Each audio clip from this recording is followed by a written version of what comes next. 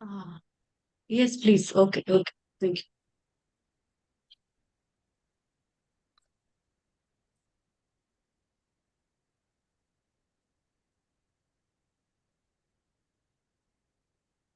Thank you, Nisit. We can go live, yes.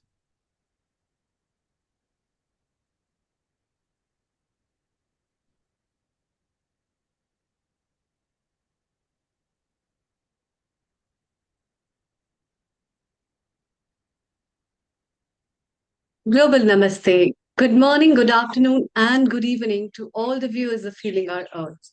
I, Amrita Sharma, welcome you all to this episode of Ayurveda Special. As the world will be celebrating the World Ayurveda Day on 23rd of September, therefore, to kickstart, this episode is specially dedicated for the Ayurveda lovers, Ayurveda enthusiasts, as well as people who have been in the field of Ayurveda and have dedicated their lives to practice Ayurveda and to spread the knowledge of this tradition of India. But before we start and celebrate this day with a joy as well as with a great rigor to know more about what Ayurveda is and what it has in the treasure to give to all the people, let's start with Dhanvantari Vandana. Lord Dhanvantari is considered to be the father of Ayurveda, who has blessed the world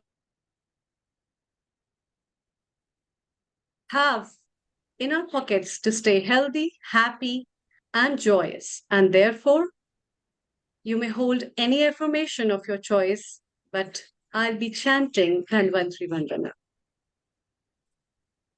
Om Namami Dhanvantarim Adideva सुरासुरेवन्दितपादपद्मम् लोके जरारुभयमृत्युनाशम् धातारमीशं वगधौषधीनाम् नमामि धन्वन्तरिमादिदेवम् सुरासुरेवन्दितपादपद्मम् लोके जरारुभयमृत्युनाशम् धातारमीशं विविधौषधीना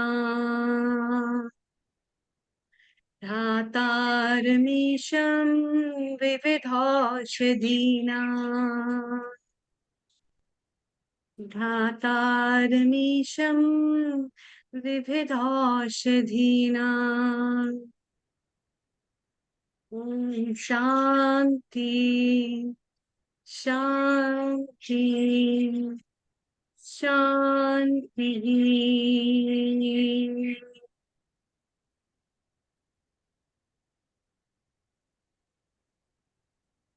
Welcome. Ayurveda, the science of life, a traditional knowledge of Indian system, which has given a wealth of and a legacy to cure people, to help people, and also to give an insight to share with so many traditional knowledge systems world over. And this Ayurveda Day is being celebrated specially to remind people that this wellness asset is for everyone and it is the legacy of everyone. And that's why this year's theme of Ayurveda Day is Ayurveda for the people. And therefore, we together are the ones who should know what the wealth our ancient scholars had and what this wealth of longevity we have for us to make this world a beautiful place to live in. And that's why, with different facets that Ayurveda has, from the very beginning of talking about the longevity of life and the pillars of life, where it talks about the daily regimes. It talks about how your seasonal health should be, what all you should eat, what you should follow, how you should sleep, how you should smile, and moreover, the most important, your self introspection and looking at your soul self. So, the journey from a human body to a beautiful journey of a soul which is within me, and that intricate connection of our consciousness for which we are the part. Ayurveda, as the wisdom of life, holds all this together. And that's why it's amazing to find so many facts about Ayurveda that are so different and so versatile. And that is why today we have brought for all of you various experts, students representing different institutions of Ayurveda, as well as Ayurvedic enthusiasts who will be sharing their messages, views, guidelines, and expertise from the field of Ayurveda for everyone. So stay calm and see what we all have for you today. For this, today, I'm very glad to welcome our first guest from the fraternity of Ayurveda, who is from Australia and is awake till night. For us, a global namaste to you, Dr. Pardeep Kumar, who is a senior resident contributor from Australia. He has been practicing Ayurveda in India as well as in Australia and is really working hard to spread the message of Ayurveda. And let's listen from him what he has to say and what message he holds for the people of Ayurveda. A very good evening to you and a warm welcome as well. Very good evening, Dr. Amrita, and global namaste to all. Hail Ayurveda, and all the fraternity is very happy that some particular day has been selected this year.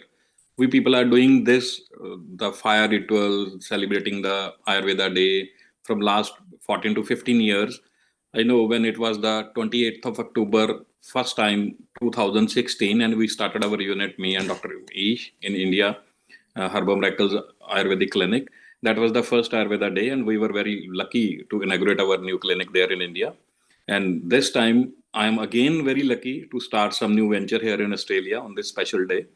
And we are very thankful to Ayush government and other fraternities of Ayurveda that they have selected the particular day, because all the times, every year on Dhanteras, the spiritual day, 2 days before Diwali, it was changing all the times. And for the international equality and all the platforms should be same celebrating, so they have fixed that particular day.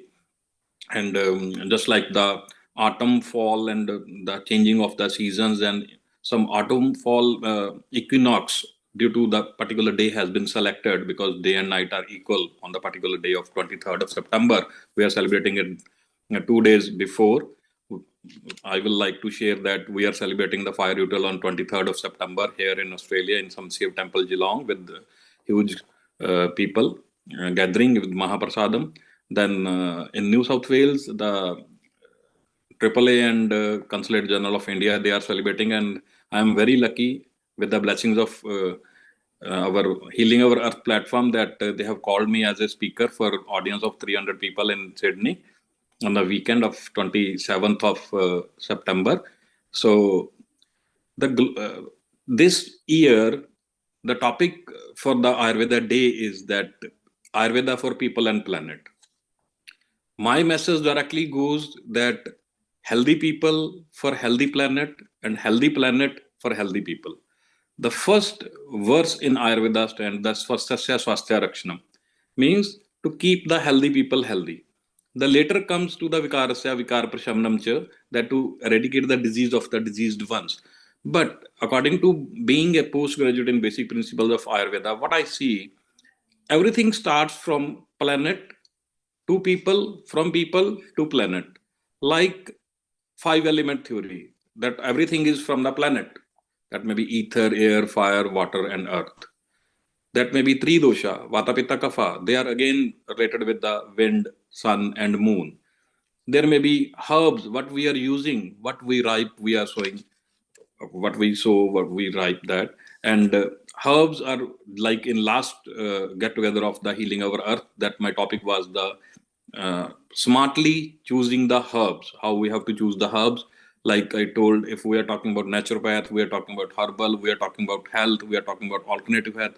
Directly we go towards herbs, how we have to use them, how we have to choose them. Means everything in the planet we are using, especially being in the field of Ayurveda, being in the naturopath, everything is natural. Anything mentioned natural, anything mentioned herbal is used for the health these days as a hotcakes. We talked about a lot last time also, the commercial angle of the big industries, about the herbs, about Ayurveda, about naturopathy. Means Ayurveda, everybody knows, even the layman's knows that what I have to use the toothpaste, what I have to use the soaps, what I have to use the hair oil, what I have to use the moisturizer. In their routine life, they are healthy or they are diseased. Everybody uses the things. They are using the things from the nature. If we will respect nature, we will respect our planet, we will take care of our sources from where we are getting the things for using in Ayurveda, for our business, for our health point of view, for our well-being, for our physical constitution, for our mental well-being, then only oppositely and vice versa, the planet will be taking care of us. So my special message for this Ayurveda Day, not speaking a lot, I will be contributing in between, that we have to take care of our planet will be taking care of us, and Ayurveda can be the intermediate part in this. And Healing Our Earth is always there, being a spiritual global platform for these type of topics, these type of sharing things, these type of get-togethers. Like we can take care of our planet and planet can take care of us with the herbs. Thank you. Thank you. That's wonderful. Um, this, I think, is very interconnected thing because of our connections with what we are from the nature and what we have. Uh, Before we take our comments from our founder and director Neil Kumar, I just have a very short question from you. What I wanted to ask you is that what is your what do you feel, what is the scope of Ayurveda? Well, how people are liking Ayurveda? What are the things that in Australia are very famous about Ayurveda? And are there any things that people are crazy about Ayurveda? What people they want to know more, or they want to practice more, or there's something? What is special about Ayurveda in Australia? Thank you. In Australia, I will directly talk from the, what we can say, from the ground level, that a lot of things are there, some limitations are there. We can't have a lot of medicines, ready products, anything from the export market. We can't import a lot of things because what are the rules of the TGA here? What are the rules of the AAA association here? We have to use the things which are locally produced because of the safety reasons. And that is also okay, because as in Ayurveda also mentioned that the talk of the rule of the desha, the place where we are living, the things are there and we have to use them only. The thing is, here people are the who are born here, who are living here, like very simple thing, we are going towards them, they are coming towards us. So In that's what I'm shortly, they asking. are very keen. What is their liking? What is their liking? What are they crazy I'm for? coming, What coming is to the point, Dr. Amrita. hmm. They are very interested, they are very enthusiastic about Ayurveda. Like we are getting a lot of students daily, they want to learn about pulse diagnose, tongue diagnose, they want to learn about Vata Pitta Kapha, they want to learn about their different types, the sattvic food, the rajasic food, the tamasic food, what's about the tea, what's about the buttermilk, how the Indian crude and the masalas we are using, what is turmeric, ashwagandha, they are seeing on the chemist warehouses here. And they are very, everybody, we are seeing these days from the local community that everybody is using black sesame oil for the oil pulling, for the nasya, for the abhyanga, for the snehana. They want to learn about the different types of snehana, different types of svedna. The Panchakarma is very crazy here, just like, everybody's demand. And even they want to know about the Matra Vasti, Akshi Tarpana, you know, they are very treatments, the crazy. classical treatments. Classical treatments, and they Treatments, want to right. know about the detailed, how they affect, how they work, how they are related with our glands, how it can be helpful in the autoimmune disorders. Hair is very, ozone depletion is there, and some UV rays and other rays are coming from the universe, and skin infections are very much there, the hay fever, the asthmatic conditions in the kids. And I think not doing the treatments directly, not claiming anything according to the local rules of the government regulated bodies. We are doing some, let it be Shaddad great. We are using turmeric, we are using the herbal green teas, making the fresh things from the local market and mixing them up, and they are giving very good results. And people are really enjoying that because here, everything is not easily available. You have to take the appointments, you have to wait for the emergency, you have to wait, the special consultations. And but before that, if people come to us and they are getting very good results, frankly, and they are very happy with the food changes, the lifestyle changes, the eightfold rules of Ayurveda, the Dincharya, Ratricharya, Ritucharya. Again, if we are talking about the planet and people, and again the seasonal changes, they are in the planet, but they are helping, they are changing the Vata Pitta Kapha code in our body. And again, the talk for Ayurveda for people and planet. Everything is very interconnected, and local people are very interested. And of course, the multicultural societies here from our mid-Asian countries, they are also very happy because they want our people more and more to come here and practice authentically, traditionally, and in a very palliative way. And that is, of course, we are very curious, we are very excited these days that no time. Wonderful. Thank you. Thank you so much. Stay around. And Please don't we go want away. to again, always my guru is there.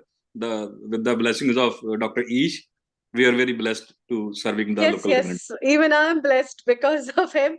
Global namaste to you and a very warm welcome and greetings for the Ayurveda Day, Professor Ish Sharma.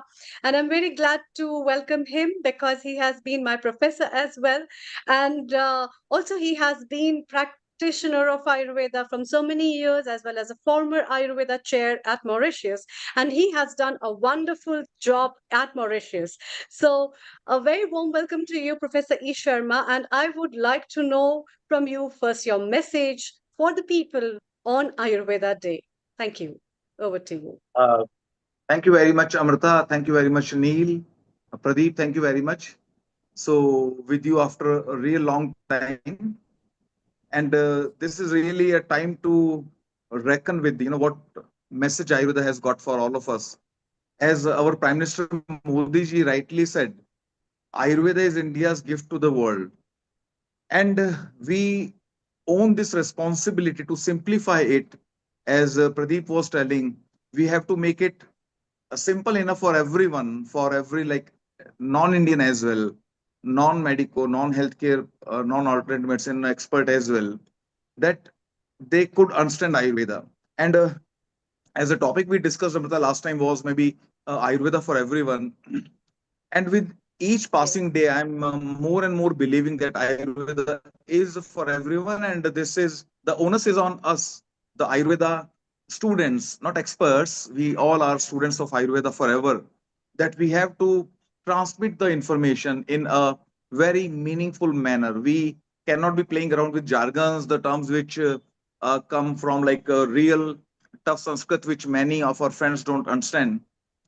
So I very strongly believe that when it comes to Ayurveda, the first pediatrician of the world, Acharya Kashyap, at least 6,000 years back, told, Aharam Mahabheshjam, food is super medicine. Now, the Western medicine over the last 3 centuries has really evolved like anything from nowhere. They established themselves as the leading medical and healthcare system in the world. And there has been put in a lot of blood and sweat. Will you believe Professor Kohli, after whose name we have Kohli's fracture, he dropped himself 17 times and broke his wrist 17 times to confirm that whatsoever way we fall, either we are asleep and we are falling, or we are standing, or we are sitting on a chair, every time we'll be breaking one bone only, the radius, the terminal end of radius. And that is how, after such a dedication, and there are so many examples. I'll not be going into that detail. Now, where did they evolve to was or is a very standardized drug disease relationship. Now, for example, paracetamol. Now, paracetamol for pain. So, a drug disease relationship has been standardized. Antibiotic for bacterial infections. A, B, C, D, E, we have got like ACE inhibitors, beta blockers, and calcium channel blockers, diuretics, or hypertension, and so on. Now, somehow, to look like a Western doctor, many Ayurvedic physicians also took this shortcut where they jumped to a conclusion of a drug disease relationship. If you ask me, like, okay, I have got a skin disease, and I'll jump to a conclusion, okay, take curcuma. I have got arthritis, okay, take guglu or take ashwagandha. Now, this is not a comprehensive Ayurveda. This is not complete Ayurveda. This is where we are feeling like failing, at least me or some of us, if not all. Now, what should be the approach? Ayurveda says the approach is you have to route through four parameters: diet, lifestyle, some herbs or medicines, and Panchakarma detox. Now, in the pursuit of looking more like a modern doctor, we are only taking the third step, some medicines, which is not very comprehensive, not very complete.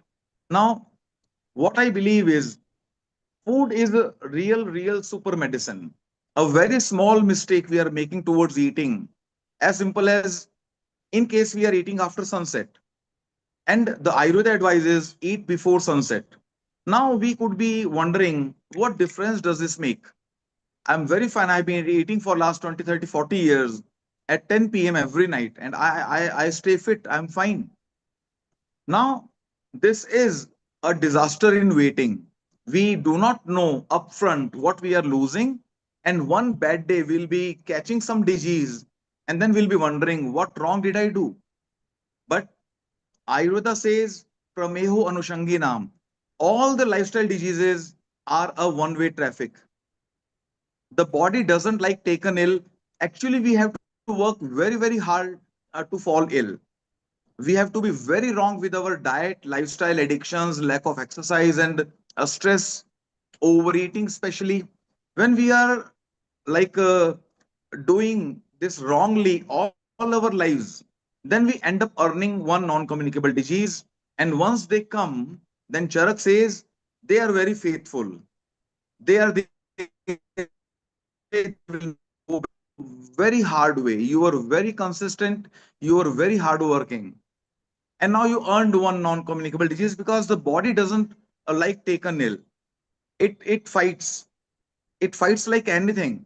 It fights all your mistakes, which you might be maybe conducting unknowingly. Now that is where, when it comes to non-communicable diseases, prevention is no more better than cure. Prevention is the only cure. So we have to be really proactive. We cannot wait to be reactive. Okay, I will not take care about my like future diabetes, for example. The day I become a diabetic, I'll go to the best doctor. This is a reactive approach.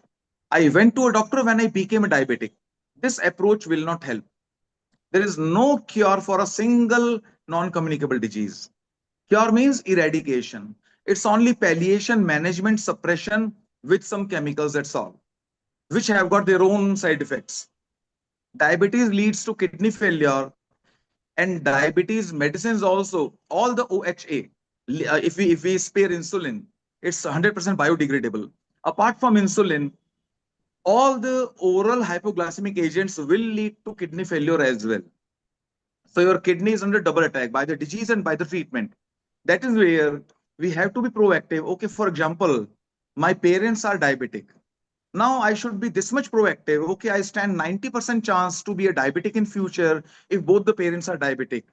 If one parent is diabetic, I stand a 50% chance to become a diabetic in near future.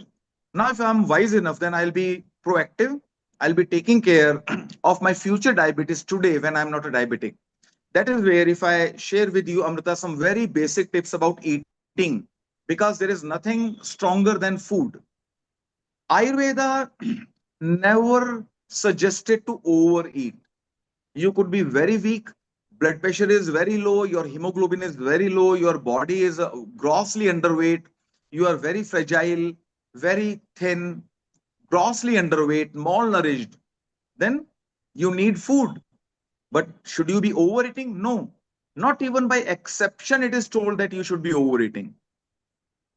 Why do we why do we fall ill? Why do we die? There are at least 10 to 12 theories of aging. Why do we age? And then why do we die? The most standard theory of aging, and fortunately, which is a modifiable one, which is under our control, is the theory of oxidative stress, free radical damage. There are other theories as well, like the rate of living, the body size theory. So many things which are not under our control. We cannot have a body of an elephant, or like a metabolism of a tortoise to live for 400 years. There are things which are not modifiable, but oxidative stress is modifiable. Where do we get oxidants from? The commonest source is stress and overeating. Overeating will lead to a lot of excessive metabolism in your body. That is, your factory is overtiming, it's running overtime, so it is producing more pollution. And that pollution, like we see an unwanted outcome from a machine, from your car, or from your factory, or wherever. In the same manner, this body will also be producing some pollutants called free radicals, micropollutants, which gather over time. And Ayurveda says all those free radicals, or let's call them ama toxins, will be circulating in your body, and they will be targeting your weak tissue. Every tissue has got a different immunity.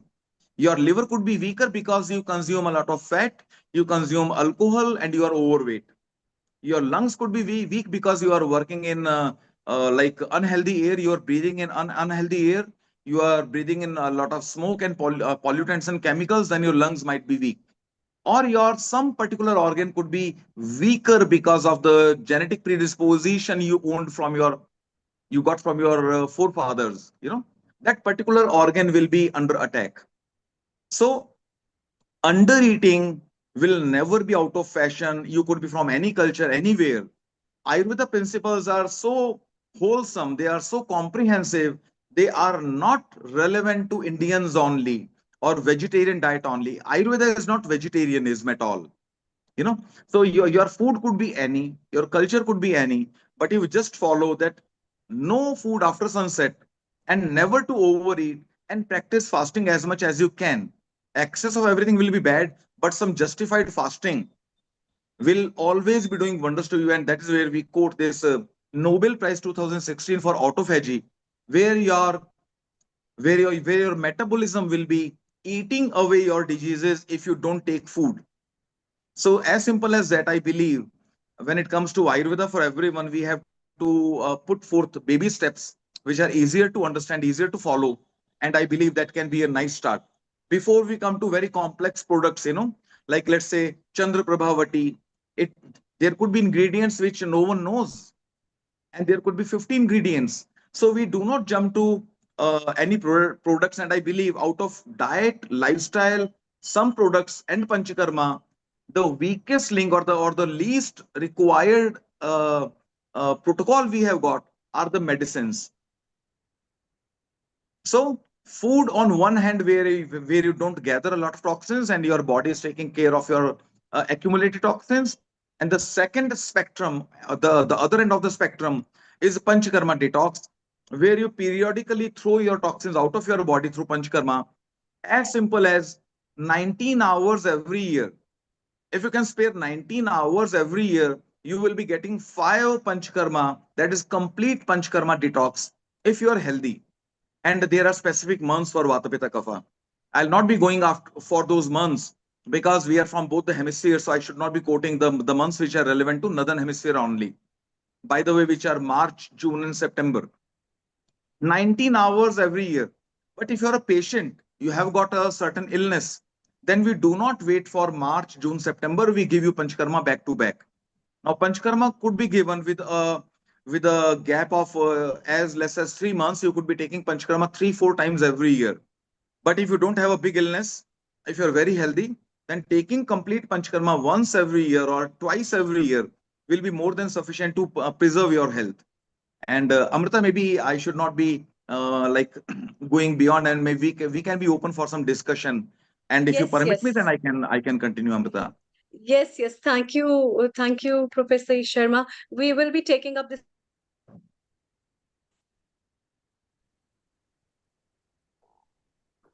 and the students who have joined us for this Ayurveda Day. And also, I would like to and Professor Shishir Prasad as well.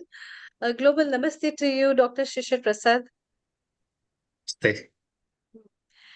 Um, Dr. Shishir Prasad, before we have your talk, we have a student. Her name is Anjali. She's from India and Punjab. And we have another student called as Shivani. And both of them on Ayurveda Day have something for all of us. And they represent the College of Sri Kartar Singh Sarabha Ayurvedic Medical College and Hospital, which is in Punjab.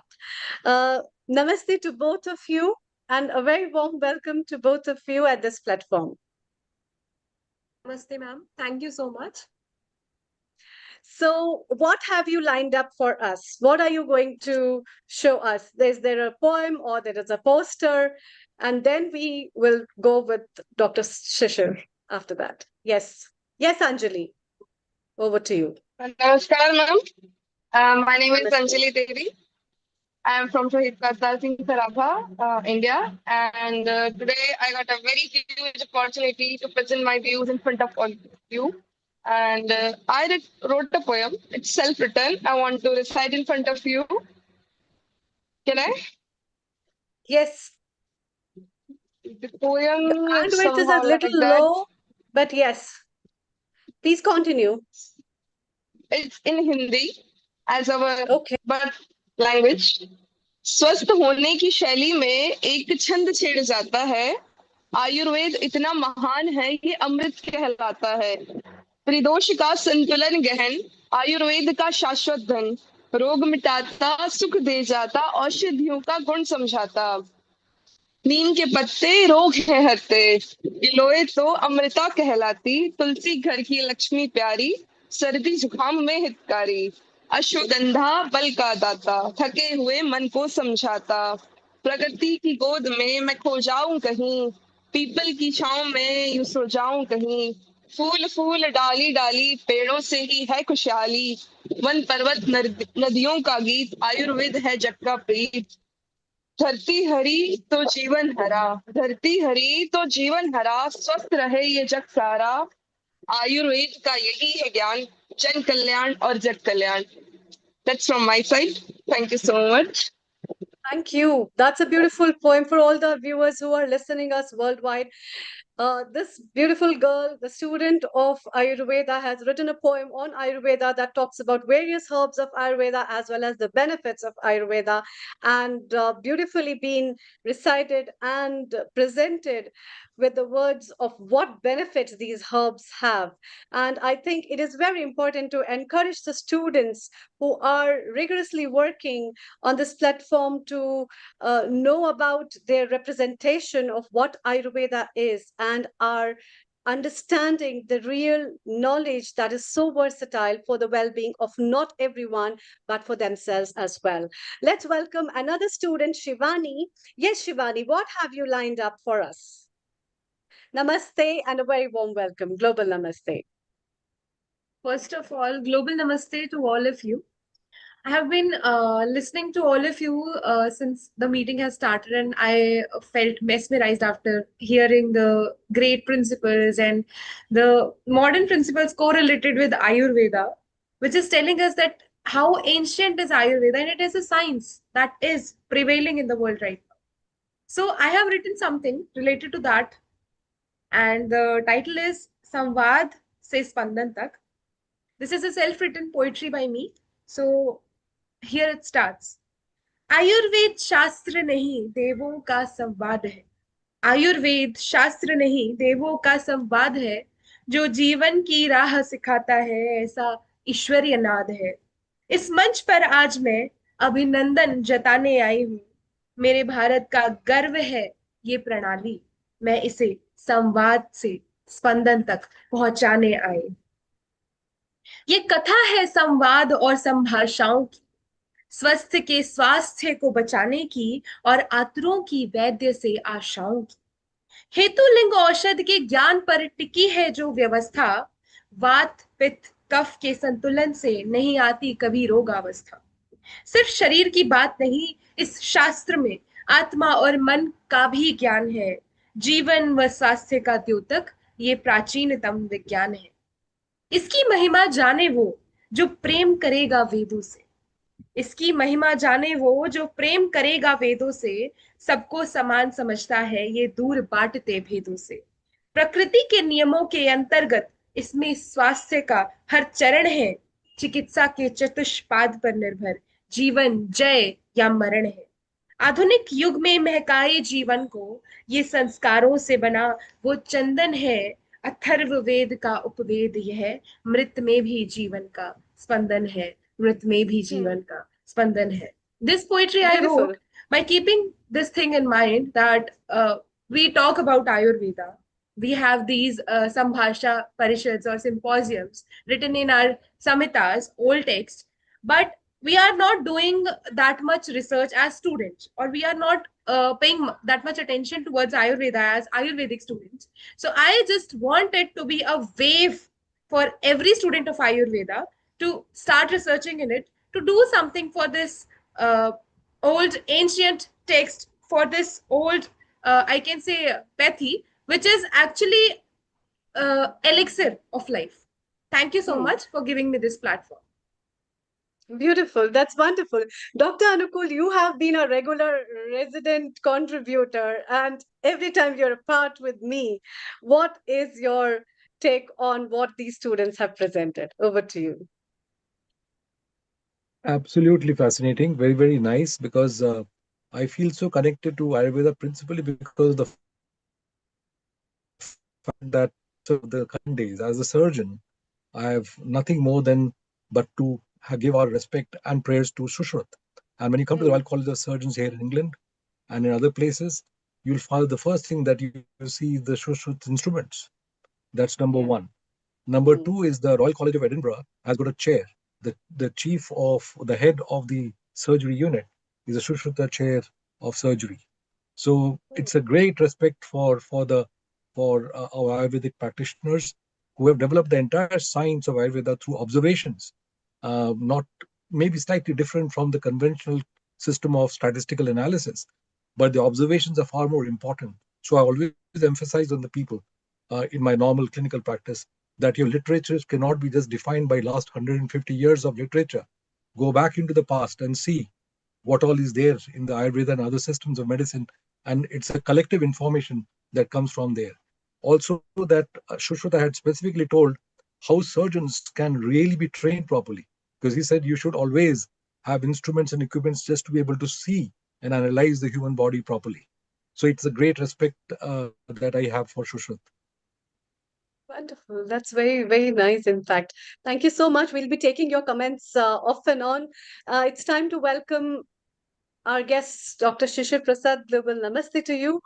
Dr. Shishir Prasad, you have been a professor and head of Department of Shalya Tantra, which is surgery, which Dr. Anukul just now mentioned about. And you have been a part of many organizations. You conduct a lot of workshops globally, and you have been sharing a lot of knowledge in a versatile way as well. What is your message as an expert of Ayurveda for the people, and what all people must do for their betterment as well as for the betterment of the planet? Over to you. Thank you. Thank you, Dr. Amrita, and thank you for the whole team for inviting me and giving me the chance and opportunity to represent my views on this Ayurveda Day, that is the 10th Ayurveda Day. And it's a wonderful gathering, and I know some faces personally from what we see here. So good to see you, Dr. Vivek, Dr. Pradeep, Dr. Bhairav, Dr. Ish, and everyone present here. And before I begin, I would like to ask these two students a couple of questions. Are you okay? Yes, sir. Pretty fine. Yeah. So what do you want? Would you refer Ayurveda to as a common public? What way do you refer Ayurveda on the Ayush system to your compatriots and to your fellow beings? Okay. What type of medicine, Good what question. type of intervention, what kind of medicine or what kind of intervention, how would you refer it to? Well, sir, I would say this is completely a scientific medicine overall if I talk about Ayurveda. And when you told me that how will I address the people around me, the fellow members around me, I would say that a few days back, or I can say 2 days back, I had a seminar on this topic known as nutraceuticals, which is a very fancy term we use right now as the part of modern science. But I would like to say that this is a part of the Ayurveda itself. And I have been, when I was studying for this seminar, I saw that how we are using the nutraceuticals and things like that in our daily life, like the herbs, like the haridra or the turmeric that we use, coriander that we use, everything that we use in our daily life is a part of Ayurveda, is a herb in Ayurveda. Even we can say the autophagy that sir has talked in the very starting. That autophagy is actually fasting, right? Fasting prepares your body to do autophagy and it eliminates most of the diseases, right? So I have been studying about this term as well. So I would like to address my fellow members of this Ayurveda fraternity, as well as all the fellow students and the people who don't belong to Ayurveda, that if you really want to test what is Ayurveda, if you really want to know that if it is a science or not, apply it on your life for at least 10 days and you will see the results. Because I saw the results myself. I am a walking case study of the use of Ayurveda. To be honest, I never did yoga. And when I never did yoga, I used to do certain poses which were quite difficult for me, and I couldn't see my aura perfectly. People used to say that your aura is not that good. But when I started doing yoga, I started doing Brahm Muhurt Jagran, I started using herbs, I started taking Rasayana. My positivity has not only increased, my confidence has increased, and my belief in Ayurveda has turned into trust. So this is what I define Ayurveda That as, is and really I good. have Good to many know. more Yes. words. So it's good Yeah, to know, many right? more words to And say. why I ask this a question, because I want to go to the fundamentals here. Like what we get to hear from people around different places, even among the Ayurveda fraternity, that what type of medicine or a system you belong to. So most of the time, Ayurveda is referred to as a traditional system of medicine, a complementary system of medicine. That is an unconventional system of medicine, right? So all these terms are referred to, and when you come across in different places in Ayurveda, even among ourselves being students or teachers or faculties of Ayurveda, sometimes we will say that we belong to complementary system. So I would like from here in this Ayurveda day to make a pledge that we will not refer ourselves as belonging only to the complementary medicine system or traditional or unconventional system. We have been there for ages and we have proved ourselves on the global platform for centuries together. And so the Ayurveda is basically a part of a very comprehensive science. So we have to change this narrative from now onwards that we belonged to a comprehensive system of medicine and not just to a complementary or a traditional system of medicine. And again, one myth which we would like to expel from here, that many times, as it is said, that you need more research, you need more research, you need more research, right? There's no denying the fact, but I would like to reframe it as we need to do more re-research. We can do more re-research and we can do more re-research, because what is mentioned in the Samhitas, for example, we have seen many people here talking about different herbs, like for example, giloy, neem, the properties which have been mentioned for those giloy or neem or jamun or haridra and so many things. So we have now taken out the ingredients from them and then tested it on all the modern parameters and says, okay, so neem has that all anti-diabetic properties, giloy has that certain properties, aridra has some that certain properties.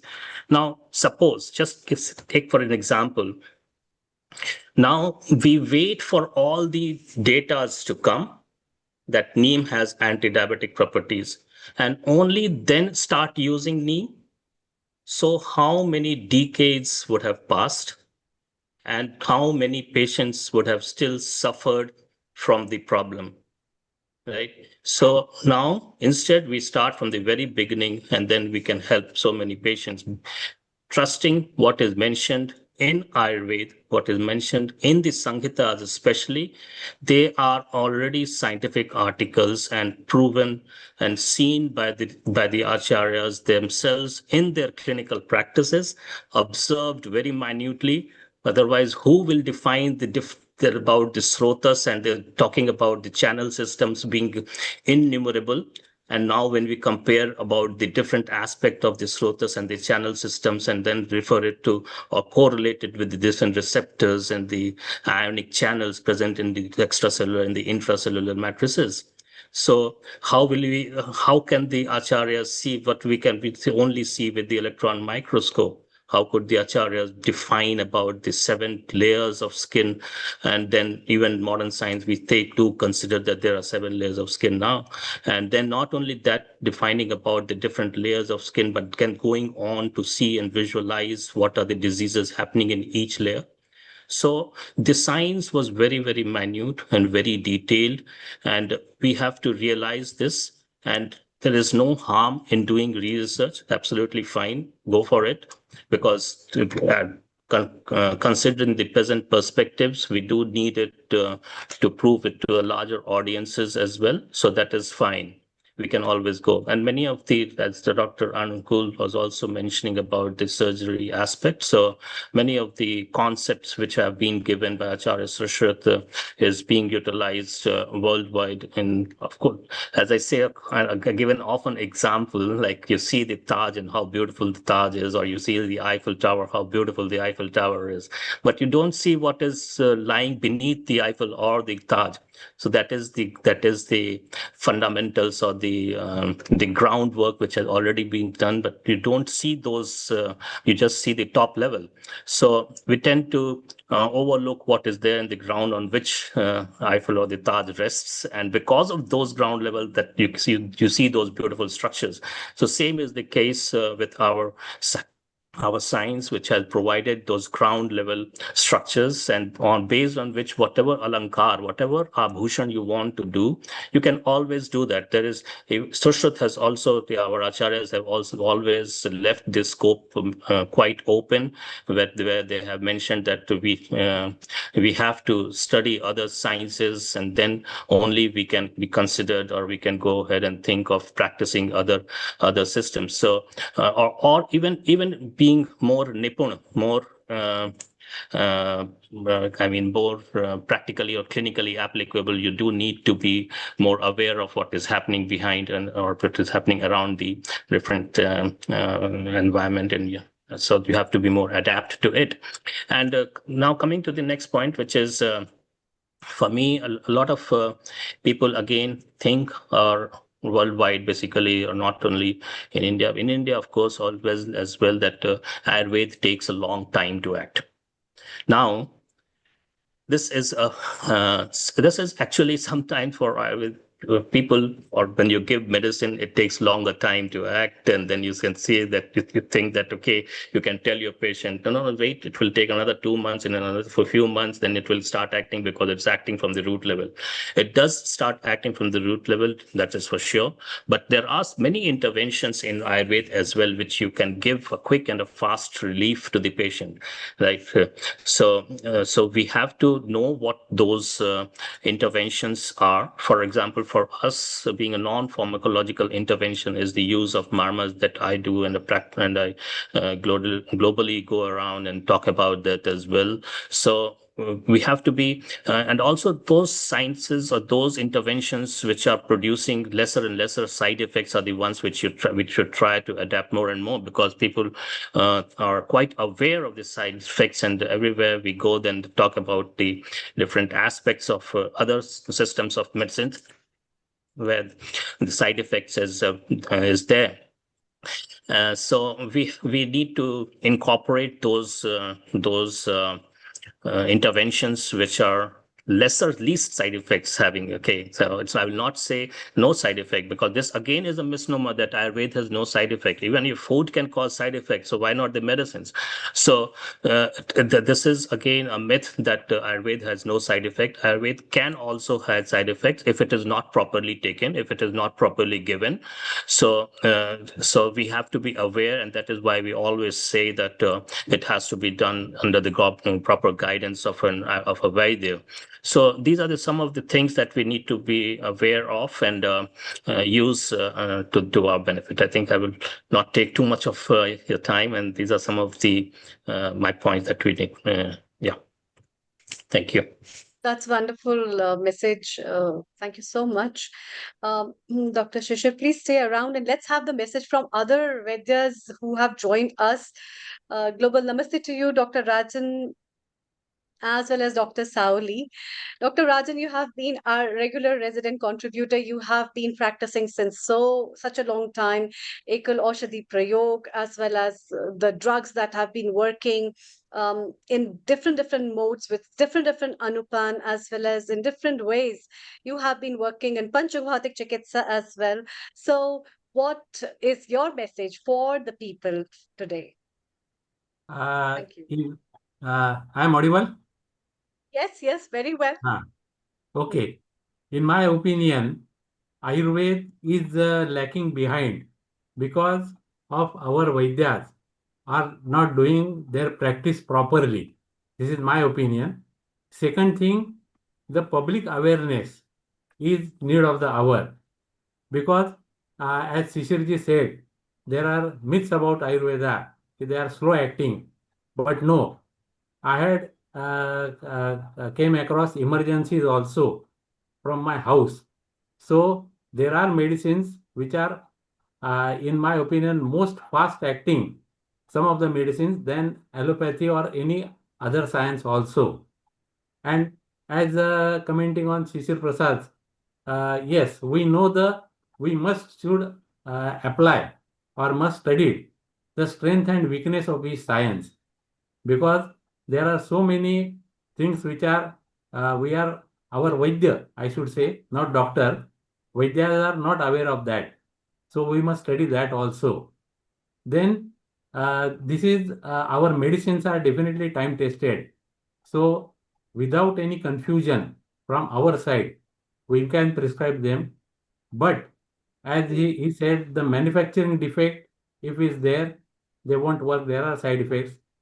The time which is as administration of the medicine should be also important. The dose is also important, and for how much time we have to apply these medicines in our clients or patients. That is most important. So as for the people, awareness is the need of the hour. And for planet, I should say, to grow or to plant more medical trees or medical fertilization is most important, because only I will give one example. The Ashoka Rishta, which is used in female causes or female patients. In India, there are hardly 1,000 proper trees of Ashoka, but still they are manufacturing 1,000 of liters per day of Ashoka Rishta. So the question mark there also arises. See, what is the purity or what is the effect of these medicines? So plantation is another important thing. And I should say in Maharashtra, we are doing that through so many our organizations, and they are giving good results. So thank you one and all. Thank you very much. What an important message Dr. Rajan Patankar has for us. Planting more trees is very important, and that also wisely planting the trees by knowing their ecology, by knowing their biofloras, where they are adaptively grown and easily produced with the benefits. That's very, very essential part. One of the important components of Ayurveda, and so beautifully mentioned. So it is, I think, everybody's responsibility that we must realize the real wealth of Ayurveda, and we have been originated from the plants, and therefore, in this five Mahabhutas, where the plants have a major role, we must understand this. Before we move further and talk more, we'll be taking up very shortly Dr. Praveen as well as our other guests. It's now time to welcome Dr. Sauli. Dr. Sauli, global namaste. You have been a practitioner in Assam and Northeast, and with these practices, how is the people's response in Ayurveda? You being an Ayurveda expert, with your practice, what do you feed people like Ayurveda? What are the things that people hold for Ayurveda, are crazy for Ayurveda? And what is your message for the people to know today? Thank you. Over to you. Thank you. A global namaste to everyone. And Namaste. my regards to all the senior practitioners and senior Vaidyas. Thank you, Dr. Amrita, for inviting me and giving me this platform. It's actually an immense pleasure for me. And yes, I come actually from the smallest state, one of the smallest states of India, Tripura. That is my home state. And I studied in Guwahati Ayurvedic College. And so that is my place where I understood about Ayurveda. But then I went across India. I have practiced in New Delhi. I have my teachers in Maharashtra, and presently I'm in West Bengal. I have got experience of the Indian structure from a socioeconomic strata to the village in my remote location. And one thing is common that I find in each and every strata of human beings is the correlation between mental well-being and physical well-being. And so in my practice, I include the fact that I have to take care of the mental well-being of the patient as well as the attendance of the patients, because that is very important. Because for recovery also, the sattva is very important. And as Ayurvedic doctors, we always evaluate their sattva. It comes in our Dashavit Pariksha. And if the sattva of the person is not good, it is very difficult to convince the person to stay in the track of not doing something which can harm their proper health. Like in positive factors of diseases, early on in the very first year of our Ayurvedic practice or Ayurvedic education, we come across three terms: Asatmi Indriyartha Samyog, Pragyaparad, and Parinam. And if we can address these three aspects just for the preventive aspect, which Sir also mentioned, Pradeep Sir, I think, mentioned just before, if we can work on that aspect and if we can expand the knowledge about what Ayurveda has mentioned, then I think we can help people from getting the prey of many communicable as well as non-communicable diseases. Non-communicable diseases, for sure, the preventive aspect may happen. And people who are having autoimmune disorders, who are having genetic predisposition to different disorders, they also can have a less flared up disease state or condition.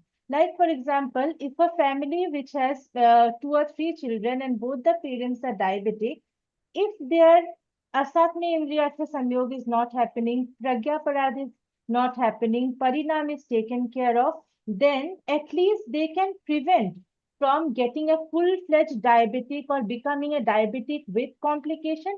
At least they can preserve their normal state or at least stay in pre-diabetic state. Now, many of the people who are joining us from different platforms who are not Ayurvedic practitioners may say that what is Asatmya Indriyartha Samyog? In short, I'll just define that Asatmya Indriyartha Samyog. Asatmya is a mistake or a false way to get attached to the Indriya. Indriya is the sense organs and Artha is the stimulus that we receive. For example, now I'm watching the screen.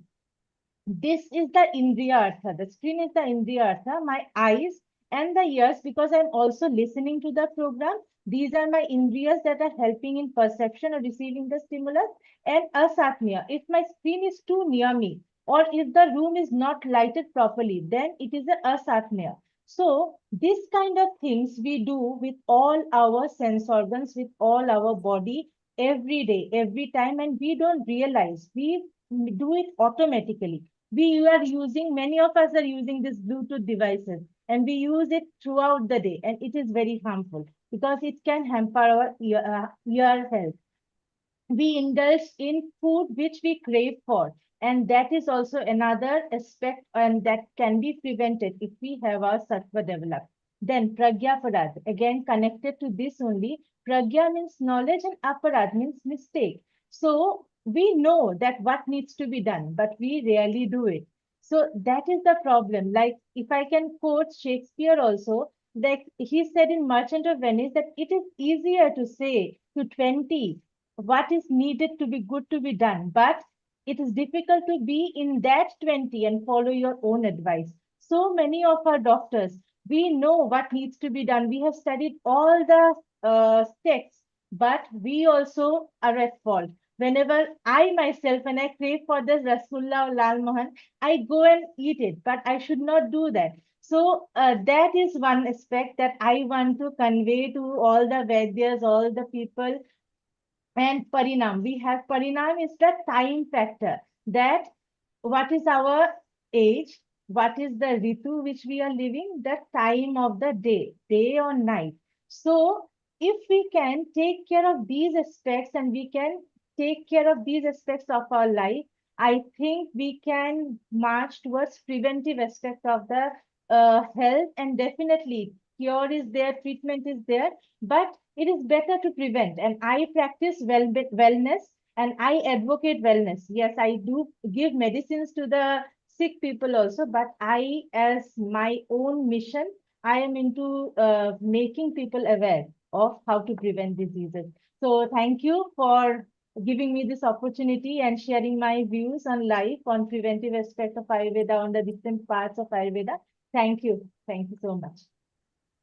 Dr. Sauli, that's very wonderful. In a very simple way, you have explained people how the senses can make us go wrong, how the senses can allure us, how these senses can play up with our mind, and that is what is the relation with the body and the cognition. And I think it is very beautifully explained in many of the Ayurveda texts about it. Thank you so much. Stay around. We'll be having more chit chats and more discussions from you. Global Namaste to you. It's time to talk to Dr. Vivek G. Dr. Vivek, a very warm welcome to you. Thank you. And you have been practicing in India as well as Canada. And Yes. your practices in Canada has been very versatile in a different way, that you're a promoter of Ayurveda in Canada as well. And what are your thoughts and your message for the people around? And we would also like to know, what are people crazy for in Ayurveda living in Canada? Over to you. Thank you. Thank you very much. Namaste to each and everyone. Namaste. Before starting, I will just start with a powerful mantra from Rig Veda, which shows prayerful relationship with of humans with the sun, the giver of health, energy, and natural rhythm of our life. So it is Om Vishwani Deva Savitar Duritani Parasuva Yadbadram Tannaya Suva. It means, O divine sun, remove all that is inauspicious and sinful from us, and bring to us that is truly good and auspicious. Basically, this is asking nature to clear away obstacles and fill our life with goodness and health. So, as you said, Dr. Shishi was saying about research, and a lot of contributors earlier, seniors are giving their contribution towards Ayurveda. My viewpoint is Ayurveda is very, very simple. It is so simple, so easy to adopt if we look at it in positive way. Such a simple thing, very simple. It says, if you are feeling hungry, then eat. If it's dark, go to bed, sleep. It is simple things which are in our dincharya. Ritucharya, it is cold, you have to keep yourself warm with the food, with the lifestyle. So these dincharya and ritucharya, if we understand them properly, so these are the basic things. That's why I'm saying, always say that it's very simple. Another thing which I say, the senior Dr. Rajan may be saying that misconception that it is very slow acting. My viewpoint is that if the person is following Ayurveda properly and Vaidya is having his full knowledge and full viewpoint of what is he suffering from, if in 2 weeks the person is not getting better, it shows either something is missing on patient's part or Vaidya's part. Always it is always giving results.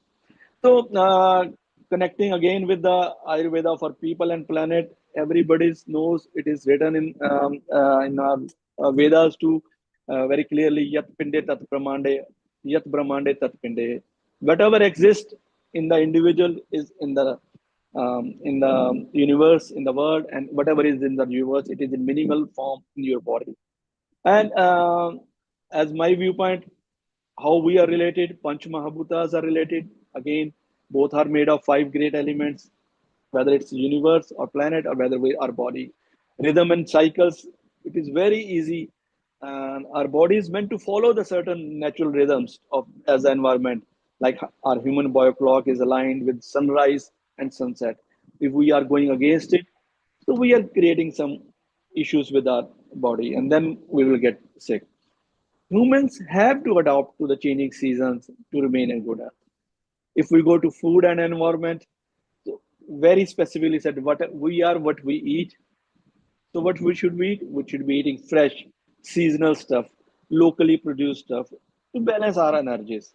But again, if the planet is polluted, if we are not taking care, our plants are polluted, if they are chemically fertilizers are given, so they will definitely affect your health in a bad way. And in the shorter time, sooner or later, you will be getting some sickness, even if you are following all the good health parameters. So we have to take care of the planet too, so as to remain our health. And again, I am very big like believer in mind. I believe in awareness and manifestation. My always think about goodness in not about yourself, your nature, your consciousness, your surrounding, your social thing. If you're spreading goodness to everyone, spreading goodness to yourself, it will happen to you. And for this, I would like everybody should follow some of the mantras. Like we are so if I go, if we are studying, we are doing exam, we have to do some studies and pass that paper. But we have to plan for that. If we are going for even in class KG, we have to study and we have to plan and then we have. So what are my thinking is that we are lacking what are our goals for the health. What is our health we should be keeping and how healthy we should be aging.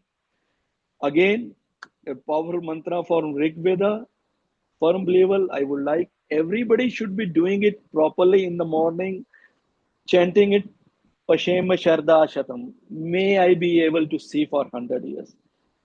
Jivema Sharda Shatam. May I be able to live for 100 years. Shurunayam for Sharda Shatam. For here for 100 years. Again, Prabhavam, speak for 100 years. Best part is the next part. Adina Sham for 100 years. May I not be dependent on anyone for 100 years. And Bhuya Sharda start, which says that I may be enjoying this for 100 years winters.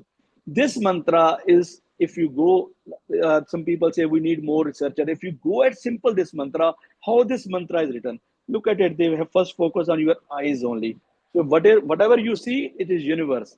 If you are not seeing something, you are nothing. When we die, first thing is somebody closes our eyes because that relation is cut off.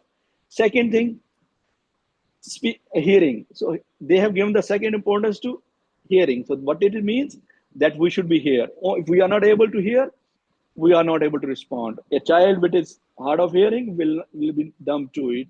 Deaf and dumb, both things go together. So look at it there. This mantra in Rig Vedra, so many years back, how scientific they were. So speak is there. Then we should not be dependent. Another last part, I'm a big fan of that too. May I be able to enjoy 100 years. If you go Google search, if you look at all the researches, more that's occur in the winter time than the summer times. It is 60-40 ratio. So what the Vedas saying, they're saying if you are able to live for 100 years, enjoy for 100 winters, that means the chances of surviving that summer are more than surviving that winter. So I'm believing in these thoughts about Ayurveda, Vedas, and simple things. So always saying, believe in simple, do some simple things. Ayurveda is in way of life. Everybody understand it. Again, somebody said, Dr. Pauli, I think we are not implementing in our life. We get attracted. Pragya, Prad, we do. We always do. We know this is bad for me, but we are doing it. So we should be curtailing these things. Regarding in Canada practice, trying my best. Even if their regulations are not in favor, we cannot live beyond Ayurveda. Now people are understanding very simple things. You want to be surprised, maybe in last so many years, so many people I have told what banana shake is going to bad to them and how I can relate the problems they are having in generation is just those smoothies, fruit smoothies, they are everything because they are viruddha. So trying to create more awareness with the food and all the herbs, and it is doing good for them. Thank you so much for sharing your views and giving this wonderful information. Uh, let's have some views from Dr. Praveen Guleria. You are in the field of Rashast and you're practicing in Punjab, and your students represented today. We'll be taking one of the student of yours a little later. Global namaste to you, and then very shortly we'll be moving to Germany to take viewpoints from Dr. Ulrich. What's your message for the people of Ayurveda as you practice Ayurveda? Over to you. Thank you. Yeah, global namaste to everyone. It's a proud moment for me as three of my students are here on this platform. And today, my take on Ayurveda Day or my take on Ayurveda Day would be let's motivate our students to follow more Ayurveda, because from the very first year of their induction into Ayurveda, they can start using the principles of Ayurveda on themselves. And by the time our students graduate, they will be full-fledged practitioners in Ayurvedic lifestyle alone. In the final year, by the final year, they can be full-fledged practitioners in Ayurveda lifestyle. And I think, as Dr. Chadda also mentioned, Ayurvedic lifestyle is one thing the international acclaimed Vaidyas are trying to inculcate into the foreign people. So it's a very good thing that the students, Amrita gave me the opportunity, and I asked my students, and my students immediately they agreed, okay, mom, will do something, and they were so excited. So I just want more of my students and more of the students of Ayurveda to take Ayurveda seriously and maybe join such platforms where they can get insights from all over the world, how people are practicing Ayurveda and how they are looking towards Ayurveda. So these are the future of Ayurveda, I feel, because we are the present, they are the future. So we need to motivate them to follow the principles themselves, and then by the time they are graduate, they will be fully confident to go into the world and spread Ayurveda for the planet. Thank you. Thank you for the wonderful message, as well as I think people would follow this, and the believers of Ayurveda will believe in Ayurveda more. Thank you very much for joining us. Please stay around for some time. I will be taking your student again. It's time to move from India to Germany, where we have our resident contributor, Dr. Ulrich Berg, who is a homotherapy expert. And being a homotherapy expert, he believes that Agnihotra can do wonders in our life. And that is why working with Agnihotra and spreading that information, that how Agnihotra ashes has been so versatile in curing the pollution, in working as one of the best menus where the cultivation practices can be changed and bringing it to the grassroots level from where our traditions have started. Let's listen from him what he has to say for today's message to spread Ayurveda through Agnihotra. Global Namaste and a very warm welcome, Professor Ulrich. Okay, thank you, Dr. Amrita. Yeah, I was listening, was fascinating to hear these Ayurvedic experts, Ayurvedic doctors till now. And of course, in another of these episodes, I have said Ayurveda is the system of medicine of the future.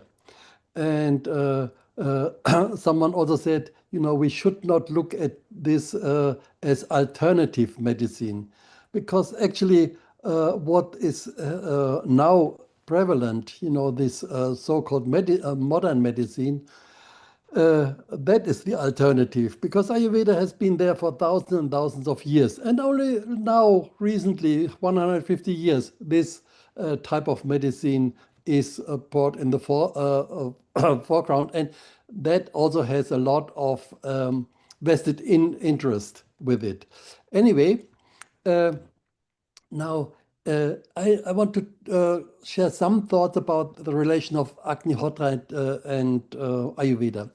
Ayurveda, one very important concept of Ayurveda is the concept of 5 elements, Panch Mahabhut. Everything in the universe, including the human body, is composed of these 5 elements: earth, water, fire, air, and ether. And from these, the 3 doshas are composed. Nowadays, all 5 elements are polluted, and that leads to an imbalance of all life on this planet. And of course, also our health is much affected. So the question now is, what can we do? And for this, I suggest the use of Agnihotra. Agnihotra is a fire you perform in a small copper pyramid, very small thing, exactly at the time of sunrise, sunset. The main ingredient which you burn is cow dung and some ghee, and you use some rice. Also, you use some mantras like in the morning. It's Suryaya Swaha, Suryaya Idam Namama, Prajapataye Swaha, Prajapataye Idam Namama. Very simple. 2 mantras in the morning, 2 mantras in the evening. It has to be done exactly at the time of sunrise and sunset. That is very important. And it was mentioned before also, this is the basic biorhythm of our planet, sunrise, sunset. Okay. So now Agnihotra purifies all the 5 elements. For example, earth, the soil. If you use Agnihotra and Agnihotra ash, the soil becomes fertile and productive again from the level of microflora and microfauna. And both acidic and alkaline soil come back to normal. And this leads to the production of healthy sattvic food. And that's a very important aspect, because now it was mentioned so often, food is our medicine. It is the most important thing. And if the food is polluted, how can we be healthy? So that is one important thing. Then second thing is water. Our body consists of roughly 75% of water. And now all over the planet, water, our drinking water is polluted. And even if you use what is quite common in India, for example, nearly every household has an RO machine, reverse osmosis. Okay, reverse osmosis takes out bacteria and viruses and so on. But still, some of the chemicals, harmful chemicals, pesticides are there. Glyphosate, for example. And also the water is, all the good life energy is taken out of this water. So if we add Agnihotra ash, then water gets purified, and also prana energy is added to the water. So we have earth, water, then fire. Fire is the element of transformation. It turns solid matter into finer matter. But if fire is used to burn petrochemicals, that leads to terrible pollution. And that is what is happening nowadays a lot. So Agnihotra is a pure form of using the element fire, and that is purifying the whole system. Okay, air. The air we breathe, the air which animals and plants breathe, is of utmost importance for life. And now the air is polluted all over the planet. Millions of people die every year just due to air pollution. Think of Delhi in winter. If you have been there, just being there for one day, it's difficult to stay healthy. But it's similar in other cities also. So if you perform Agnihotra at your home, at least you can create some purified atmosphere in the place where you live. Say half of the day you stay at home. So this is what you easily can do. And bacteria and viruses are controlled. Chemicals like SOX and NOx, sulfides, oxides of sulfate and nitrogen are reduced, and also particulate matter is reduced. That is interesting because you perform Agnihotra, there is some smoke. We did experiments at NIRI in Nagpur, the National Institute of Environmental Engineering, and we created a pollution. And so pollution went up. Then we performed Agnihotra. There was some little bit more smoke, but then it came down below the level of just burning, just producing the the pollution in the air. So Agnihotra, although there is some smoke, it reduces the air pollution. So that is very interesting. And the beauty of it is you can easily perform at home. Yeah, you do not wait. Otherwise, you talk about air pollution in cities like Delhi. Everybody knows about it. All the politicians promise to do something, but it takes years and years, decades, till really something happens. With this method, you can do it at home. You can do it yourself. Ether. Ether connects us with the universe through the flow of prana. And you perform Agnihotra, and then the prana flows harmoniously, and that has an immediate effect on your mind. And because prana and mind are immediately connected like the two sides of the same coin. An effect on prana, immediately mind is affected, and vice versa. And before we have heard that our mind, our mental wellness is so important for all kinds of diseases. So if with this method we can improve the state of our mind, that is immediately, it is one big step towards a more healthy life, because thought pollution we have normally puts a lot of pressure on our mind, and this can be reduced. That is a very important step. So one last point I want to mention.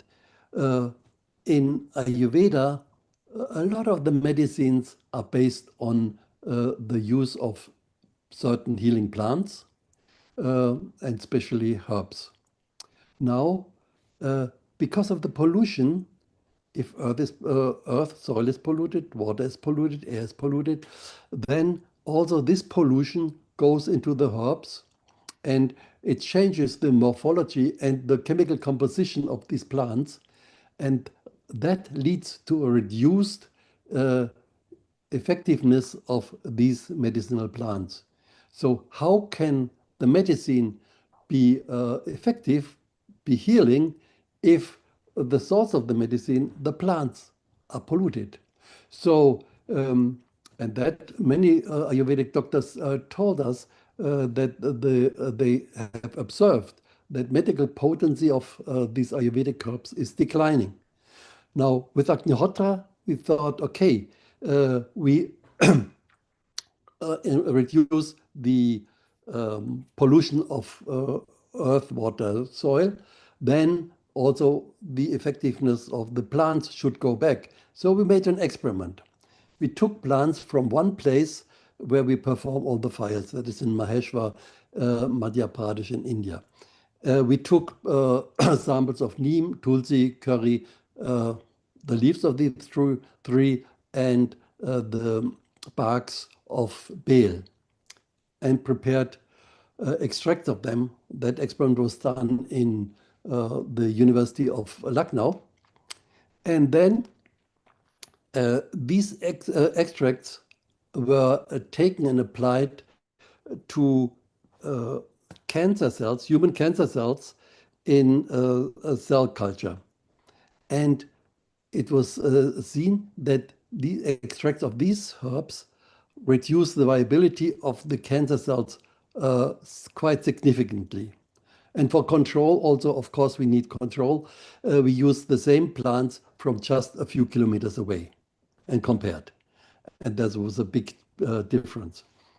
So that showed if we perform these fires in an area where we grow these herbs, then the medical potency of these plants is increased. So that's a very good result. Of course, now we have to start preparing, planting more such herbs. We have started to work with the Agricultural University in Hisar, Haryana. We want to do some projects there. But that still will take some time. That's wonderful. Yeah, and also in the All India Institute of Ayurveda in Delhi, we have prepared some similar experiments, similar projects, which is going on starting very soon. Wonderful. So Dr. Ulrich, we'll take your comments. just one more sentence. Okay. Just one more sentence. So that's a Yes. project for the future.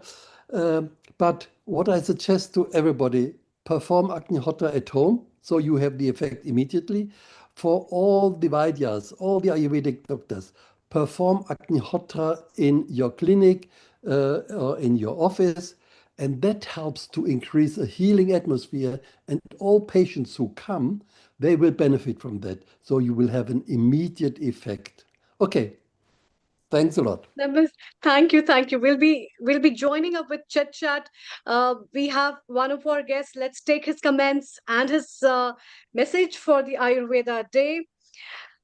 I'd like to invite Dr. Vishnu, who is founder of Sri Rudra Ayurveda Multi-Speciality Hospital and Research Center, as well as the president of Ayurveda Medical Association of India. Global Namaste and a very warm welcome, Dr. Vishnu. What are your thoughts and your message for the people on the Ayurveda Day? Over to you. Thank you. Okay, thank you, Amrita. I think I am audible. Yes, you're very well audible.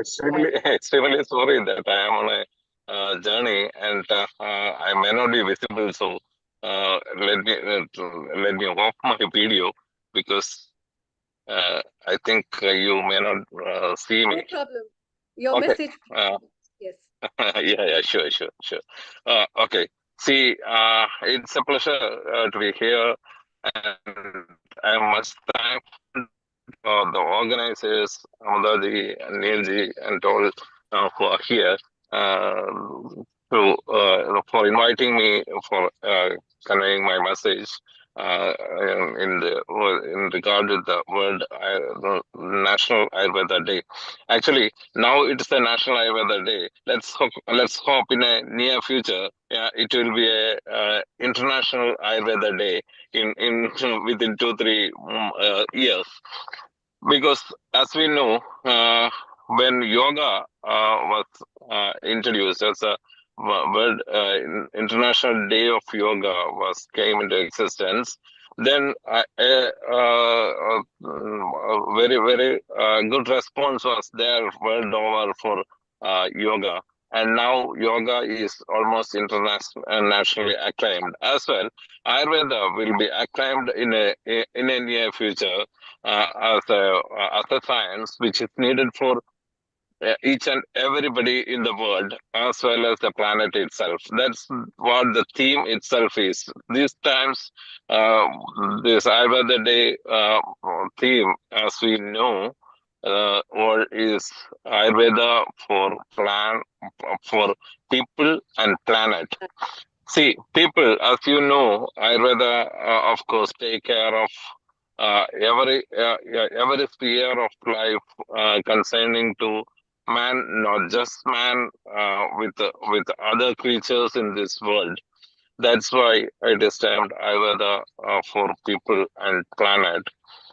It's of course, see, in modern times, in our place, in our country, in India, it was practiced not regarding the health of people, but also of other creatures, like Pashu Ayurveda was there, Hastya Ayurveda was there, and other such Ayurveda, and also the Vriksha Ayurveda also was there, which was pertaining to the Krishi and other things, and farming and other things, agriculture.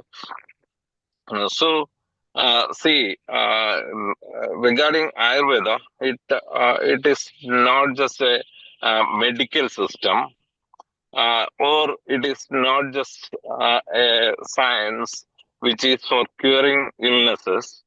Of course, we know it is for our overall health, but apart from that, it is for the well-being of our planet itself. Because if the planet is not well taken care of, we will not be there. So, see, the main principle of Ayurveda is that everything in this planet is taken care of. Ayurveda says that every creature acts for its own happiness. Sukhartha sarva pudana mada sarva pravartate. And but if it is not acting upon dharma, then this will not be for good health. This will not be for well-being. So Sukhartha sarva pudana mada sarva pravartate sukham chanavina dharma tasmat dharma baro naraha. And dharma is, and as in Vishnu Sahasranama, it is saying that dharma is which is to be practiced in every walks of life. So actually, this dharma also Ayurveda explains what is dharma. Dharma is nothing but atmavat sadadam pasyet api kida pipilikam. That means we have to view everything in this planet as ourselves, or we are we are all constituting of this. This even the tiniest thing in this world. So keeping the planet alive, keeping we people alive, keeping we healthy is what which Ayurveda does. So let's hope in near future Ayurveda is accepted worldwide. As I know you people. See here, so many experts are here. You are practicing, you are preaching Ayurveda worldwide. So it's a great salute from our association's part to you people, because you are taking Ayurveda to the world. And see, Ayurveda Medical Association of India, which I am the president of, is one among the, not just one among, it is the largest organization of Ayurvedic fraternity in the world, as I can say, because it is the largest organization in India, and so it is the largest organization in the world.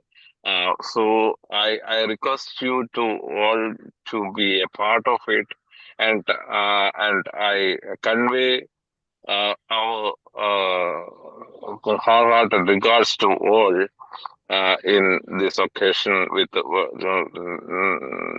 this Ayurveda Day. And as I started, I hope within a short time, let's think of World or International Ayurveda Day. Thank you all. Have great health. Have great Ayurvedic feeling. Okay. Thank you. Thank you, Dr. Vishnu. That was really very wonderful. And thanks for your blessings as well as your message for everyone. And I think this is one of the very beautiful messages that from the National Ayurveda Day and International Ayurveda Day, where people acknowledge it as one of the assets that would has given us that since sisters have given us virtually, and it is really a great opportunity in fact for a lot of other people who are suffering from so many diseases, especially after COVID. People have really realized the importance of preventive medicine, and in that way these kind of traditional medicine systems can be real important. Let's have a talk and chit chat. And I would like to know your opinions about the tendencies in which way Ayurveda is moving, as we see the people take some messages from Ayurveda, and there are a lot of following about that. Dr. Ulrich, you have been working in a lot of research related with Ayurveda, and I really appreciate personally as well as on different through different institutions we have been talking about it. But as uh, as a non-professional of Ayurveda, what do you seek? What fascinates you? And what all principles do you follow of Ayurveda? And then we will take one from everyone as an Ayurveda expert, or whether you aren't. What all things do you follow in your daily lives? Just two to three tips as we move forward with other people. Over to you, Dr. Ulrich. Yes. Thank you. Yeah, okay. See, one thing is I normally don't go to doctors. Since decades, I don't go to doctors. I go to an Ayurvedic doctor once a year. He gives me some medicine to balance some things, and that's it. Yeah, normally I go there because he's in India, so I visit him once a year, and that is enough so to keep me more or less healthy and okay. I don't know whether I want to live for 100 years, but at least, as long as I live, I want to be healthy. That is important, and Ayurveda helps me for that. I did Panchakarma a few times, not often, and I want to do it again because that is really a very powerful instrument. That is something which I really enjoyed, and it's really very helpful. So that is one thing. And I use some advice regarding the food. Like somebody was mentioning the banana shake. Okay, this is one thing I do remember. This Ayurvedic doctor said, never mix milk with fruit, with the exception of mango. But otherwise, don't mix milk with fruit. So this is also some simple things like that I follow, and it keeps me, I would say, pretty much healthy. So this is quite useful, yeah. And I thank all the Ayurvedic doctors here who talked about that and who really help people a lot. And so that's really great. That's wonderful. Not going further, first let's hear from our founder and director Neil Kumar. What all principles of Ayurveda does he follow in his life? And then we move to Dr. Anukul, followed by Rajan sir, as well as Dr. Pradeep. Global Namaste and a very warm welcome to you, Neil Kumar. A global namaste to you, Amrita. Wonderful hosting and production of this episode. Global namaste, Anukul, Dr. Pardeep, Dr. Ulrich, and our Vaidya Rajan Patankar in Mumbai. Isn't it amazing? You asked me a question, what do I follow in Ayurveda way? Very simple. I think the Indian knowledge system and Indian way of life, the way we have been brought up, itself is an Ayurvedic way of life. And therefore, if we just follow our parents who had a rational knowledge, They knew what ingredients to put in our dal and our rice and in our chapati and in our curries. They were so clever the way they infused our food. So in some of the salads, there were pomegranate seeds. There were acroot, which is the walnut. In some sweets, they were so clever the way they mixed our diet from that point of view. And to me, what I listened to today, why do we have to convince the earth that Ayurveda is the way forward? Because just literally 200 years back, there were no medicine producers, what we call allopathy at the moment, the medicinal way of doing things. And every medicine has a side effect, including Ayurveda, if you take it wrongly. If you consume in a different portion, if you consume at a different time of the day. So we don't need to go and convince the earth that Ayurveda is the way forward. The world is actually zero-rising and resetting back to the right way. Professor Pardeep started about healthy planet. So the first biggest episode on healing our earth, the second week of pandemic, was healthy mind, healthy planet. If the mind is healthy, the mind will take care of planet and will actually nurture the planet. So I think while we are here, Anukul, you, Pardeep, and Ulrich can start this movement. You heard what Dr. Vishnu said, and he's also from GAF, one of the biggest organizers, and he is part of a big organization, that there needs to be a centralized world, meaning a global Ayurveda association. Now there are lots of egos of different people. So those who are over 70-year-old, they only believe that their Ayurveda practice is correct. The current generation has actually used science and scientific proof and have advanced. So how can we be a conduit for that? I think Healing Our Earth would be a very good platform because it doesn't judge people. It doesn't take examination. It only brings like-minded people to enhance and build better communities. So here is a very good opportune moment to actually create an organization. Look at Ulrich, very passionate. Just a week or two back, we had Agnihotra episode, and they actually practice life not just to show us, but it is their way of life. Being an indigenous Indian myself, I don't do it. Is it because we have taken it for granted? Is it because Ulrich has benefited because he learned it from bottom to up? We took it for granted. So what is going on? I think it's time to dwell into our inner soul and maybe help the society. So over to you, Professor Pardeep. Healthy mind, healthy planet. Well, Ayurveda way of life can maybe stable our healthy mind. Over to you. Yeah, global namaste to Neilji. I'm audible. Welcome, Pradeep. Pradeep, first of all, wonderful to know that you've gone past midnight over there, and you are still bubbly and so dedicated, so passionate when it comes to Ayurveda. So kudos to you and a very, very warm welcome. And thanks a lot, and thanks a lot to my Vata also, which I am aggravating this time.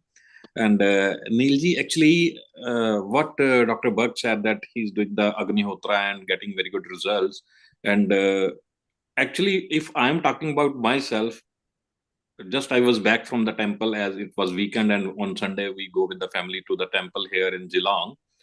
And with the blessings of Lord Dhanvantari, we are also doing that 2 days ahead, that on the day of the International Ayurveda Day. First, I will say not only National Ayurveda Day, we are already celebrating International Ayurveda Day. UK is here, Germany is here, Canada is here, Mauritius is here. You are from London and all the places, and we are attached. It is already the International Ayurveda Day. The Agnihotra, as Dr. Burke said, that taking some cow ghee and cow dung cakes, and I will like to add something like what is mentioned in our text, that Google, the Komiframukal or the other things to making the Dhupan Karma, it is the Bhoot Nashni. Whatever is mentioned in our text, actually, what are the Bhoot? Not only the demons, but they are actually the bacteria and viruses. And that was very good thing. And it is already doing the things, the Agnihotra, what the fire rituals we are going to do on the day of the National Ayurveda Day. And actually, what I want to say, I'm by heart religious on one day, that is the Ayurveda Day now, means we are doing the Havna, the fire ritual, like the Agnihotra from last 15 years. But somebody told that he was very happy that International Yoga Day was there, and then it was decided that National Ayurveda Day. We opened our first clinic, as I told earlier, that on the day of the first International Ayurveda Day. Then today is the 10th International Ayurveda Day. I will again say international, that we are going to open our new venture again, once here in Australia. What I want to say, the fire ritual, the Agnihotra, actually it affects. I am by heart 100% spiritual on this day, means Ayurveda Day, where we are doing the actual fire rituals, the Havan Samaro, with actual the giving the ahutis, and it is actually giving some energy. And as Dr. Berg said, that the pollution of course, the five elements, it is already happening. Like he has told that they have done a lot of researches with a lot of universities and institutes there in India, Lucknow, and going to do next in the Haryana also. I also felt that same thing I was telling, that the lacuna and limitations here in Australia, that why the other herbs are not allowed to enter in Australia.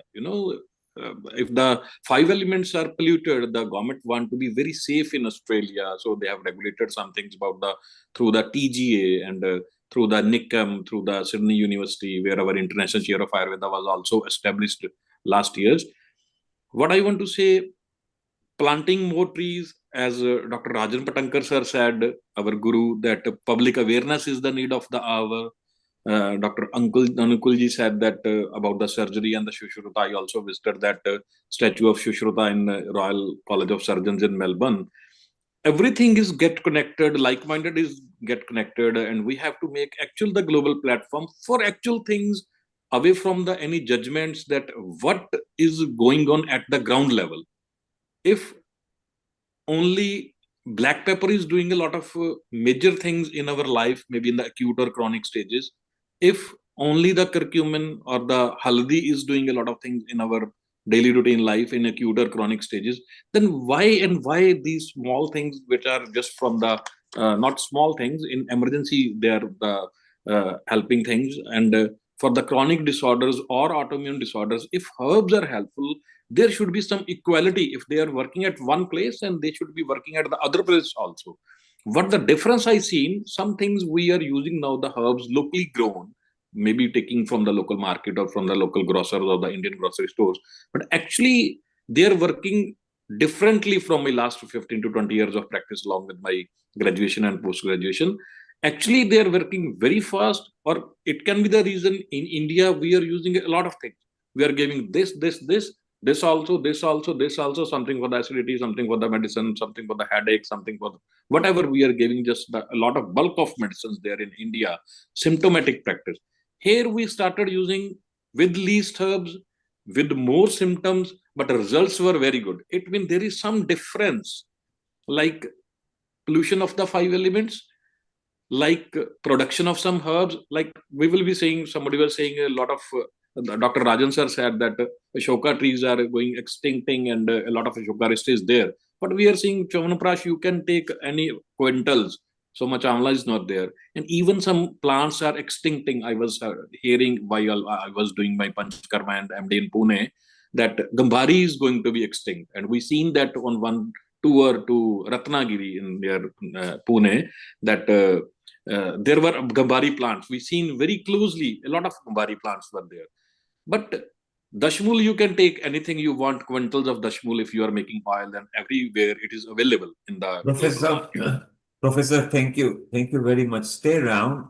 We do, because we've got so many people to take on. Your point is very correct, that in a slowly work in progress, slow infiltration is correct. Let us not give up, because going back to the roots is beautiful.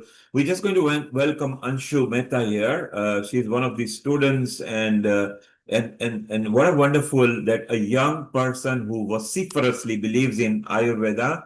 Before we go to Dr. Meenal, and I think Meenal is a senior in education establishment. She will tell us more about it. Amrita, let's go to Anshu and get the youth perspective of Ayurveda. Yes. Thank you, Neil Kumar. Thank you, Dr. Pardeep. Anshu, can you make your camera landscape, please? Can you turn your camera? It'll be wonderful. This way. One more time. Th- One It more is time. landscape. If you just flip it now, so it will be instead of lopsided.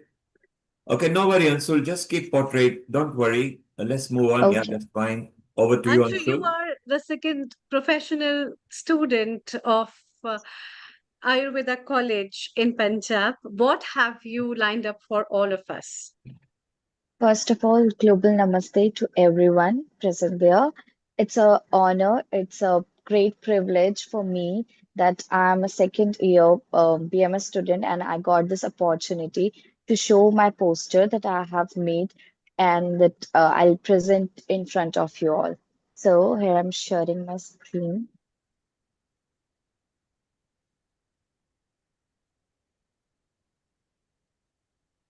You want to share your screen? So while she's Yeah. sharing, we'll shortly be going to Minal as well. And I think following Minal will be from that institution, many people. I think thanks to Bhairav, isn't that right, Amrita? Yeah. And it will be beautiful. And then we just want a quick, there we are, introduction to Anshulya Makarma. That's something new to me. I think Dr.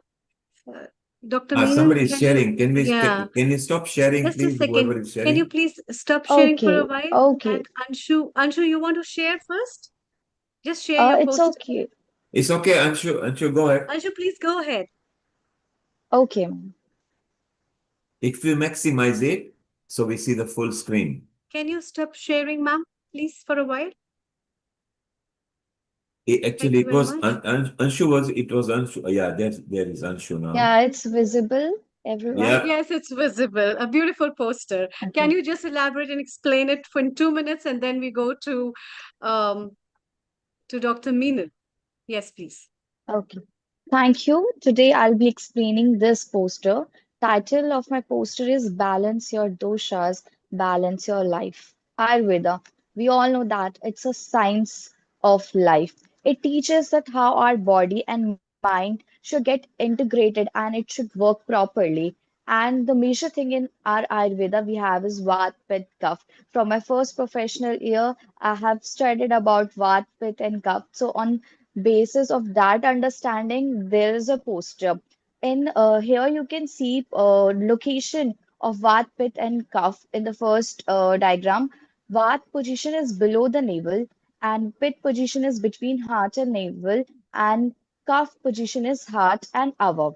Now it's coming to its function. Vat, it governs the movement, circulation, nervous system. Coming to the function of Pitta, it governs digestion, intelligence, and vision. Coming to the function of Kapha, it governs the strength, stability, lubrications, and immunity. When there is an imbalance in our doshas, that is Vata, Pitta, and Kapha, when Vata get imbalance in our body, it causes anxiety, dryness.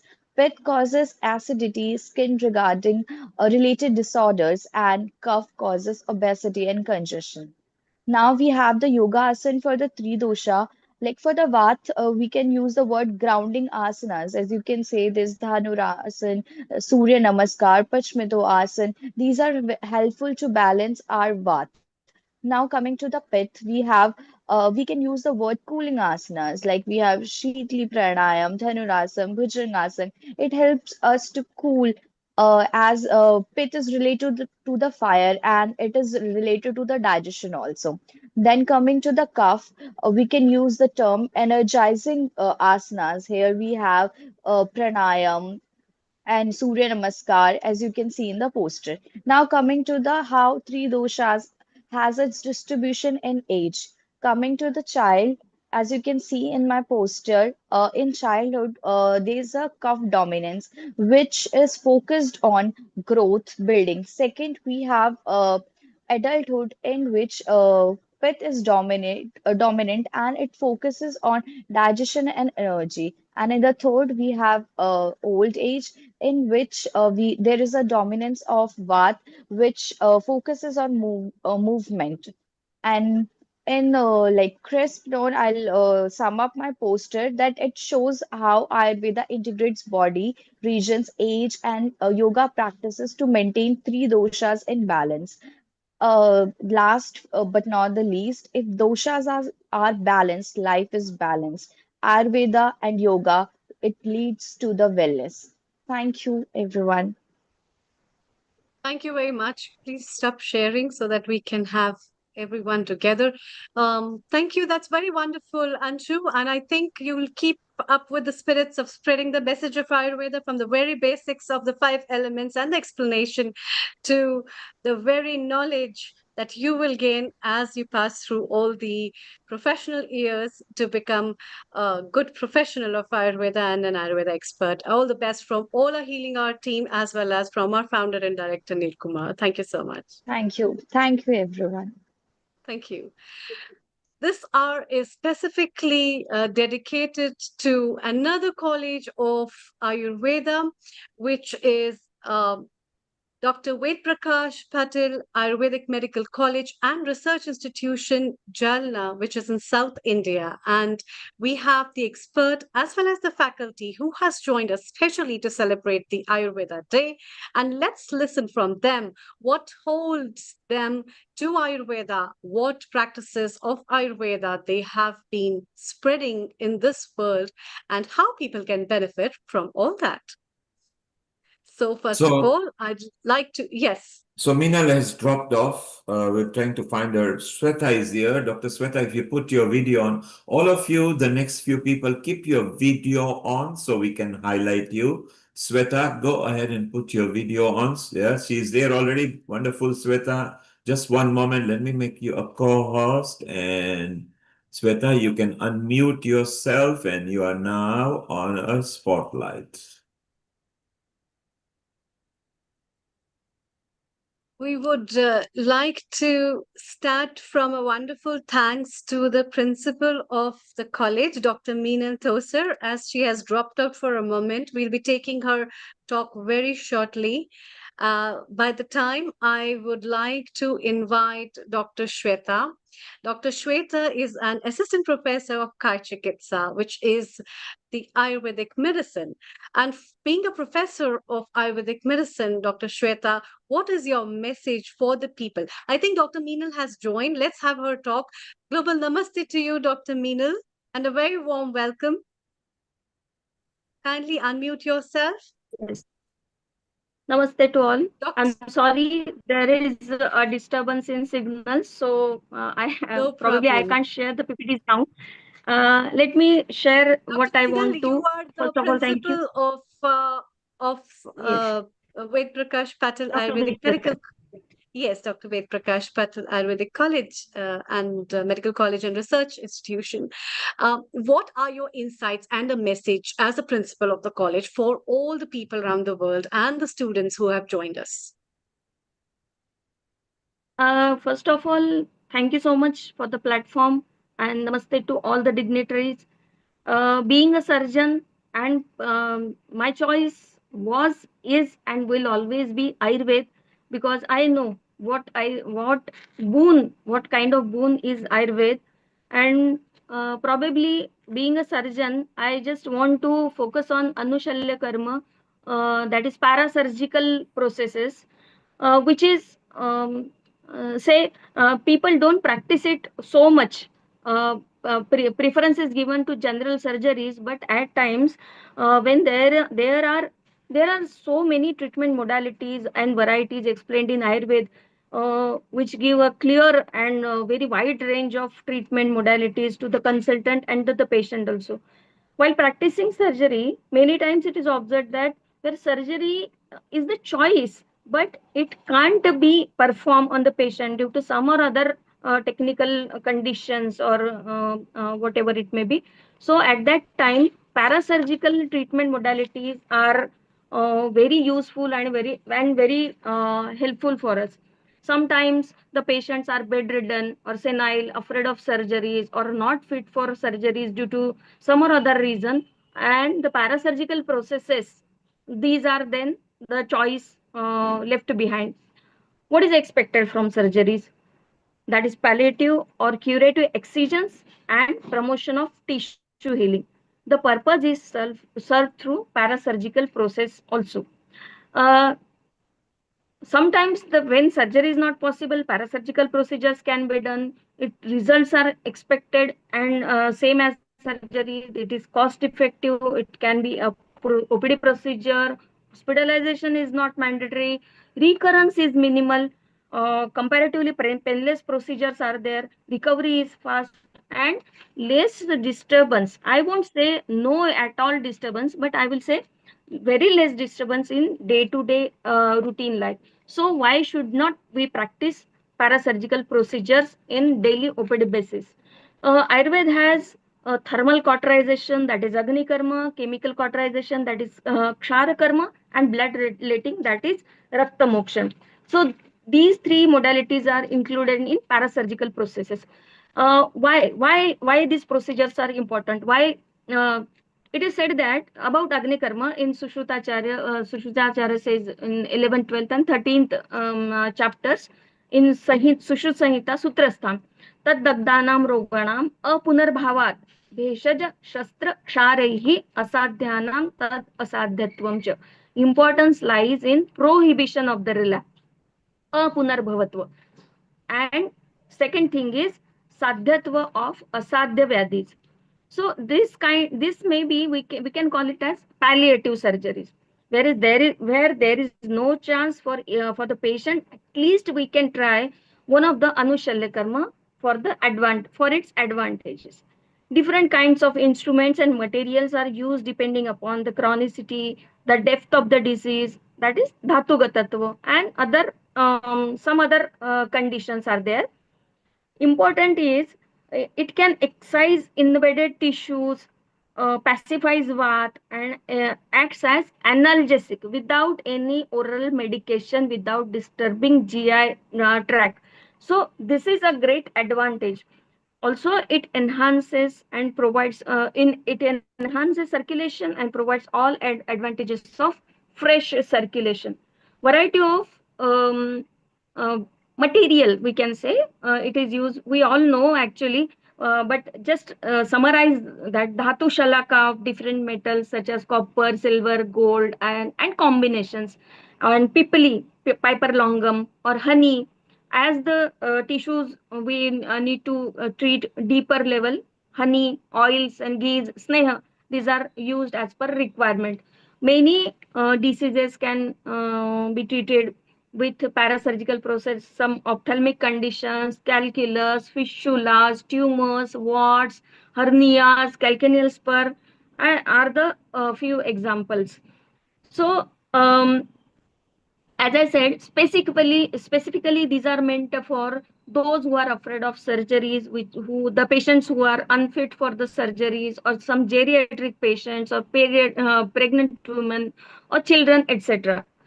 It is safe, instant, pacifies the vitiated doshas and enhances blood circulation. So I think Agni Karma is very great treatment modalities, and it is a simple OPD level procedure. Just hit the material up to red hot. So Agni Taptena Shastrena Chandat Annatha Atapta Shastra Chedane Pakabhayam Sat.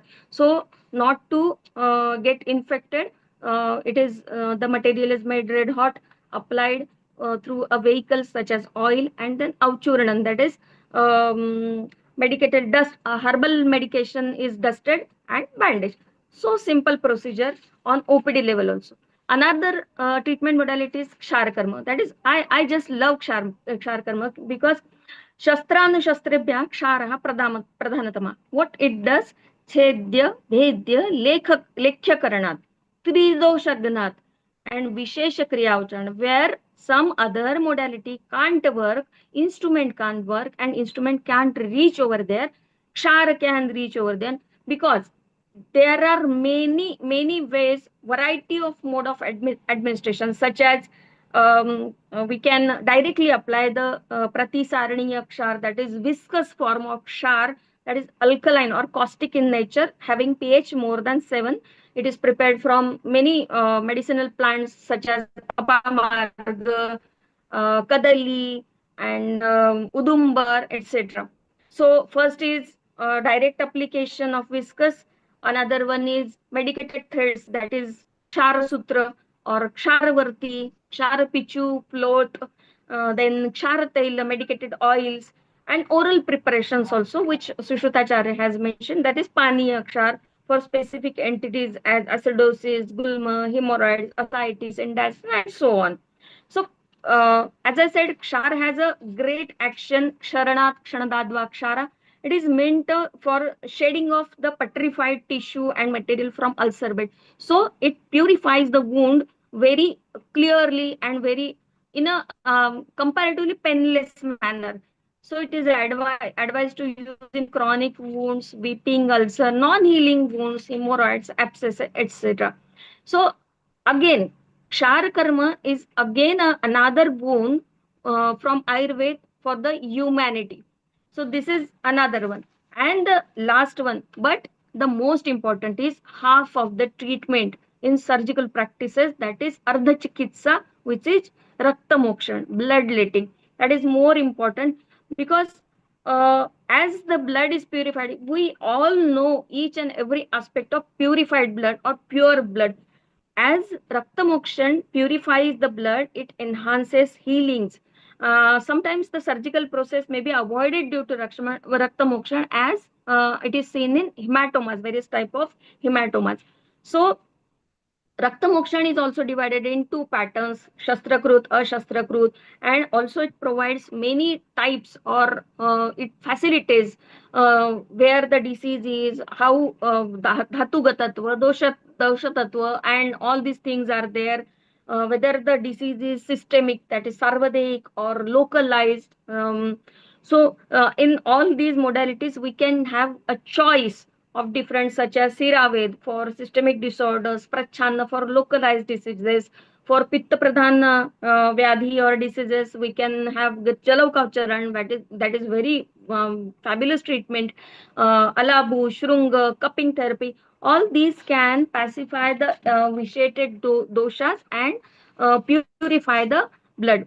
So all the advantages of those treatment modalities are they provide cost effective treatment modalities, they provide varieties, they are they can be practiced on OPD level, and all these things are there. Hospitalization is not needed, patient is ambulatory, he can perform his own daily routine work. So many things that can be achieved via surgeries, through surgery, that can be achieved through parasurgical procedures or Anushalya Karma. So I think these modalities should be practiced by each and every person related to Ayurveda, and so that people can trust that yes, Ayurveda. People ask question, always ask question. There are surgeries in Ayurveda. They are so much. They are India and Sushrutacharya has is the father of surgeries, and still the people are asking, is there any kind of surgery in Ayurveda? So parasurgical procedures can enhance the trust of the people on surgery, and Shalya Chikitsa and Sushrutacharya, and whatever he has provided as a boon to Ayurveda and the people and the humanity. So I think Anushalya Karma can provide all those things and enhance Ayurveda, and Garima, what we say in Hindi, it can enhance, it will enhance, rather, it is enhancing, it will enhance Garima or glamour of Ayurveda to the world. So, with those words, I thank you, all of you, and I'm extremely sorry that I cannot share PPT due to some circumstances. Thank you so much. Thank you. Thank you very much, Dr. Meenal. That's a nice information that you have shared for our viewers who are not aware about what is in the surgery. So the crux is that Dr. Meenal wanted to say that there are many parasurgical procedures that are mentioned in Ayurveda that can be very helpful for the society, where the major surgeries can be avoided by just doing few parasurgical procedures, and she has given a detail of those parasurgical procedures. If you wish, you can visit this medical college and the website. You can also contact any of the Ayurveda experts who are completely aware about these procedures. They can tell you how the procedure has to be performed and how can they be cured, provided it is under the scope of it. Thank you so much, Dr. Meenal, for sharing this information. It's time to go to our next presenter, where I warmly welcome Dr. Shweta Dhumal.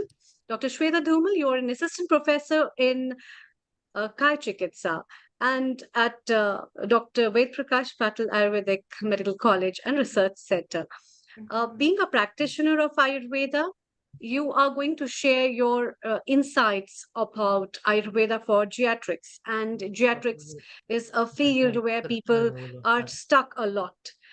So, global namaste to you, and let's have your message before the presentation starts. Hello, global namaste to all. Namaste to all respected dignitaries, honorable scholars, my colleagues, and dear participants joined from different parts of the world. Myself, Dr. Shweta Dhumal. Today, I am going to speak on some words on the topic that is Ayurveda for geriatrics. I have shared my PPT here. So, we start. Can you maximize the screen, please? Okay.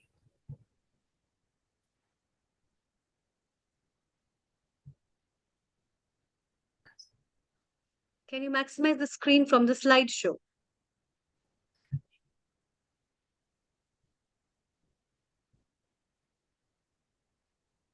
From the beginning.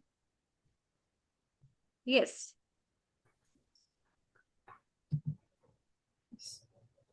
Is it okay now? Is it? It's still showing the same thing. Can you maximize the screen with the slideshow again?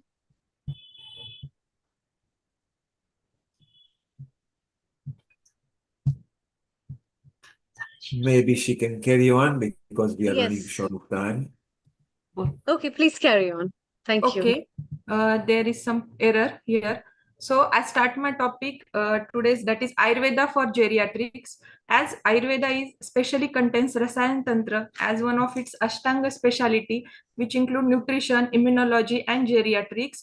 So the geriatric care has its two parts. That is, first is promotion of health and longevity, and the second part is management of the diseases of the elderly. The first part, that is the second point, that is management of diseases of old age. In modern science, it is well managed, and the first part, that is promotion of health and longevity, has potential, that Ayurveda has a potential to promote health of elderly with the help of rejuvenation remedies and promotion of longevity. So the features of Jara we are going to see, that is decline of ojasa, that is vital energy, weak digestive fire, reduced memory, vision and hearing, weak bones and joints, and sleep disturbances are there.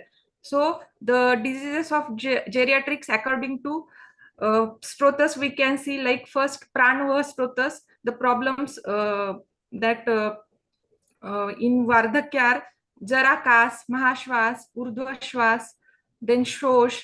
According to the Udak Strotas, we geriatric phase may have. Your slides are not moving, Dr. Shweta. Okay.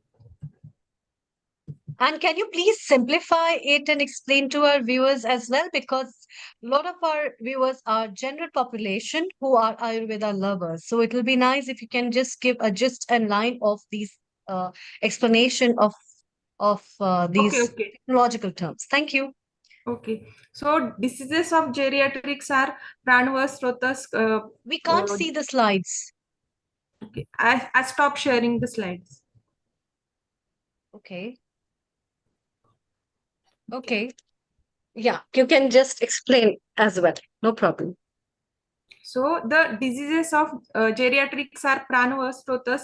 There are Jarakas, Mahashwas, Urdhvashwas, Shosh. In Udakva Strotas, the problems are Shoth, Udar, Rasava Strotas, Rudrog. In Twacha, we can see Vali, that is wrinkles, Karshna means blackishness is there. Vaivarnya means discoloration on skin is there. Khalitya, palitya means hair fall and whitening of hairs is there. Raktava strotas we have arbuda or gulma. Mausava strotas we can have Karshna means there is cachexia of the body, or Medova strotas the problems may be the Karsha means cachexia, or Stolya means obesity, or Sira Kautilya we can say it as a varicosity of the veins. Astiva strotas the problems problems are like astikshaya and asti bhanga means fracture happens there. Majjava strotas is asti saushirya means we can say it as a osteoporosis is there, or brahma means vertigo. Shukrava strotas we say it as a klebya means and mutrava strotas vata basti, mutra jathar, basti kundalika. In srodha strotas there svedakshay or romachuti. According to the Ayurveda, aging and death are swabhava of life. A long, healthy life has been the cherished wish of all beings in all cultures and traditions. So, according to the Ayurveda, in childhood there is a predominance of a kapha dosha. In adulthood there is predominance of a pitta dosha, and in old age there is predominance of the vata dosha. So, by nature, vata dosha dries and decays the body, and so the senile changes occurs. So in Sharandhar Samhita, the process of aging and features of biolosses occurring during different decades of the life due to aging are mentioned there. So human life, if we estimate the human life is of 100 years of old, so as the decade passes, as the decade progresses, there is loss of something which is inevitable. It is useful for the selection of the age specific rasayanas which are mentioned in the Sharandhar Samhita. So if 0 to 10 years we consider, there is loss of bala means childhood. So treatment or herbs we can use are vacha and gambhari. 10 to 20 years there is loss of growth. So herbs we use are amalaki or bala. 30 to 40 there is loss of 20 to 30 there is loss of luster. So the herbs we can use are haridra, kumari, loha. Then loss of intellect in 30 to 40 years of decade. So there we use the herbs like shankha pushpi or brahmi. 50 to 60 there is loss of skin glow. We use drugs like kumari or somaraji. Loss of vision in next decade, so we use drugs like triphala and jyotishmati which are very useful for vision. So akshitarpan like procedures are there in Ayurveda. We use their triphala ghruta for akshitarpan. So triphala and jyotishmati are useful for loss of vision. Loss of virality or potency, so drugs used are kapikachu and ashwagandha. Then loss of strength, we use amalaki, bala and pravar. Loss of cognitive power, the drugs used are brahmi and mandukparni. Loss of locomotive ability, amalaki, bala and ashwagandha can be used. So according to the Sharandhar, these herbs are maintained, and these herbs are mentioned there. Then the next point is brain aging and Medhya Rasayan. So what is meant by Medhya Rasayanas? The Rasayanas or remedies, rejuvenative remedies which are helpful for brain tissue or which are nutritious to nervous system are called as Medhya Rasayan. And these Medhya Rasayanas are mentioned in Charak Chikitsa Stan first Adhyay Rasayan Chikitsa Adhyay which is first Adhyay of Charak Sutra Charak Chikitsa Stan. The Medhya Rasayanas are mentioned over there. So which are those? These are the Mandukparni Swaras, Jyotishmati Churna, Guduchi Swaras and Shankhapushpi Kalka are used as a Medhya Rasayan, and which are very useful for the geriatric care for brain aging, or we can slow down the brain aging by using this Medhya Rasayanas.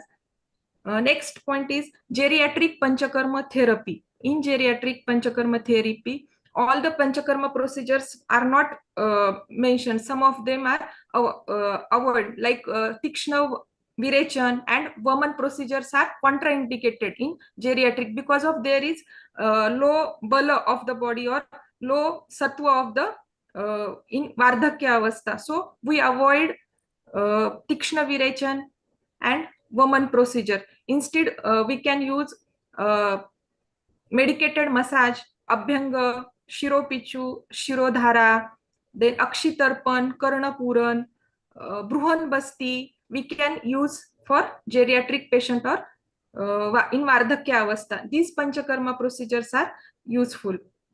Ayurvedic management of diseases of old age. Some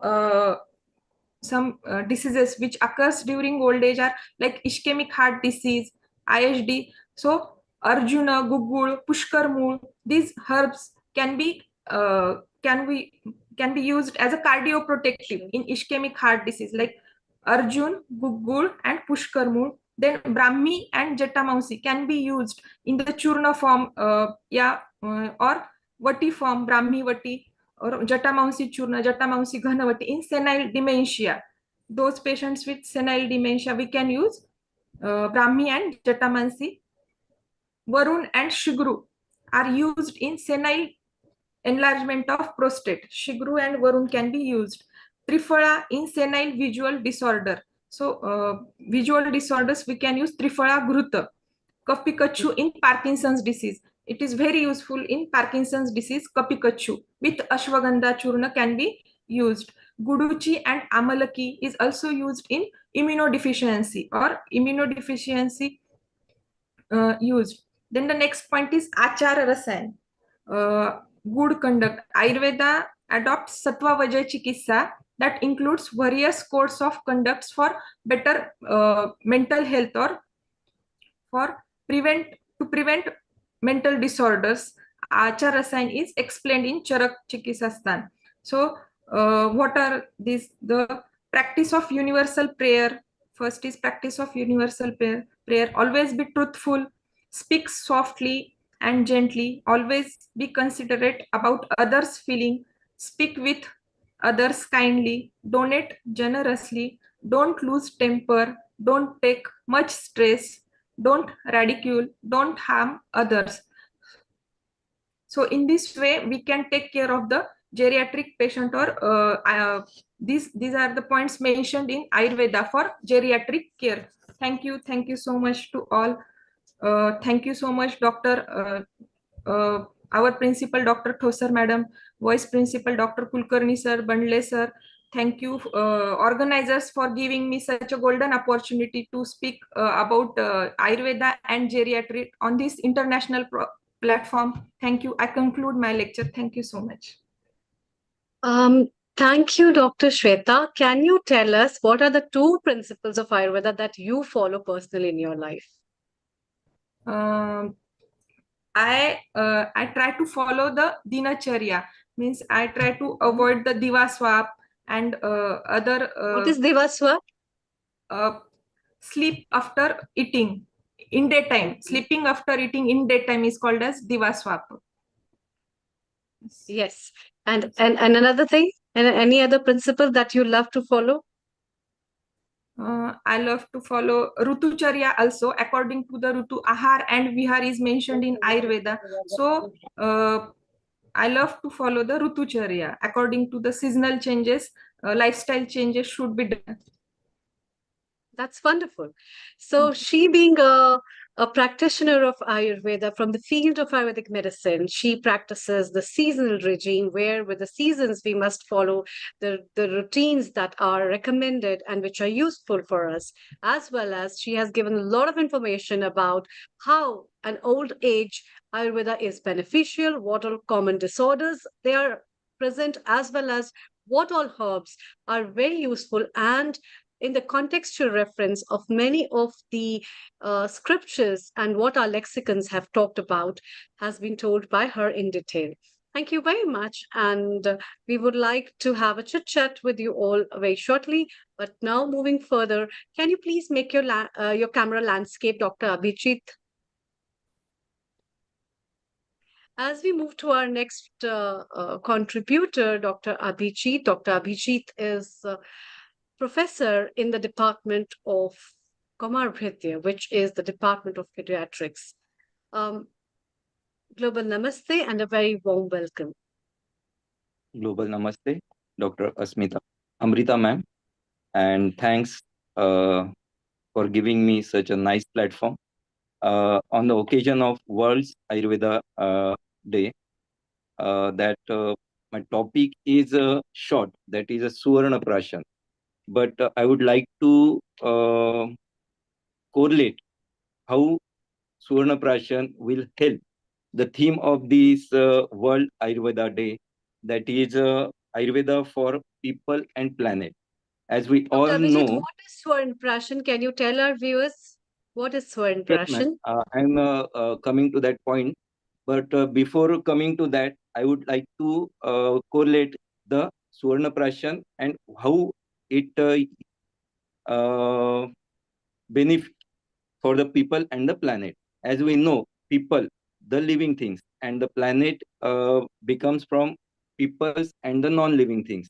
And today we are suffering the lots of pollution, population, and all the endemic disorders. The origin is from the it is said in our Ayurveda and our ancient literature, Shuddha Bijapoti Pale Rasada Gomati. That means what kind of seeds we throw in soil and what kind of soil it gets, that kind of crop we get from it. And such a thing is prepared by our Suvarna Prashana. As you asked, what is the Suvarna Prashana? The Suvarna Prashana is a leham taught by our Acharyas, Kashyapas. It contains a combination of Brahmi, which is a Medhya, Vacha, which improves speech, Shankhapushpi, which is a nervine stimulant, Vidanga, which is a deworming, Suvarna, which is a immunomodulator, Grita, which acts as a catalyst to penetrate in the micro that channels, and Vidari, which is a balya, means which gives the strength to our brain and the muscles. As our Acharya said, the unique formula, which is whose benefits are, that is Medha Agni Bala Vardhanam, means which improves our intellect, digestion, metabolism, immunity, and physical strength. Ayusham, promoting lifespan, Mangalam, auspicious, and Grahopanam, means protection from evil spirit and microorganism. That is today's era, which we call as anti microbeads or viral fevers. So if we consume this Suvarna Prashana for 1 month, means the baby, actually we introduce it to the baby from age group of 1 month up to the age group of 12 years. But as I said, Shuddha Bijapoti means as a in a month of ANC, that is a fifth month, the mind and the buddhi comes in that infant, baby, fetus. At that age, we introduce a Suvarna Prashana to get these benefits in the womb of that mother child. That if administered for 1 month, the baby will become Parama Medhavi, means highly intelligent. Vyadihara will not be affected by any disease. And if he administered for 6 months, the baby will become Shrutahara, means will be able to remember the things. That is, it's said in Ayurveda, Dhi Dhruti Smriti. And the correlation is that if you are that much intelligent to prevent a pollution and the prevent all the animals and plants, ultimately the Ayurveda, by the way of Suvarna Prashana, preventing all the or balancing the all nature. And if you didn't get ill or not suffer from any disorder, that all pharma companies today are researching so many drugs whose byproducts or by waste hazarding the all soil, water, plants, and preparing the or doing the pollution which is hazardous for the plants, animals, and peoples. If you prepare or boost your immunity since from the childhood by taking Suvarna Prashana, you will not get ill. So the ratio of these allopathy or the modern drugs, which is synthesized from so many types of what you call that micro or um, synthesized drugs will not harm the planet or the peoples. So this is Suvarna Prashana, uh, the remedy from the Ayurveda. Thank you. Thank you That's for nice. yes. Yes, I please. hope. Go ahead. Thank you for giving me such a platform. Our respected principal ma'am, Minal Thoser ma'am, my senior colleague, Dr. Bhairav Taushikar sir, who make me such a great opportunity and such a great platform. Thank you, ma'am. Thank you very much. You have been talking about the idea of consuming gold and the herbs that are beneficial. And Yes, ma'am. so before you leave, I would also like to get some tips from you. What are your favorite principles that you follow from Ayurveda in your personal life?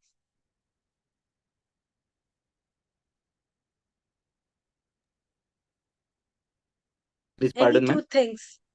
What are the two principles that you follow in your personal life from Ayurveda that you like? Um, there are so many principles, but I follow Brahme Uttishte, means I wake or my morning starts around 5 a.m. and I start my OPD, my patients, Panchakarma. Ultimately, Swarthina Paramartha means for earning. I used to follow this principle of Ayurveda. And second, Mitabhashi means always try to speak or doesn't harm anybody by your speak. Yes. That's wonderful. And what are your two favorite herbs from Ayurveda? One is Vidanga, that is Embolica, right? Yes.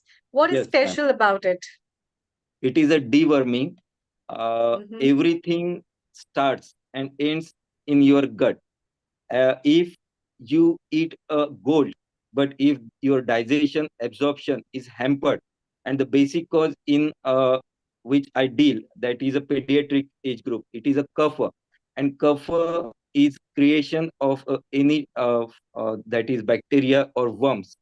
So Vidanga is a best deworming agent which will improve your digestion, improve your absorption by deworming your gut. And second is Kutki.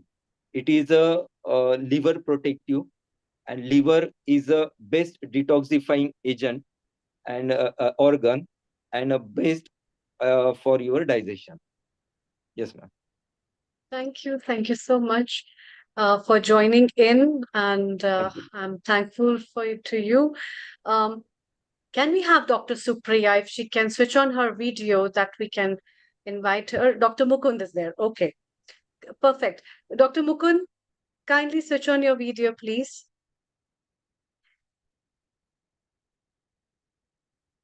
Yeah, global namaste to you, Dr. Mukund. Can you kindly unmute yourself? Yes, ma'am. Yeah. My A voice very is warm getting. welcome. Yes, we can hear you very well. Thank you very much for joining in. A very warm welcome. You are a professor in Shari Rachna, which is Ayurveda Anatomy at Dr. Ved Prakash Patil Ayurvedic Medical College and Research Center. And I think anatomy itself is very ingrained science from a very beginning. Could you please tell our viewers about how the anatomy was studied at that time? Because it was very hard for people at that time to do things which are very easy now because of the infrastructure, because of the research, because of the scientific inventions that have been there. And then we move into your topic, what you want to share with people about the Marma therapy. Over to you. Thank you. And in ancient time, there were dissections, but dissection methods are different. Uh, what they used to do, they first of all they take the dead body, they preserve with the help of various remedies. They preserve and preserve their dead body, or they wind up within the and kept that body into the flowing water. And after some time they took that body, and with the help of brush made up of from various herbs, they took layer by layer dissections, and with the help of that method they studied the anatomic part of human body in ancient time. But nowadays, with the help of with the inventions of various preservative chemicals, we are able to perform the cadaveric dissections. Cadavers are preserved for longer time. In ancient time, there were no such preservation methods are there. And what have you lined up for us today? Can you just explain to our viewers in a very simple way about your concept that you want to share with our viewers today? Thank you. Concept related to Marma or any other thing? Yeah, concept related to your topic, Marma. Yeah. What is Marma? Can you tell what is Marma to people? Because we have people who are not from Ayurveda, who have just heard about it, who are fascinated, who are Ayurveda enthusiasts, and they don't know the technical language. So can you explain them about it? Thank you. Yeah. Marma, these are the vital points. They are the energetic junctions. Different body tissues, the different body tissue, they converge at that space, or at that point. And with that convergence of various body tissue, there is a concentration of prana is also there. The word merm itself comes from the root mri. Mri, that means to kill. Whenever any trauma to that marma point, there may be the potentially life-threatening consequences may occur. In our Shushruta Sanhita, the ancient Shushruta is an ancient men's chief surgeon or men's ancient surgeon. In his Shushruta Sanhita, that text, he explained that he gives definitions of marma is the specific anatomical point where 5 types of bodily tissues they meet, and this 5 type of tissues, these are such as a mouse, sira, snayu, asti, and sandhis. Mouse, that means the muscles and ligaments. Sira, that means blood vessels. Blood vessels may be veins or maybe arteries, as well as snayus may be ligaments, tendons, as well as nerves. Some larger nerves can be considered as a snayus as per the Ayurvedic text, as well as astis, that means these are the bones, and sandhis, these are the bony joints. When a meeting point of all these five structures is known as marma. Then whenever we look backward in the history, in Vedic time there is some martial origins.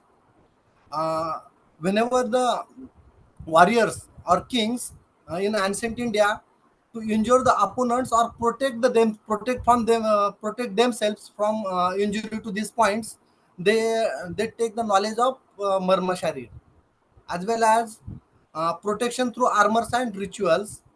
So in mythology, some mythological origins is also there in Vedic period. In Ramayana and Mahabharata, Rama as well as Lord Rama as well as Lord Hanumana also having some knowledge about the Marma Sharir. Then in Sanhita period, in surgical science, that means Acharya Shushruta described total 107 Marma points, and detailed knowledge of these 107 points is itself a half of surgery. This is itself knowledge of half of the surgery. So then anatomical foundations. At the time of giving definitions, Acharya Shushruta says the meeting point of this five structure, that is Mausa, Sira, Snayu, Asti and Sandhi, is known as Marma. Then Ayurvedic integrations, that means in some chikitsas or some treatments, Marma, knowledge of Marma is also necessary. In modern period, from wartime to wellness, that means war times for injury to the opponents, and protection of ourselves from injury to specific these Marma points in modern period, as well as in holistic integrations. There may be the improvement of overall physical and mental health with the help of knowledge of Marma Shari. In anatomically, there are total 107 Marma points in our body. They whenever during the classification of these, there may be the structural compositions. There are various types of classification. First is structural classifications. Within this, so Acharya Shushruta gives total 5 varieties. Mouse Marmas, they are total 11 points. Then Sira Marmas, the Sira Marmas, can be considered as vessels. They are total 41 points in our body.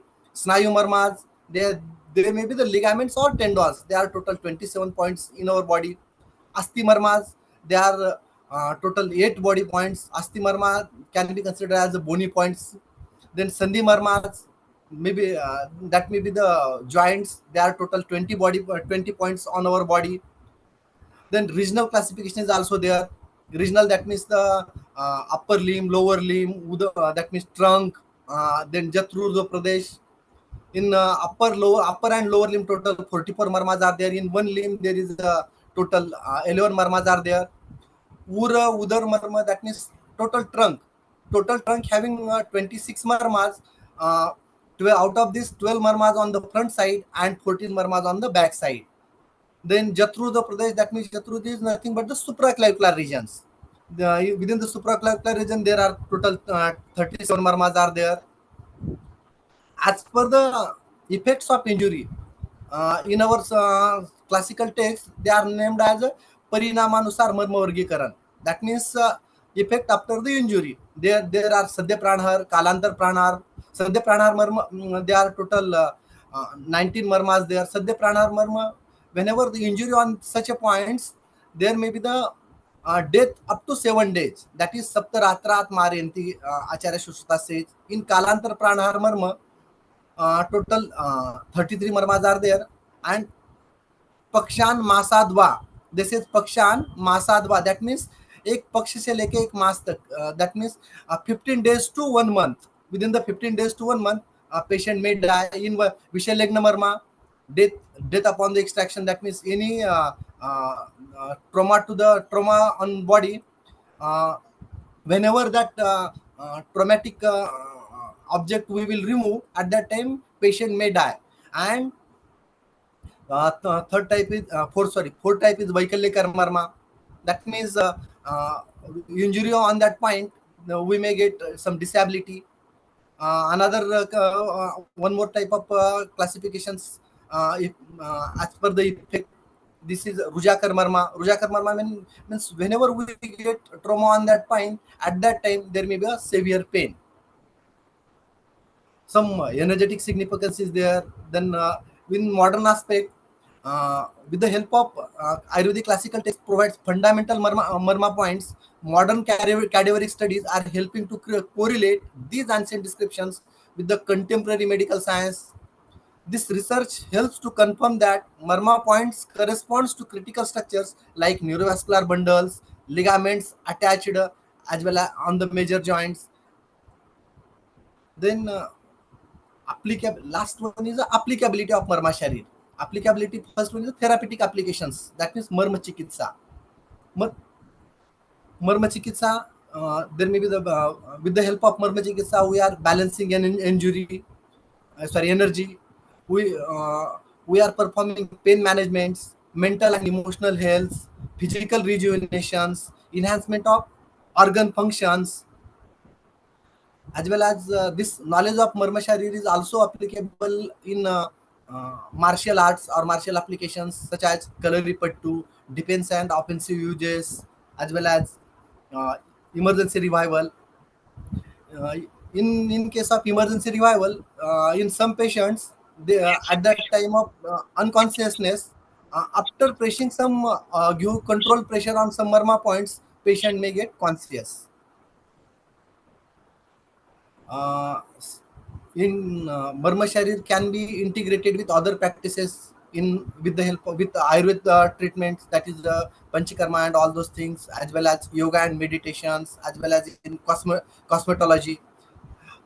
Within the in cosmetology, Marma stimulation on Marma points is being used used for used through through facial massage to improve the circulations, as well as enhancing skin vitality, as well as uh, it all goes to promote the relaxations. Very nice, Dr. Last Dr. Mukund. last point is yes, ma'am. Yes, Yes, yes, here it's Marma very nice. therapy. In fact, yes, yes, please.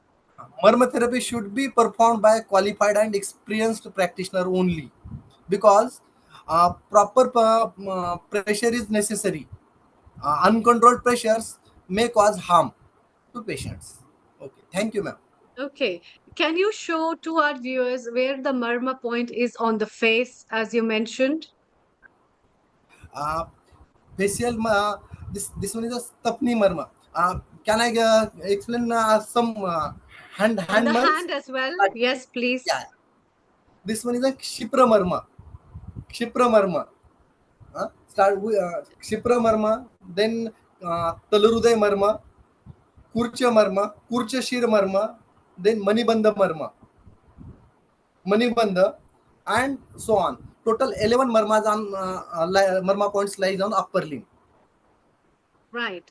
And these pressure points are the vital points Yeah, ma'am. where by pressing them, we can cure various diseases. But what Dr. Mukund has to say that these vital points are very important, that we must take it from a wise practitioner, an Ayurveda practitioner, or a practitioner who has an immense knowledge of using these pressure points.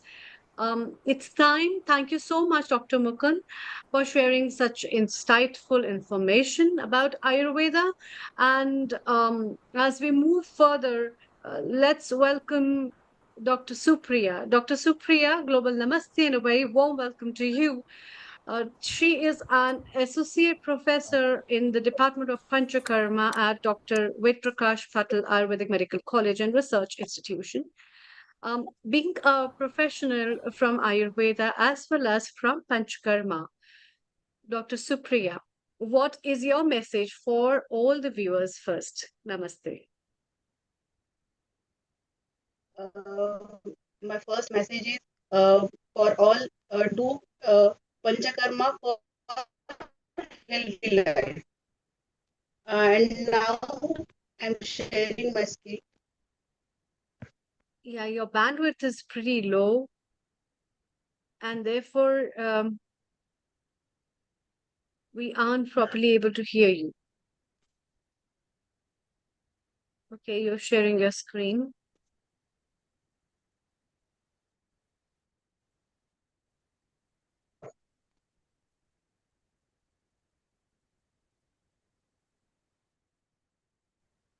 What are you going to share with our viewers today?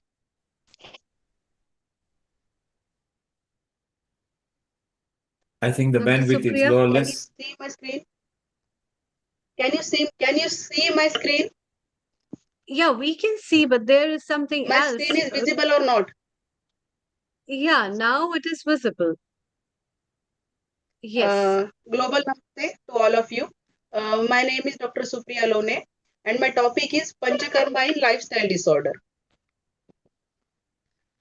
Now, Panchakarma is an ancient Ayurvedic detoxification process designed to purify the body and enhance overall wellness, particularly in the management of lifestyle diseases. This holistic approach focuses on restoring balance within the body and preventing future issues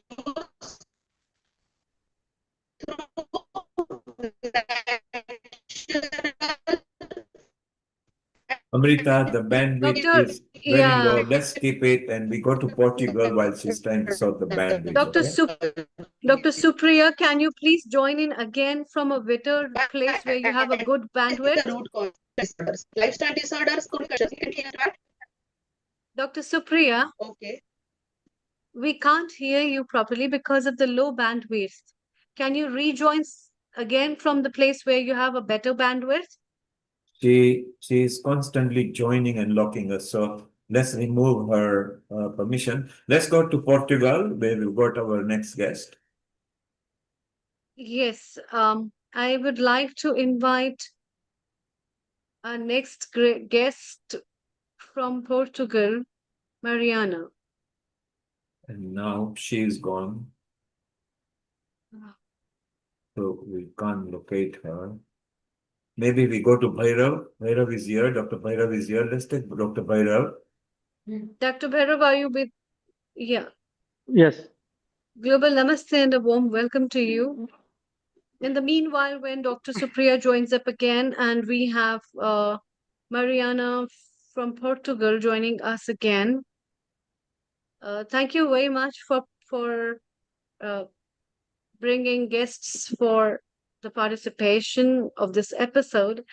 You have been yourself a practitioner, as well as you keep spreading the word of Ayurveda, the word of Ayurveda all over the world. What is your message, and what have you found traveling with Ayurveda messages world over? How people respond to Ayurveda? What all things people like about Ayurveda? What are the things that people, the things that the norms has to be changed in terms of that? And what are the basic, like, is there any country that is more following Ayurveda, or there are countries where the Ayurveda is not much practiced? Over to you. Thank you. Yes. Global Namaste to everyone. Thank you, Dr. Amrita, invited me, Dr. Neil Kumar, sir, our respected principal ma'am. Because of her permission, we are here. So, about today's era, because the theme of this year, Ayurveda Day, is Ayurveda for the people and planet. Okay, so I travel a lot in many countries, but about your question, so people are eager as to know about Ayurveda, and in European countries I have traveled a lot, more than 4 times. So they are very eager, and they want any alternative therapy. So they are trust on the basic concept of Ayurveda. Also, they want to detoxification. They are interested in a Panchakarma. So they are very interested, and some countries are follow rules and regulations of Ayurveda. I visited one of the countries, Slovakia, and I saw there is a restaurants are closed. In particular, the restaurants are closed on 6 or 6:30. So in Ayurveda mentioned, you eat early, right? So these countries follow the rules.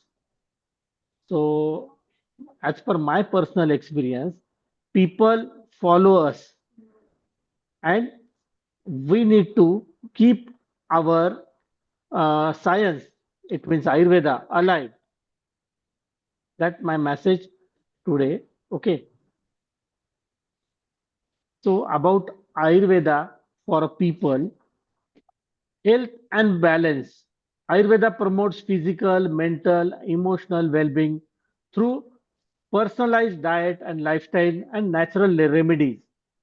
For the people, it's a preventive care, focus on their immunity, seasonal routines, and their harmony with the nature and prevent illnesses. In longevity, encourage sustainable vitality and graceful aging. So Ayurveda for a planet, it's sustainable living, So use of natural as well as local, seasonal resources reduce your environment impact. Eco-friendly remedies you use in herbal formulation, you avoid a chemical pollution and promote biodiversity. It is very helpful for the nature. And harmony with the nature is Ayurveda teaches living in syncs with a natural cycle, day or night seasons. So today, respected Neil Kumar sir is here.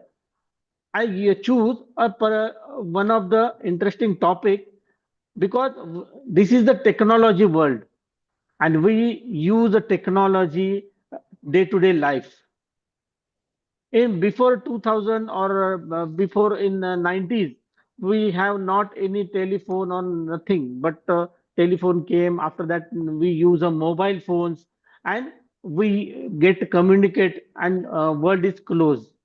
So in the future era, we need about AI and metaverse. In upcoming days, we can use and we will use for these technology in the field of Ayurveda. I am belonging from Kai Chikitsa department. So, as per my opinion, I want to set up in front of you because this is the international platform over here.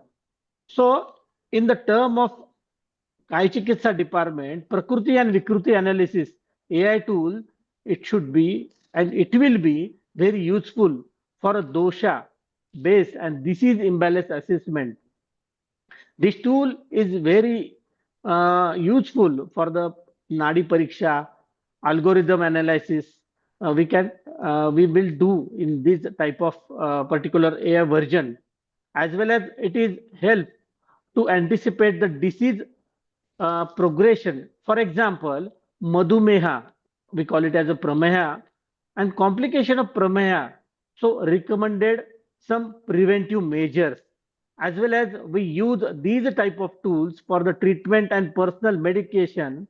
Uh, it is helpful in a future generation. So AI integrates patient data and to suggest these patients for the diet, herbal drugs, and their lifestyle regimens. So drug safety and herbal drug, it is also important for the formulation of medicine. This is also helpful.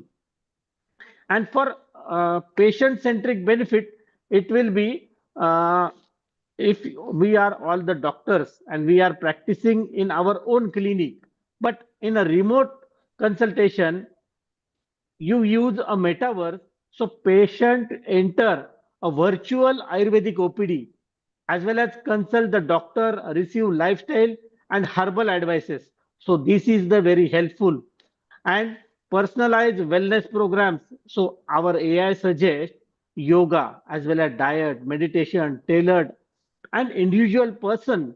So virtual Panchakarma demo rooms, VR meditation.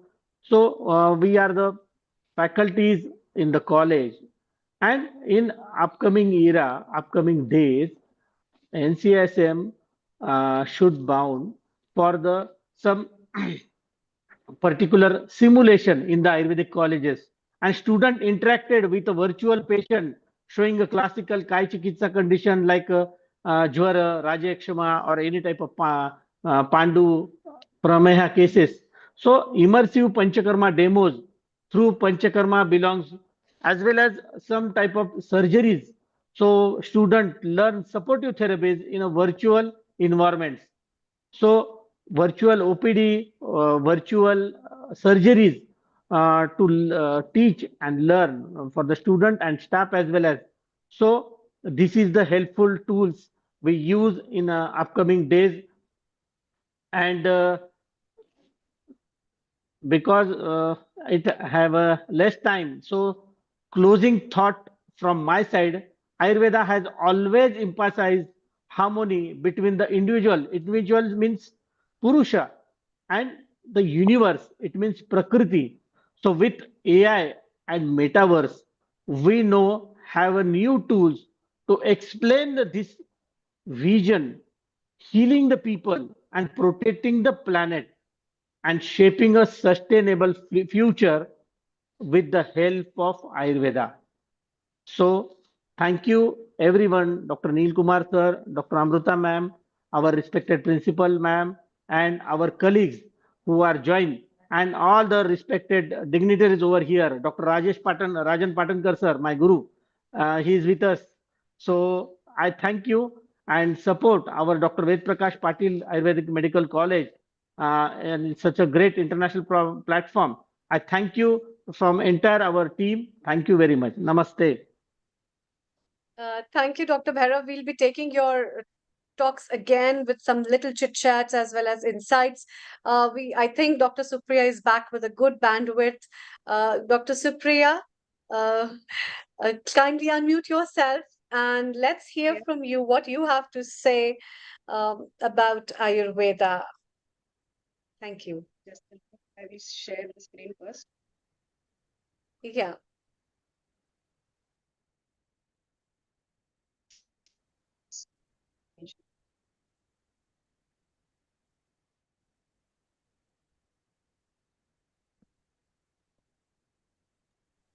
Maybe she can just talk about it and not share.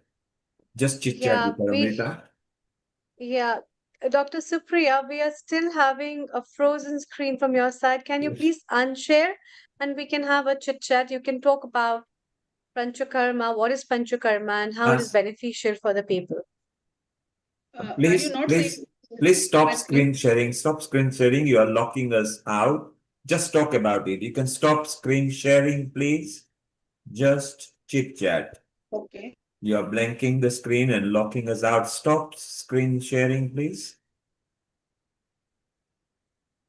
Yes. You can stop screen sharing. Just talk about it. It's good enough.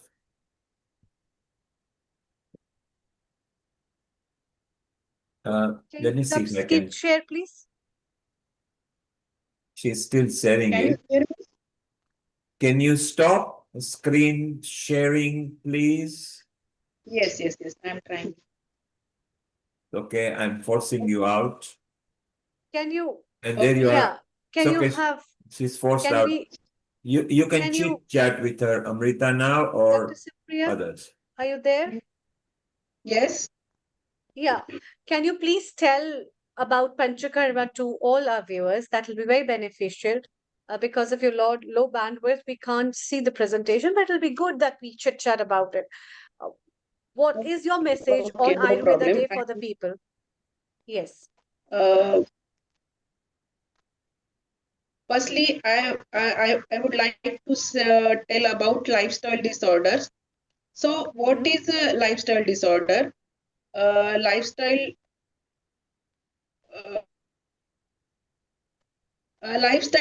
diseases are chronic conditions significantly influenced by daily habits such as a poor diet, physical inactivity, and so cardiovascular diseases, diabetes, cancer, some Weill syndrome, and some type of anxiety disorders are included in it. And now for Panchakarma. Panchakarma is a cornerstone of Ayurveda that aims to cleanse the body from the toxins that is known as ama. It consists of 5 main Panchakarmas designed for according to every individuals. So now the core physiology is detoxifies, emphasize, and health restoration. And the 5 main Panchakarmas are Vaman, Virecha, Basti, Nasya, and Rakta Moksha. Now the benefits of Panchakarma. It's detoxification. It improves the digestion. It improves the metabolism. Now now I'm telling about some now I'm telling about some lifestyle disorders. That's one is obesity. Now WH said if your BMI is greater than 30, then you are obese. And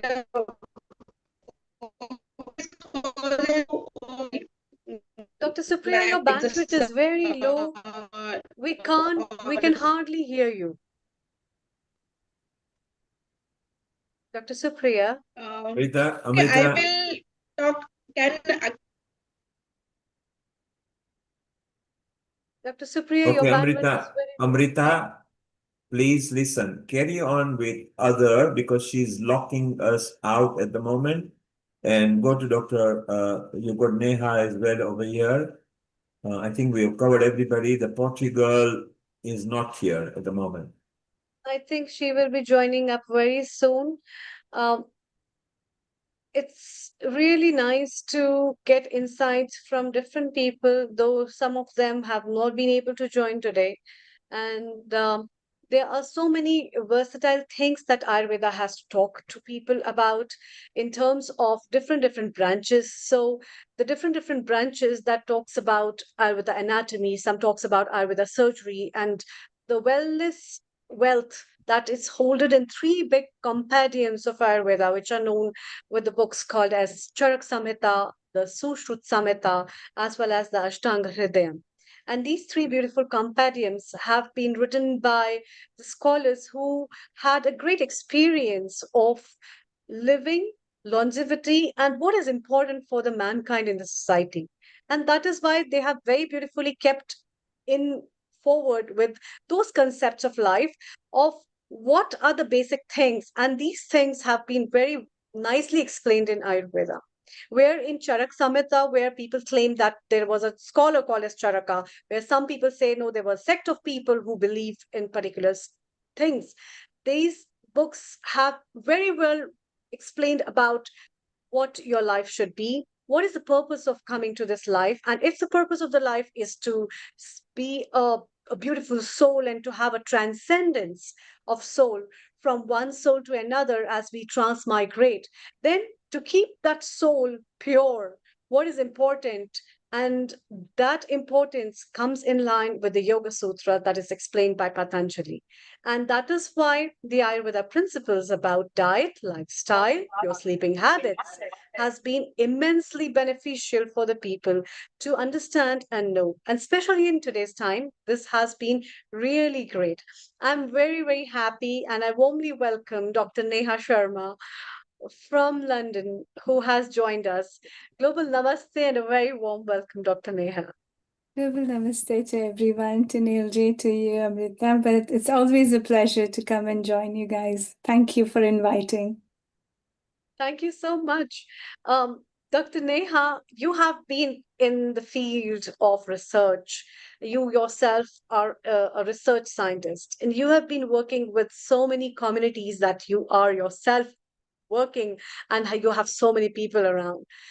Practicing Ayurveda and practicing the different facets of Ayurveda in terms of lifestyle medicine, in terms of different phases of meditation or herbs or the different practices that we have. What are your insights about and your experience about dealing with the communities, what people think about Ayurveda? And then we'll take away some messages from you. Yes, over to you. Thank you. Thank you. Thank you. Yes, I am not Ayurveda practitioner and I have never known Ayurveda, let's say before COVID-19 and before actually I met the wonderful Ayurveda expert in the hunt of finding a solution for COVID. And I'm glad I could interact and meet everybody. And that opened up the whole new doorway of a science for me. As a scientist, we all look for solutions. And the solutions, what we found in Ayurveda, and especially personally, if I talk about, it's a whole science what I found here. It's like every answer, what we may look into universe is just right here. Now, when we talk about science answers and question, you know, the science, any science does require evidence. So what has set back us all these years or all these generations is the evidence-based format, because it's a proven science, it's been time-tested, practiced, and it was having its own evidence in its own language, and practice is the evidence. If we talk about any medical science, let aside Ayurveda, even the GP practice, all the practices in biomedicine is practice-based science. It is never proven in research alone. It's always proven in practice. We learn in practice. We learned COVID vaccines and medication when actually it was implemented on people. And then we went back and say, actually, that's not what we thought. We changed it. The same way it is for any science, and Ayurveda is no exception. If we stop thinking about Ayurveda as a complementary and alternative medicine and trying to prove it, we will just see as it is the evidence. What all this time, we all as a scientist, were trying to discover the answers to prove it, to get into evidence. But evidence is right in front. Practice is evidence. Now, simply, if you and every Ayurveda practitioner, if I may ask, what are the evidence? We all suddenly start thinking about clinical trial result. We'll start thinking about the standardization. We'll talk about what all in the pharmacopoeia to what all different methodology it's proven. None of us talk about the practice evidence. That's the real evidence, what we need right now. Every time in the science, what is needed. This evidence gap is not bigger because we don't have clinical trials. It's not possible to do clinical trials because, again, the Ayurveda or any holistic science, when we talk, it's a whole science. It's personalized, it's individualized. So we can only test the drugs, but we cannot test an intervention. Each individual is different. So here we have to change the models, and none of us have yet be fully equipped to try those models. It takes setups, and it's new inventions, it's new experiments. So it takes process. But do we really need process? I mean, do we not have enough? When I say enough, we have everything enough. And learning with this 3 years with Ayurveda doctors, seeing their practice, raising myself 2 communities, more than 5,000 people, what I learned from them is basically the evidence, the science of working it. A very simple thing. Right now, we all are under all sorts of viruses. This is British winter starting. Everybody knows that what goes to the troll during these next 6 months. What has prevented? Now, in 2020, what we started back to roots with, again, wonderful, amazing Ayurveda practitioners in Leicester. We started back to roots. Simple management. First viral symptoms, first irritation throat, first symptoms of any of this winters coming. We start taking these simple measures and we prevent ourselves from secondary prevention to hospitalization. Now, 3 years, and I'm still counting. This is amazing that what all we can prevent. Is it not amazing? Evidence we are already building. So do we need anything extra? Extra when it comes to lifestyle disorder? 3 months, 6 months, people who are following the regimen of Ayurveda practitioners, how much difference do we find? What are the levels the medication dropping down? What are the levels they are preventing the further complication? All that what we count in NHS to any research studies. But here the language is what a barrier. We are not using dual languages. That I think also we all can work together, like lack of translation. A very simple, and you can correct me as yourself as an expert. If I have to just simply look into very commonly what's called is Agni, metabolism, if I may, you can correct me. Simply, it can be corrected or dual language, if may start translate. Agni could be a metabolic function we are talking ideally.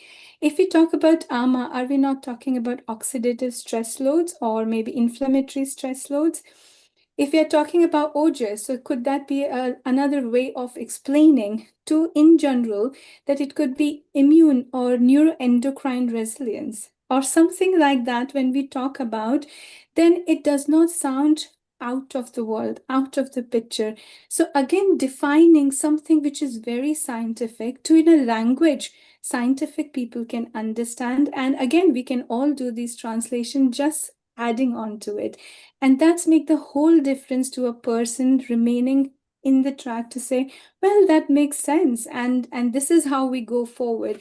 Then we are not talking a super science which does not exist or not relate to people.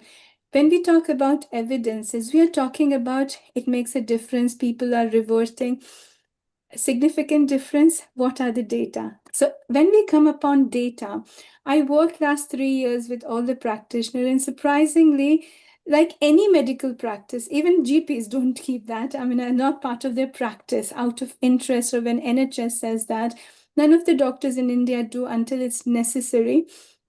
We don't keep data. But then data is the essential part. It's a patient's record. It's just our understanding. Whether you write it down in your notebook or you write it down on a patient's sheet, that becomes a number. So every visit a patient comes and you're writing down a simple question. How much difference did it make in the symptoms? As symptoms 5 to 10, simple score.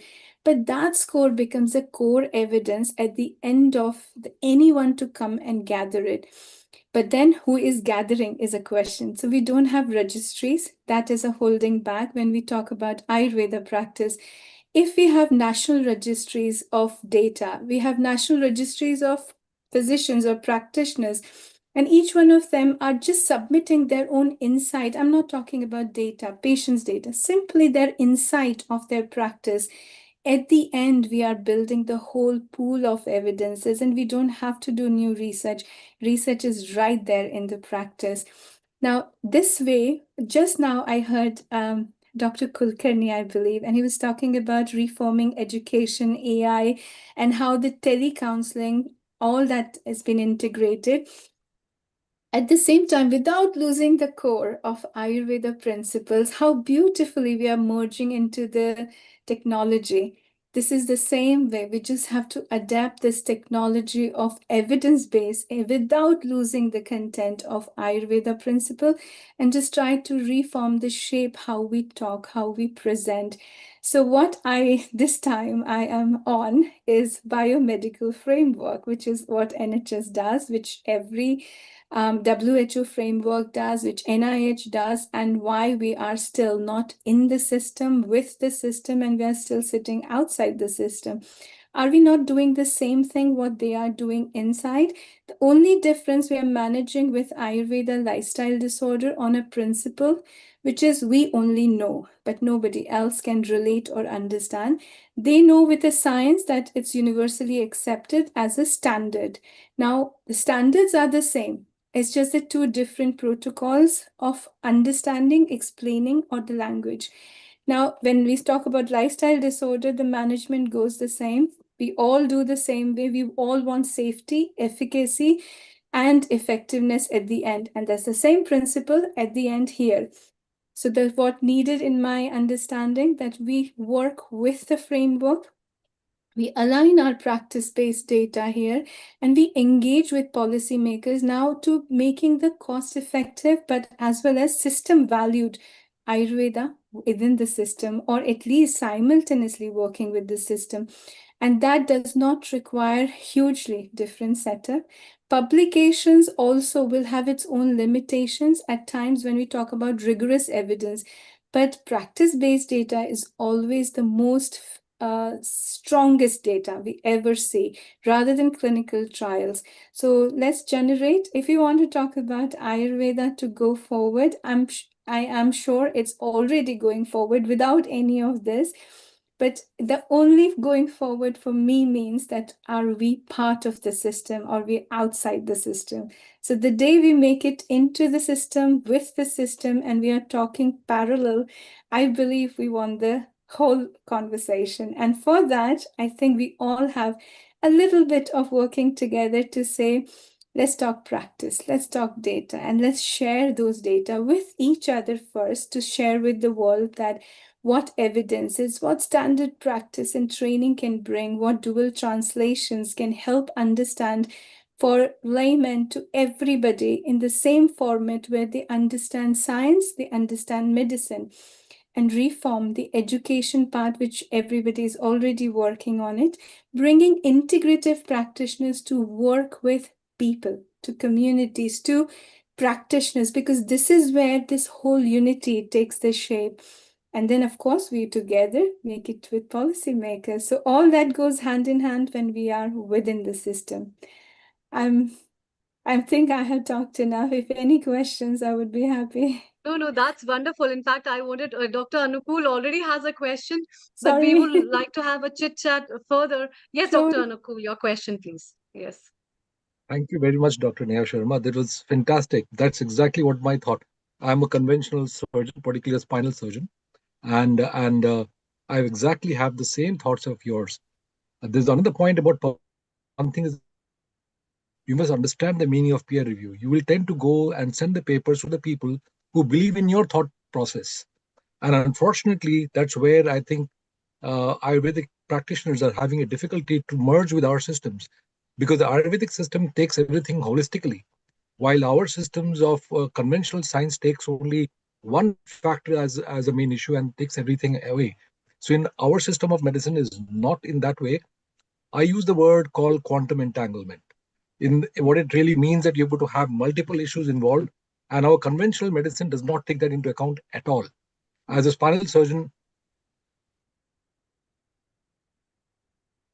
Yeah. they're still.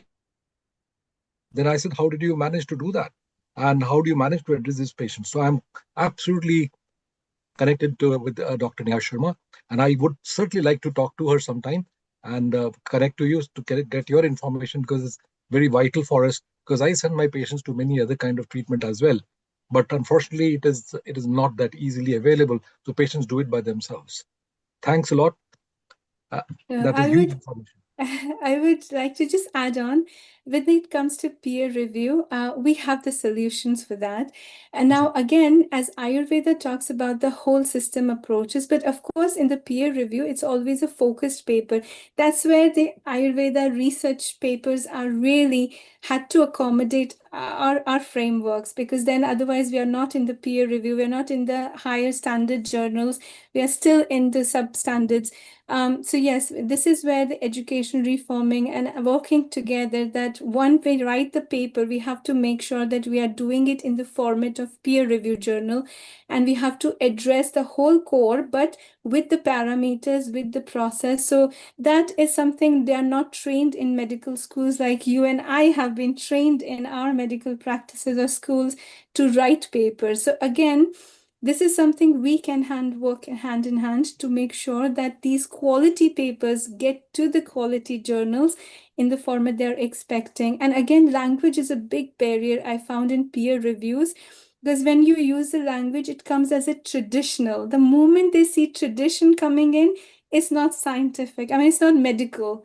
And that's where the prejudice always come into because they think it's a faith-based. So we need to make sure that terminologies for such journals, if you're thinking of Lancet, we just dream of, because again, a lot of these will barrier to selecting into Lancet to any higher journals. It's not impossible, it's just a little bit refining. And that's where unity, I'm very glad I met you here, but there's a lot of people like us who had to come forward and say, you know what, let's do this together. And if we do it, I'm sure we'll make it to the standards which is expected from any science.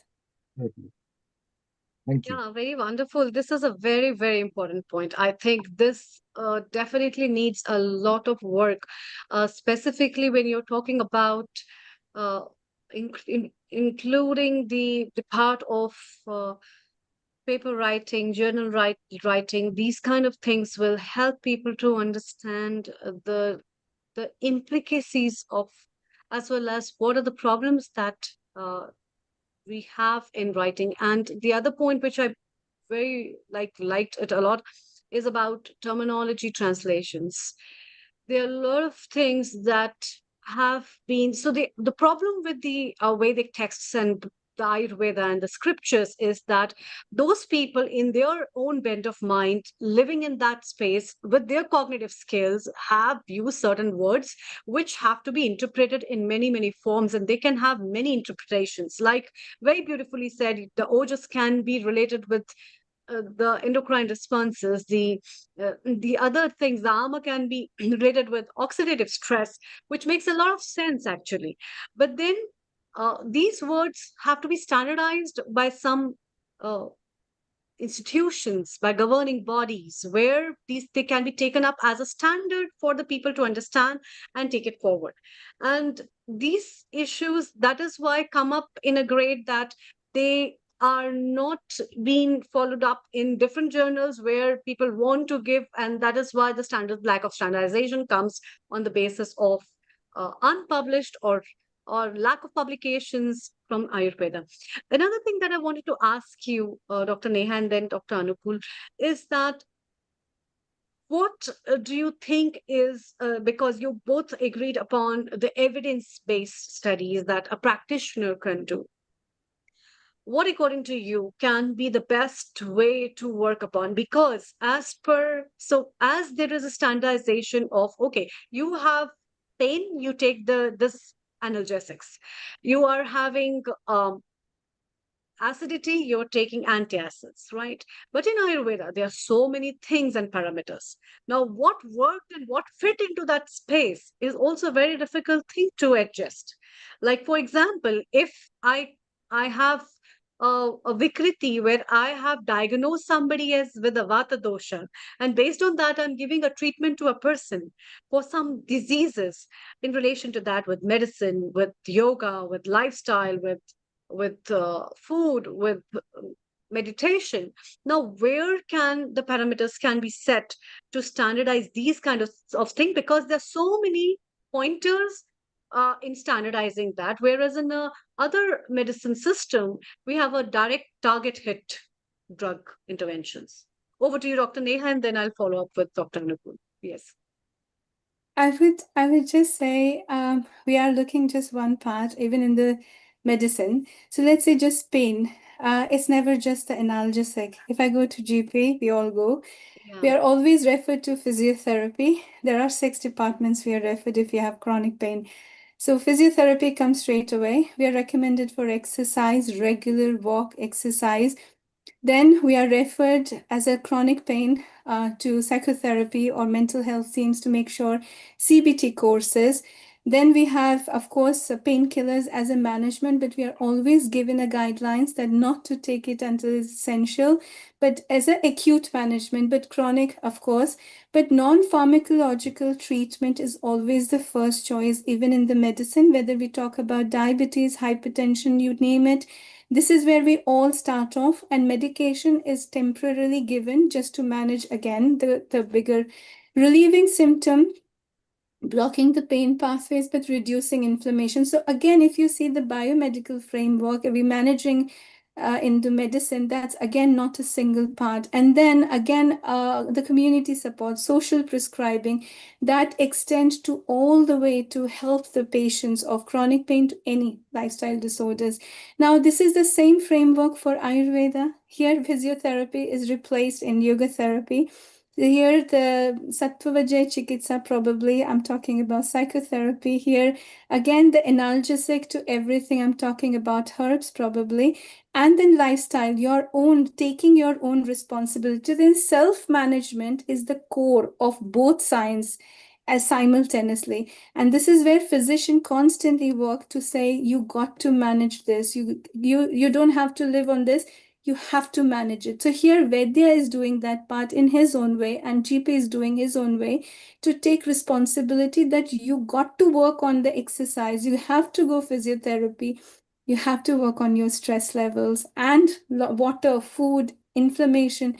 So I don't see this as one single shot, even in medicine. So during the years of research, we have developed that framework already in place. So we are not talking about those protocols anymore because it's already set. Ayurveda, we are talking about those protocols because that's not set yet. But if you compare it, they're going hand in hand. So just my one question to all of us as a science doctors, as a physicians, does every time you have heard a physicist telling the chemist to prove your science to me?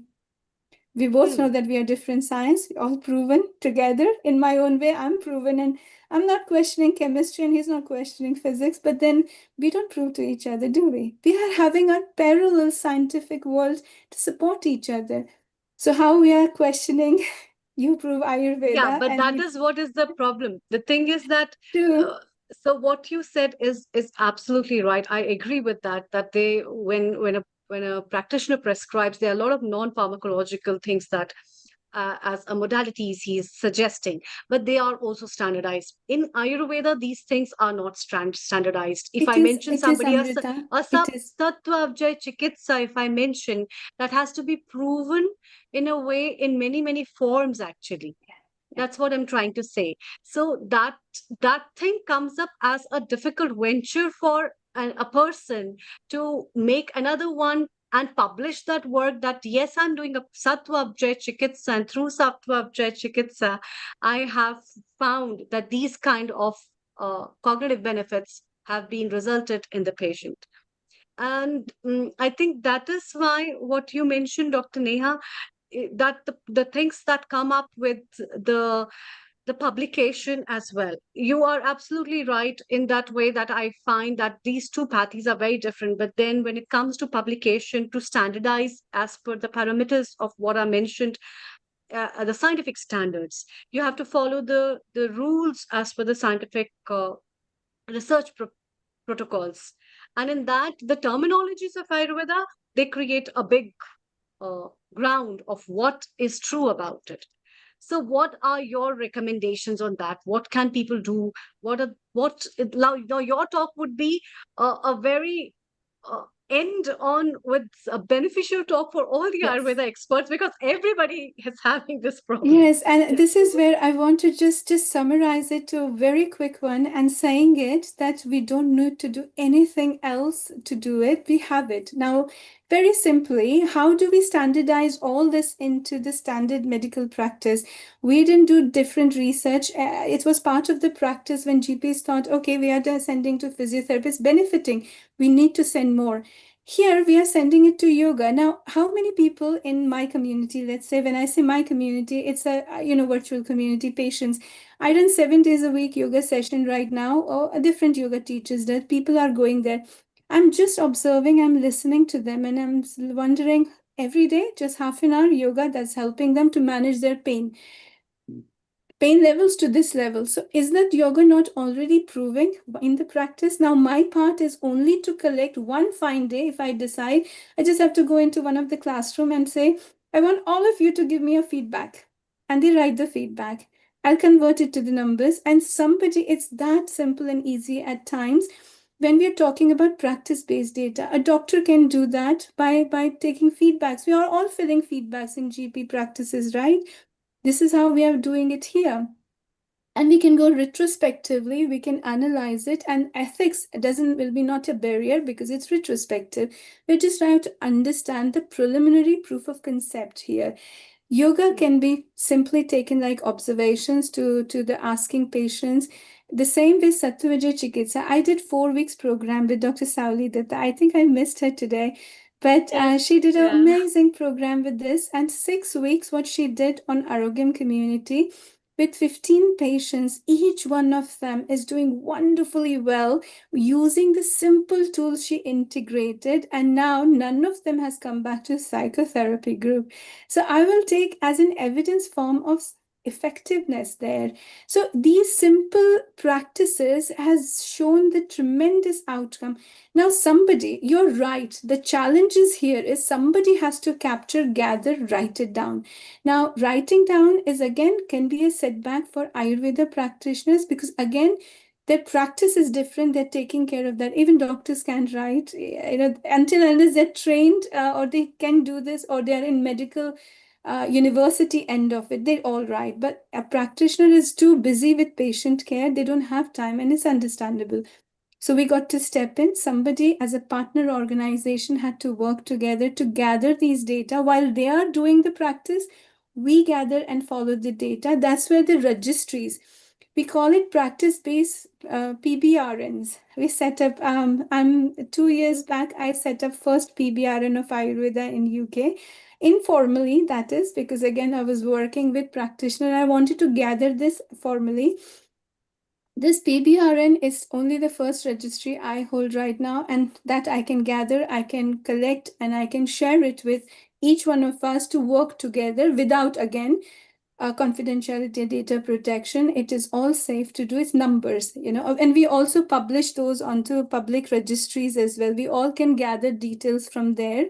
So all the available data we have, we can start putting things together. So Dr.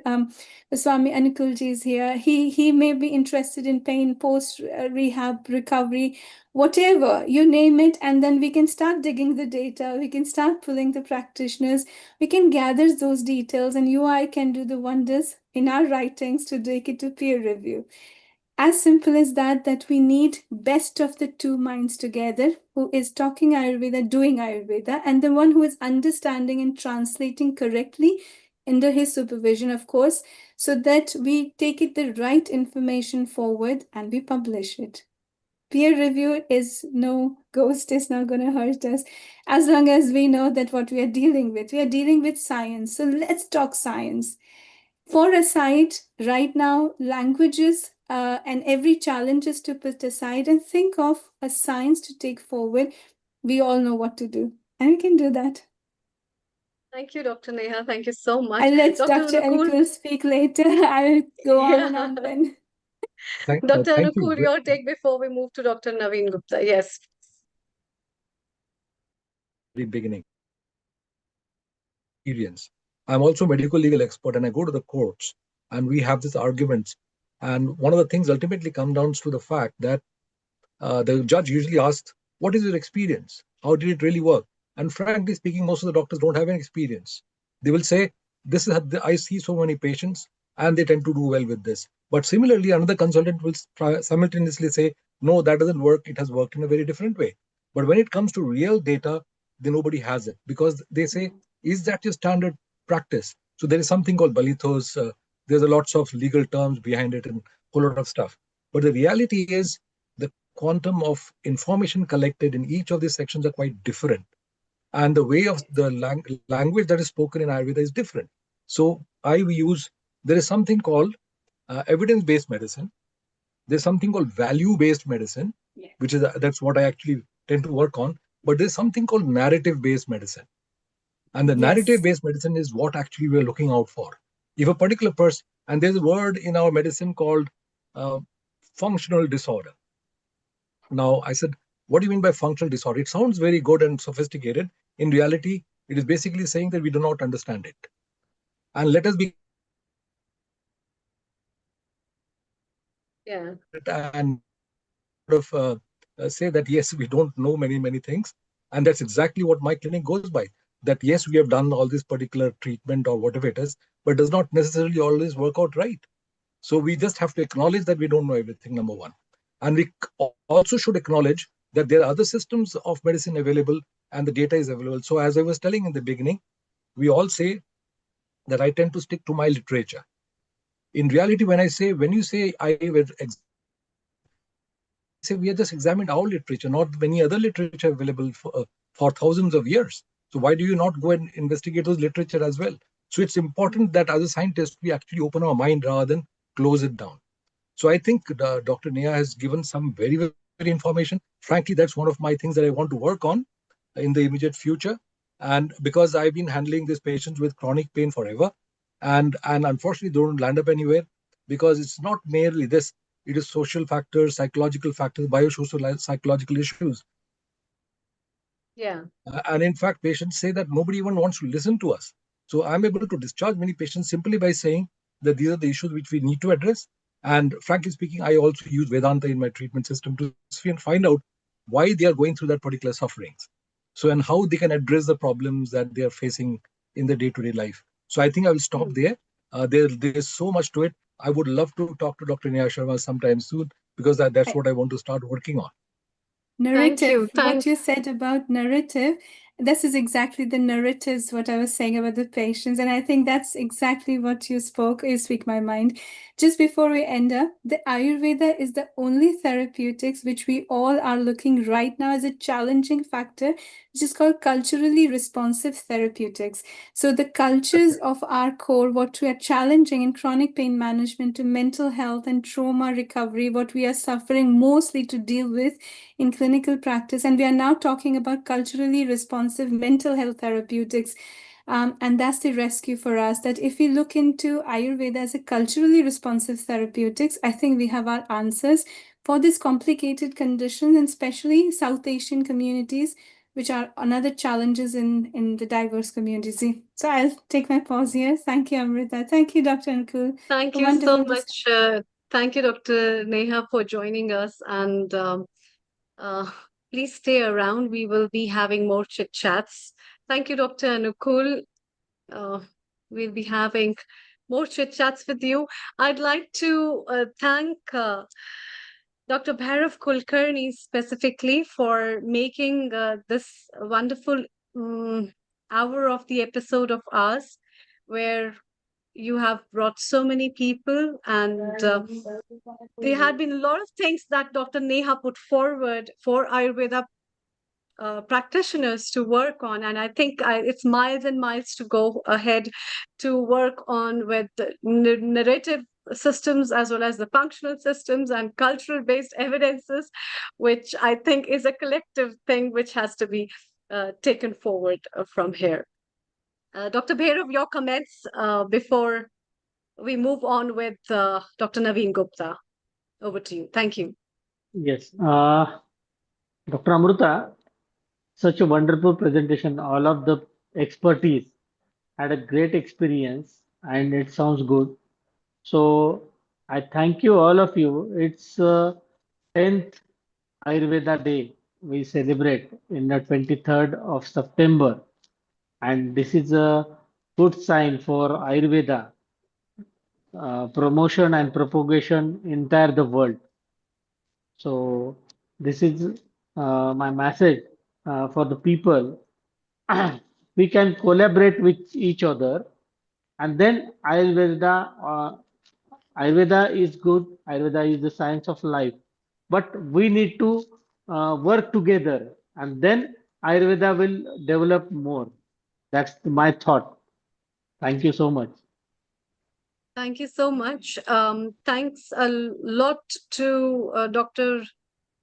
Ved Prakash Ayurveda College and the principal of that college as well. And a bunch of thanks to you, Dr. Bhairav Kulkarni, for becoming a part of this episode. Thank you. Thank you so Thank you. much. Namaste. Thank you. Namaste. It's time to move from India to London again, not in London, in fact. Global namaste to you, Dr. Naveen Gupta. Where are you at present? And then I'll mention the place.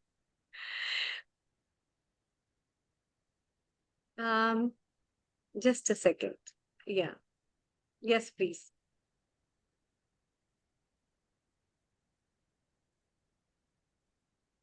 Can you unmute yourself?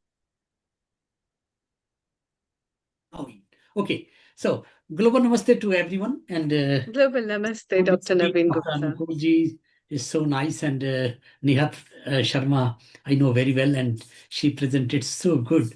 So, I think when they both were talking, so I feel myself very, very low that how can I speak to such stalwarts who are talking about etymology here or terminology which we should use. The thing is that that's very, very correct when we were talking about the oxidative stress or when we're talking about the metabolism as Agni. But it is also, I want to point out here, bringing few words to and to an encyclopedia. Are we doing justice to that? So if I'm saying Agni and I'm talking about biological fire or metabolic fire or metabolism, am I not doing injustice? I'm thinking myself, although I have full respect and I totally agree and totally on the same page as Dr. Neha Sharma was and Dr. Anukul Goswami is. And then we were talking about the oxidative stress and neuroendocrine or immunostressors. So, and then we were talking about the sattva vaja chikitsa. So, all these words, beautiful words we were talking about. And is it about the mastery of the mind or the thought or uncalled for thoughts should be redirected to the positive thoughts. So let me bring another word to it that is in Ayurveda is Rasayana. And nowadays I'm working very, very in some good projects all over Europe about reverse aging. In Ayurveda, as far as etymology is concerned, terminology is concerned, Rasayana, so you can just say it's a chemistry or it's a alchemy, or you can even say that Rasayana, we are talking something about the biochemistry. But here we are talking about the reverse aging. Rasayana in Ayurveda it's not just a drug or a therapy. It's a system. It's a comprehensive and a very specialized package of measures covering the entire life process and its proper appreciation. When we talk about the entire life process or entire lifespan, then let me bring back a very like Neha and Anukulji was talking about very basic things. So it's the basic sutra of Ayurveda where we begin, and I think I'm not sure, but not less than 1,000 Europeans, Swiss, Dutch, Belgians, French, Italians, they speak this sutra, which I'm speaking for you now. And I'm talking about all these students which I was teaching in the last 3 decades here in Europe. So, hitta hitam sukham dukham ayus tasya hita hitam manam cha yach cha tatroktam yach Ayurveda sa uchyate. It is talking about the 4 main aspects. Hitta, that is beneficial. Ahita, what is non-beneficial. Sukha, what is happiness. Dukha, what is not happiness or sorrow. So all Ayurveda science, from the day of the conception till the 16th samskara, which we call Antyeshti samskara. The first samskara is Garbhadhan samskara. The last one is Antyeshti samskara. And I'm not saying that after 16th samskara we stop, because the samskara starts from there also to prepare for the next life, because we believe in rebirthing. So, and then we also believe in gross body, subtle body, and causal body. Sthul Sharir, Sukshma Sharir, and the Karan Sharir. So let me come back to the reverse aging that I was talking about. So you can divide this conveniently, operating on the physical sphere, on the physical body, and those operating on the psychological sphere. Those which influence the physical plane are directed to achieve what? What we need to achieve with the Rasayana. Rasayana means the rejuvenative. I can just translate it terminology point of view. That we are talking about the longevity, we are talking about the rejuvenation, we are talking about the detoxification, and also at the same time we are talking about reverse aging or healthy aging, you can say. So this is the most important topic which came to mind after because I'm also entering into that age. I've already entered into 66th year of my age. So that's why I'm also concerned about myself also. How can I go for reverse aging or healthy aging? So in the physical plane, like prevention of diseases, that's the most important. Prevention of diseases, I'm not talking about lifestyle disorder here or any particular disease, but prevention of any disease, that's the most first one in the Rasayana I will take into consideration. Imparting immunity, that's the second one. Preservation of health, that is third one. When we say health, then also another, I don't want to enter into many words and etymology, like what is health? Health is swastha. Swa means me, myself. Stha means stay. If I stay in myself, I'm healthy. If I'm not staying in myself, if I'm thinking all the time what you're thinking about me, how I'm dressed, and how I'm talking about, and if I'm what the critic will think about it. So them are already in disease state. So I'm happy. So I told all my students, I was sitting so comfortably with my kurta pajama on the table with my legs, and it was not European way of teaching. Even when I'm in tie, so my tie is like this, and I'm just talking, and around the stage I'm moving here and there. So, and they were not expecting this. They expect a classroom structure, but I bring them to that structure where the guru or the teacher or the master is a little bit staying on the higher side, and the pupils are sitting all in the half circular, like a half moon shape. Isn't it so beautiful that this was the classroom structure at that time? Because why? Because from the teacher to the student, it's equidistant. Because the teacher, and nowadays what is happening?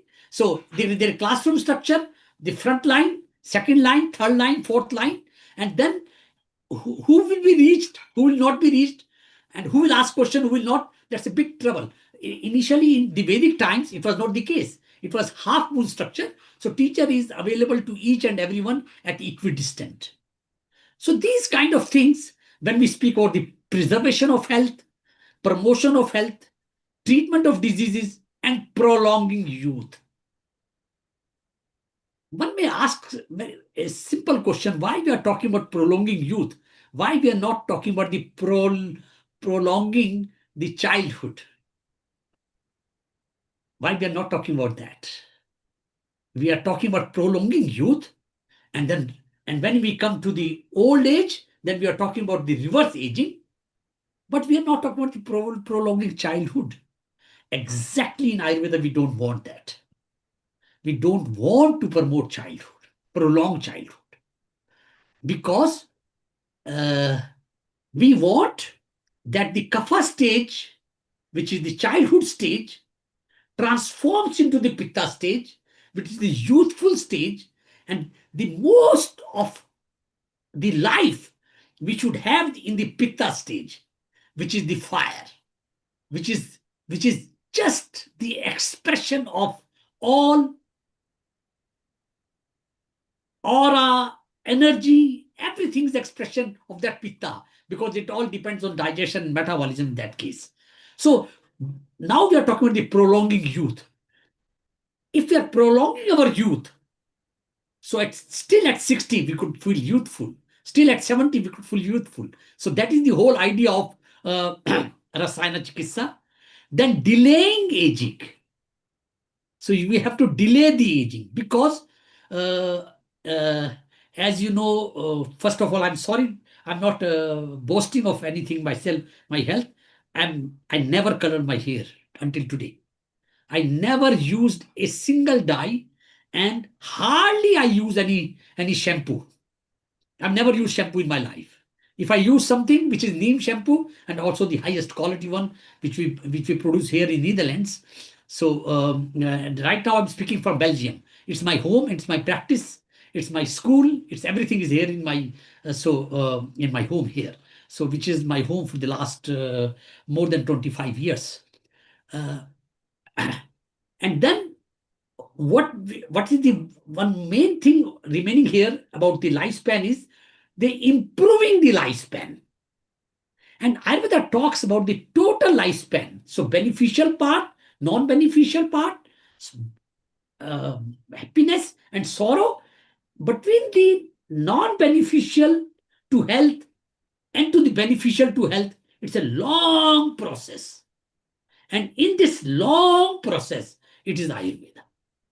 So Ayurveda brings that beautiful. First, Ayurveda understands what is non-beneficial to our health at that particular time of life. If you are teen, according to that, and also seasonal, also daily regimen. So we have a set of rules for daily regimen, seasonal regimen, according to sex, according to, like, for example, we cannot behave the same way to a lady. I cannot say the same way when she's in menstruation phase or when she's not in menstruation phase.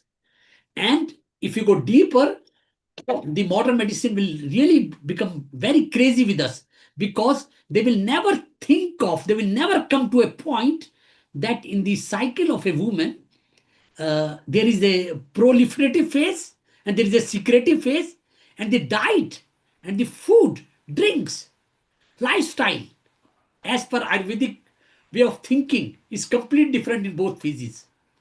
So then they will say, you are too crazy. So in 1.5 weeks, I have to follow this diet. Another 1.5 weeks, you have to follow this diet. In the menstruation period, I have to follow this diet. And post menstruation, also I cannot, in the first day of, then I cannot follow this. So I cannot follow the Ayurvedic rules. Then if you cannot follow the Ayurvedic rules, then you have to feel sorrow. And it is not beneficial to your health.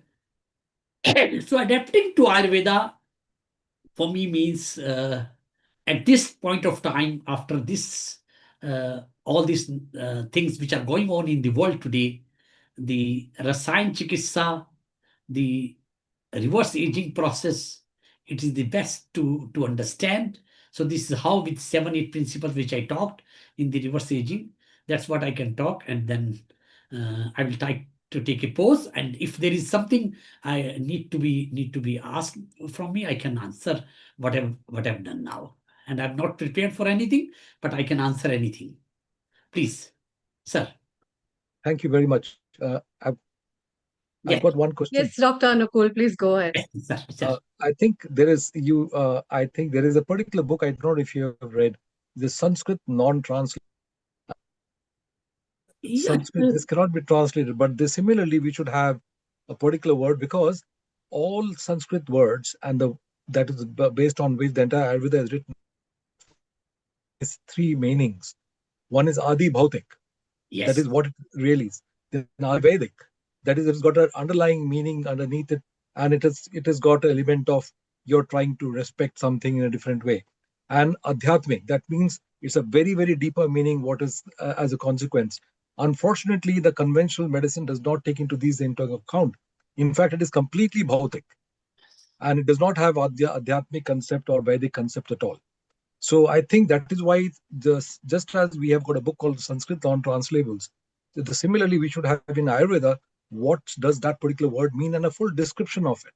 Because conventional medicine will not be able to understand the correlationship between all these things, which, however, interestingly, scientists understand, but not the modern medicine. Yes. Because modern medicine is still in the Newtonian phase. Yes. It is still in the old phase of science. It is Yes. still not advanced well enough to be able to incorporate other complexities. Thank you so much, sir, because you are the one who is bringing it outside that Excel sheet. Now, I also wanted to ask one question, and I mean, I was burning to ask this question for a long, long time, but I know it will be slightly out of line. Please. Dr. Vishnu Nampurthi, is it? Dr. Vishnu. He talked about dharma and karma also, and how they influence your health, your life, and the things that are happening. I just wondered, and I'm just asking completely out of the way, of what you call astrological sciences and Vedic sciences in Ayurveda. So, first of all, sir, thank you very much. And first, I will say that when you were mentioning about Adi Bhautik, then you mentioned about the Adhyatmic. And I just want to add one more thing. You missed the third one. That is called Adi Devik.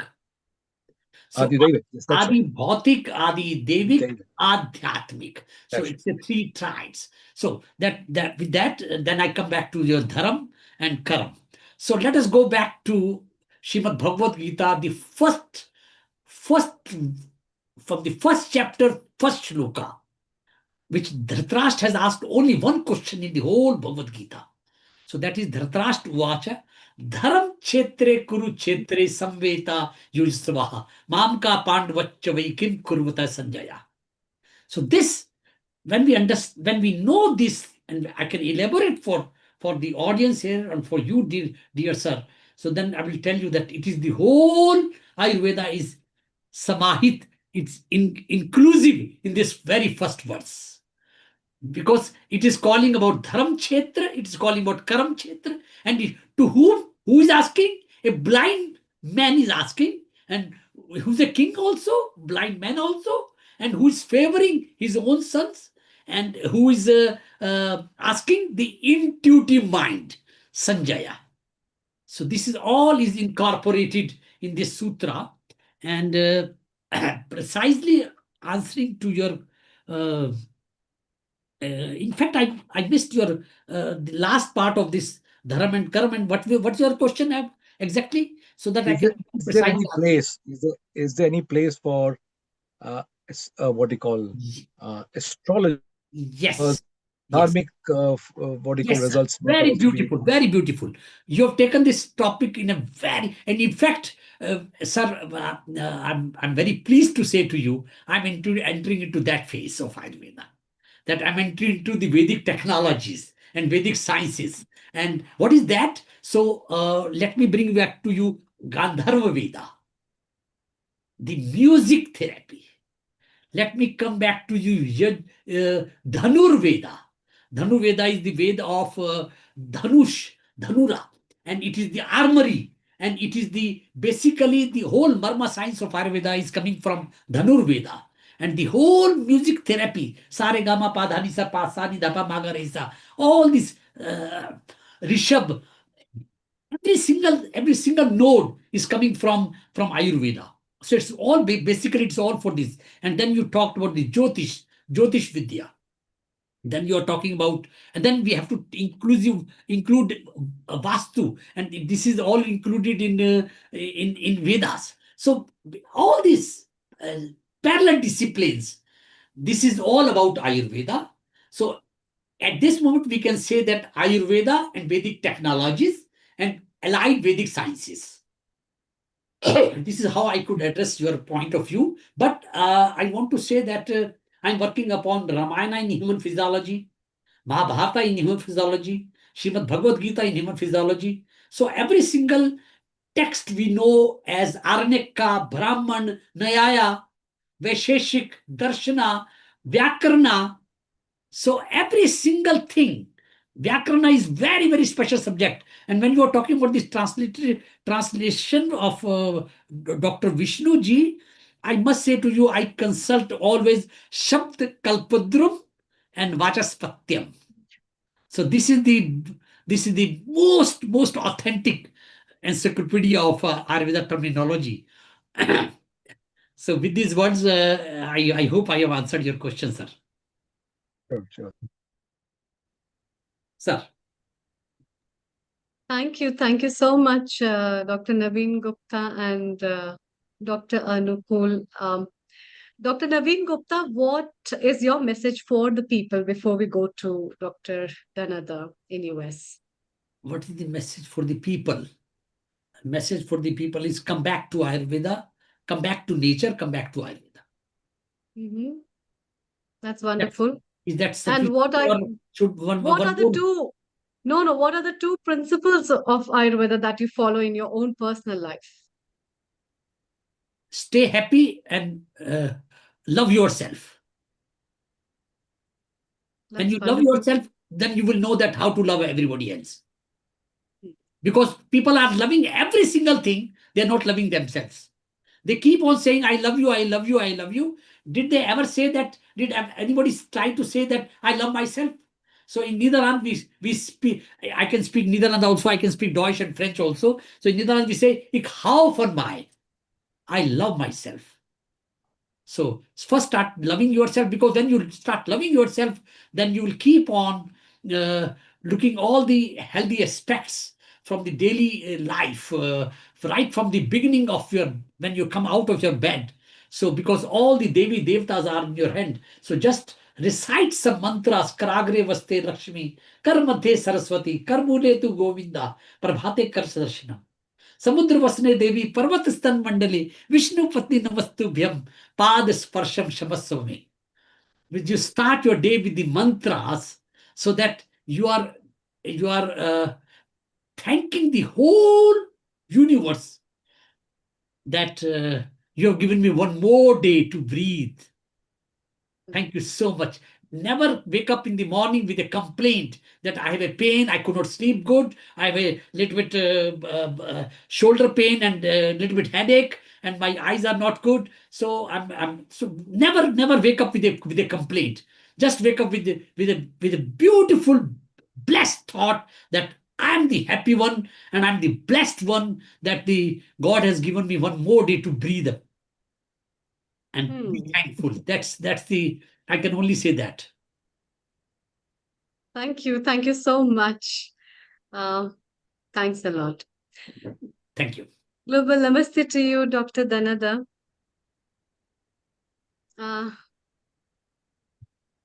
As we move from UK to United States of America, and global namaste. Good morning to you, Dr. Dhanada. Global namaste, Amrita ji. Global namaste to all. Thank you so much for having me. How is And everyone? wishes for the Ayurveda Day. Yes, grand wishes for celebration of 10th Ayurveda Day this year. And it's phenomenal, lot of celebrations going on everywhere. So thank you so much. Yeah. And what are your takeaway messages for the people? Like what do you think in today's time Ayurveda is and where it is moving? And as you are founder and president of Ashtanga Ayurveda and Panchakarma Wellness Center in USA, how have people taken Ayurveda? Do they love Ayurveda, a particular aspect of Ayurveda, or they follow some tips from that? What is your belief in that, and what all things have to be done? Over to you. Thank you. Thank you. I think you must have asked more than 25 sub questions altogether in one sentence. You are so apt and pro in this. Well, I will try to take that as fragmentations and try to Sure. justice for all of it. Okay. Sure. As a 25 years experience outside India practicing Ayurveda and of course integrative medicine, I feel like Ayurveda has gone way exponentially, effortlessly into the cycles of evolution from a broader perspective of diet lifestyle to narrowing into hyper personalization, where we are doing more AI based and more technology analytical studies, and those reflections on the people has become very significant because Ayurveda talks about something very phenomenal and very conceptual that only comes in Ayurveda, is about Purusha and Prakriti, as we know, is the individual and the universe. And that's why the theme the sages even thought a lot before about Ayurveda for people and planets is basically what we call in Ayurveda Yat Pindi Tat Brahmande. Right, so basically the sages of them has established Ayurveda on the foundation of cosmic science, where your mind, your body, your society, your nature, your cosmic science, everything connects, and that's where Purusha and Prakriti has the reflections of each other, and they mirrored together in the environment, and people started this understanding, especially at my level. I feel post pandemic, people considering seasonal routines, people considering daily rhythms, people considering looking into their balance to heal themselves, to radiate the well being with their family, with their community, taking time for the society. I have seen more of a time frame. I was listening to somebody's talk yesterday, I don't remember, a very renowned person in Vedic astrology, and they mentioned that the Kala, the Ganana, the time chakra, the Kala chakra is actually moving fast. So everybody of us feel like time is just passing so faster than before because we are not really nature resilience. And we find ourselves growing and revolving on all other these outer world rather than looking into something called Sabhai Abhyantara Shuchihi. That internal environment to enhance is what people are really seeking. For the planet, definitely, I would say Ayurveda has much more message. Like in Ayurveda, we believe that, as Navinji was also mentioning, what we called on health balance is dhatu samyam swasthyam, right? Your health is equilibrium. So does we also say that hita hitam sukham dukkham. We take mind microcosm to microcosm harmony into the picture. While we also say that the verse that with the planet is in Charaka Samhita, Adhyay 1, I remember doing this shloka is Annahi bhutanam jeshtam tasmadannam praja praja jivanam jivananam cha tadannam dharane tatram, which means the food derived from the plants and the earth is the foremost sustainer of all beings. It's the very life that the creature, the living creatures and beloved Mother Earth is become one with me. And Charaka says that for the plants as a life medicine, where the idea of having Aushadohi Praninam Pranaha, medical plants are the very life, or herbal plants are the very life force that needs for survival.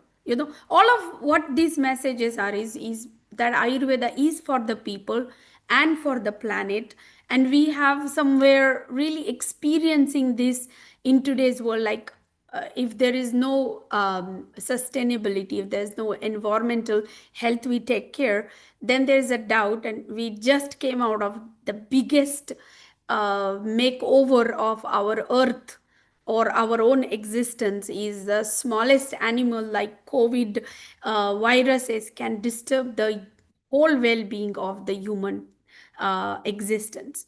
And that is why manavanam hitayaiva tishtanti natra samshaya. The science of Ayurveda is for the welfare of humanity. There's no doubt about that.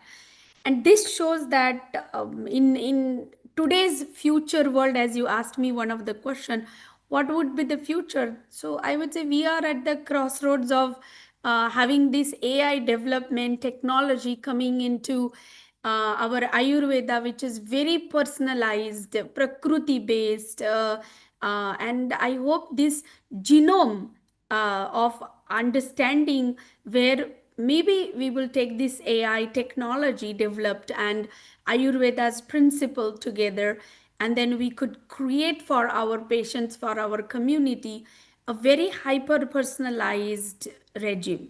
It's a picturing this as food become medicine, plants become more healers, and people become more inseparable from the nature. That's what I believe Ayurveda will be in future. That's what I wanted to really feel, that in the celebration of Ayurveda Day, we are vigilant to observe this change and evolving the Ayurveda. And so, what are the common principles that people must follow from Ayurveda? What are the simpler ones, and which one do you follow personally?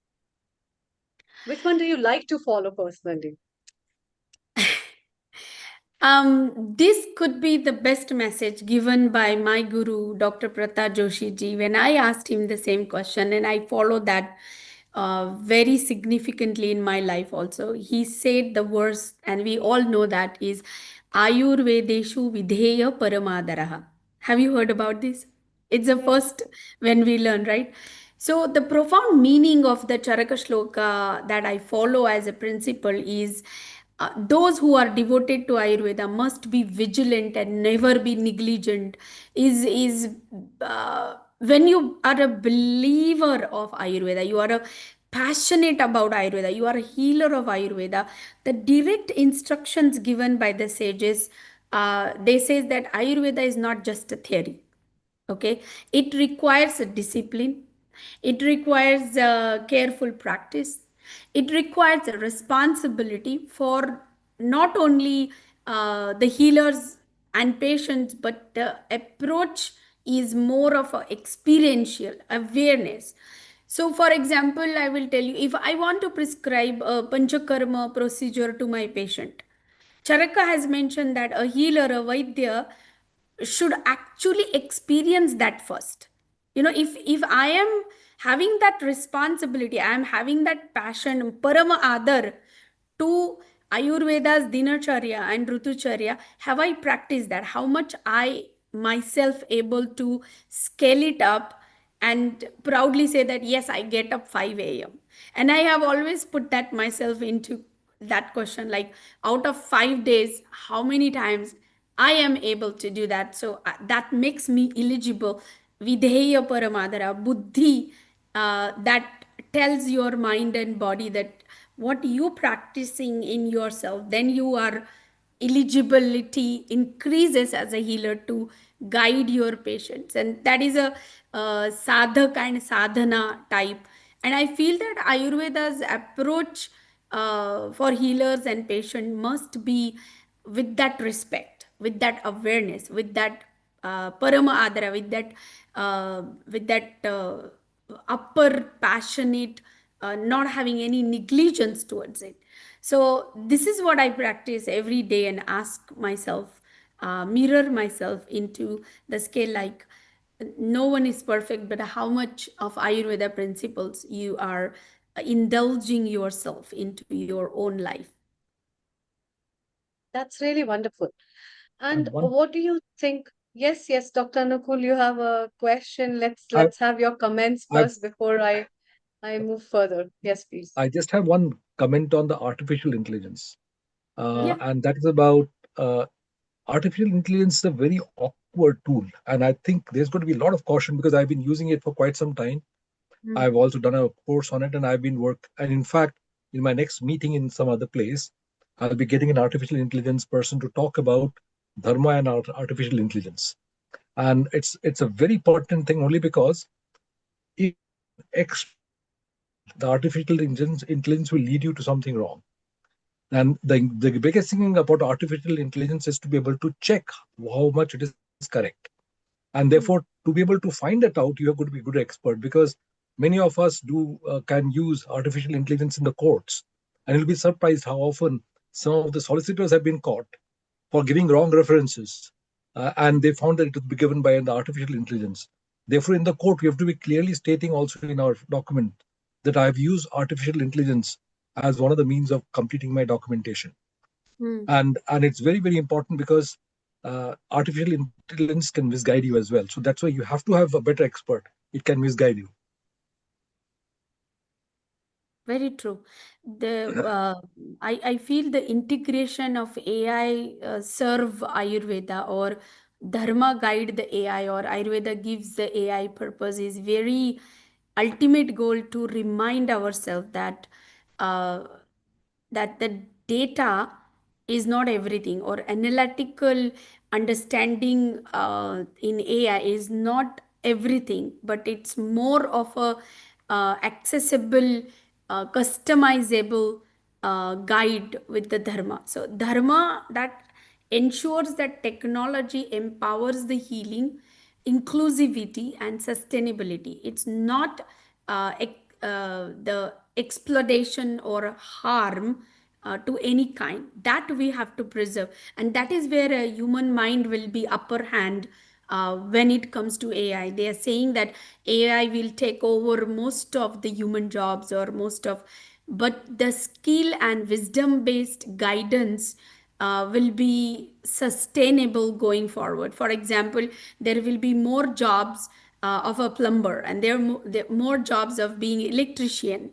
That definitely is something that do not harm with the AI. I think will be the ultimate goal, to access the AI with the utmost kindness, the utmost action of the truth, the dharma guided by AI. That's where I feel the Ayurveda's wisdom will be more accessible to worldwide. Yeah. I agree to this point. In fact, very good point, Dr. Anupur.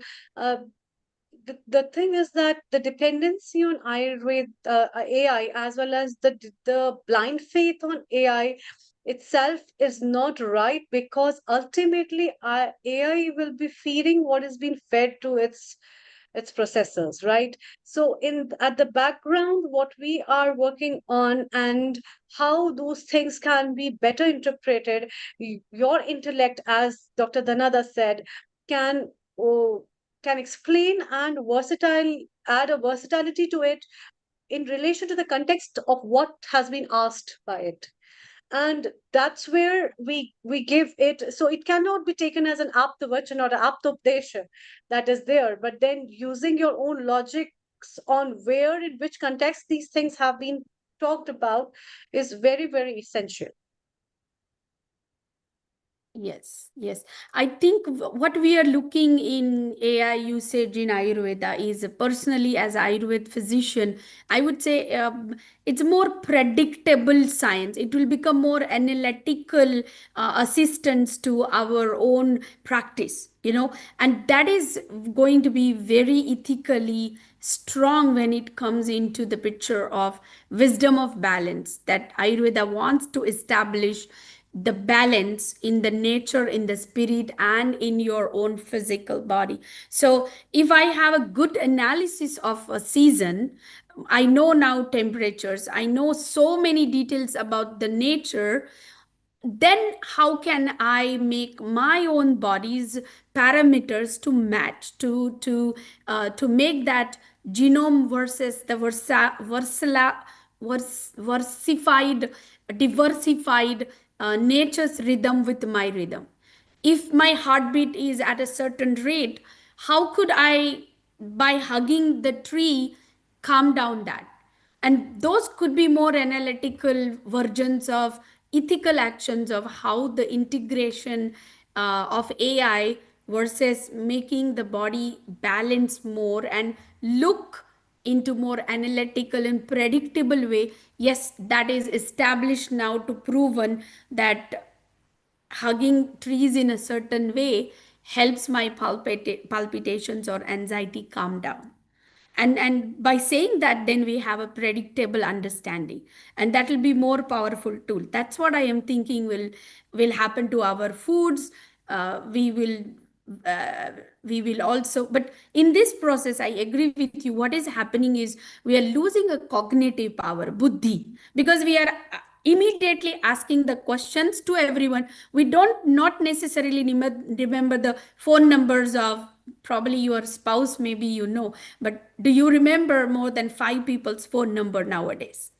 And that's the question, is we are losing in a snap this because of the AI, that we depend so much on them that we are losing the sense and the neuromuscular act, and that should be something very preserved, especially growing kids. Like in my house, kids ask like, why do I need a best handwriting, where you are going to use it, and that's the question, is what is the answer for that? So that is why, to preserve your Yeah. buddhi, you have to have your best handwriting. That's the tool.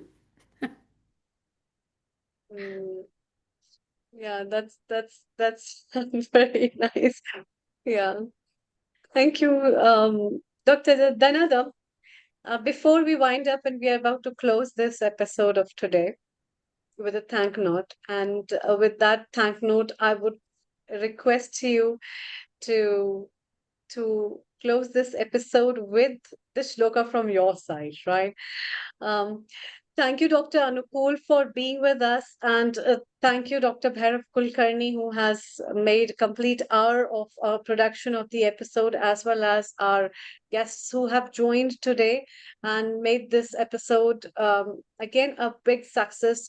We all wish you a very beautiful Ayurveda celebration. You made the principles of Ayurveda be a part of your life. May they bring longevity. May they bring a lot of happiness, as well as a spiritual insight for every being to live a happy, healthy, and peaceful life. So Thank you so much for that. Dhanada, can you conclude this episode with any mantra? Yes.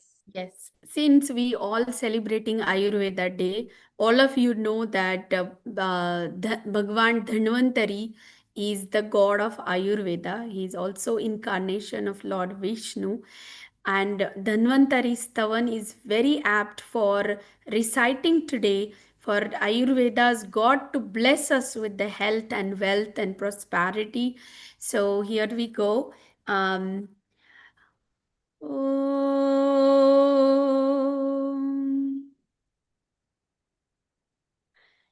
नमो भगवते वासुदेवाय नमो भगवते वासुदेवाय धन्वन्तरये अमृतकलशहस्ताय सर्वामयविनाशाय त्रैलोक्यनाथाय श्रीमहालक्ष्मीपतये नमः ॐ नमामि धन्वन्तरि आदिदेवं नमामि धन्वन्तरिमादिदेवं नमामि धन्वन्तरिमादिदेवम् सुरासुरैर्वन्दितपादपद्मम् लोके जरारुभयमृत्युनाशनम् दातारमीशं विविधौषधीनां दातारमीशं विविधौषधीनाम् ॐ श्री धन्वन्तरयै नमः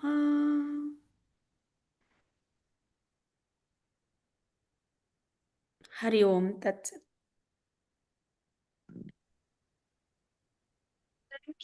Thank you so Global much. Namaste, Amrita.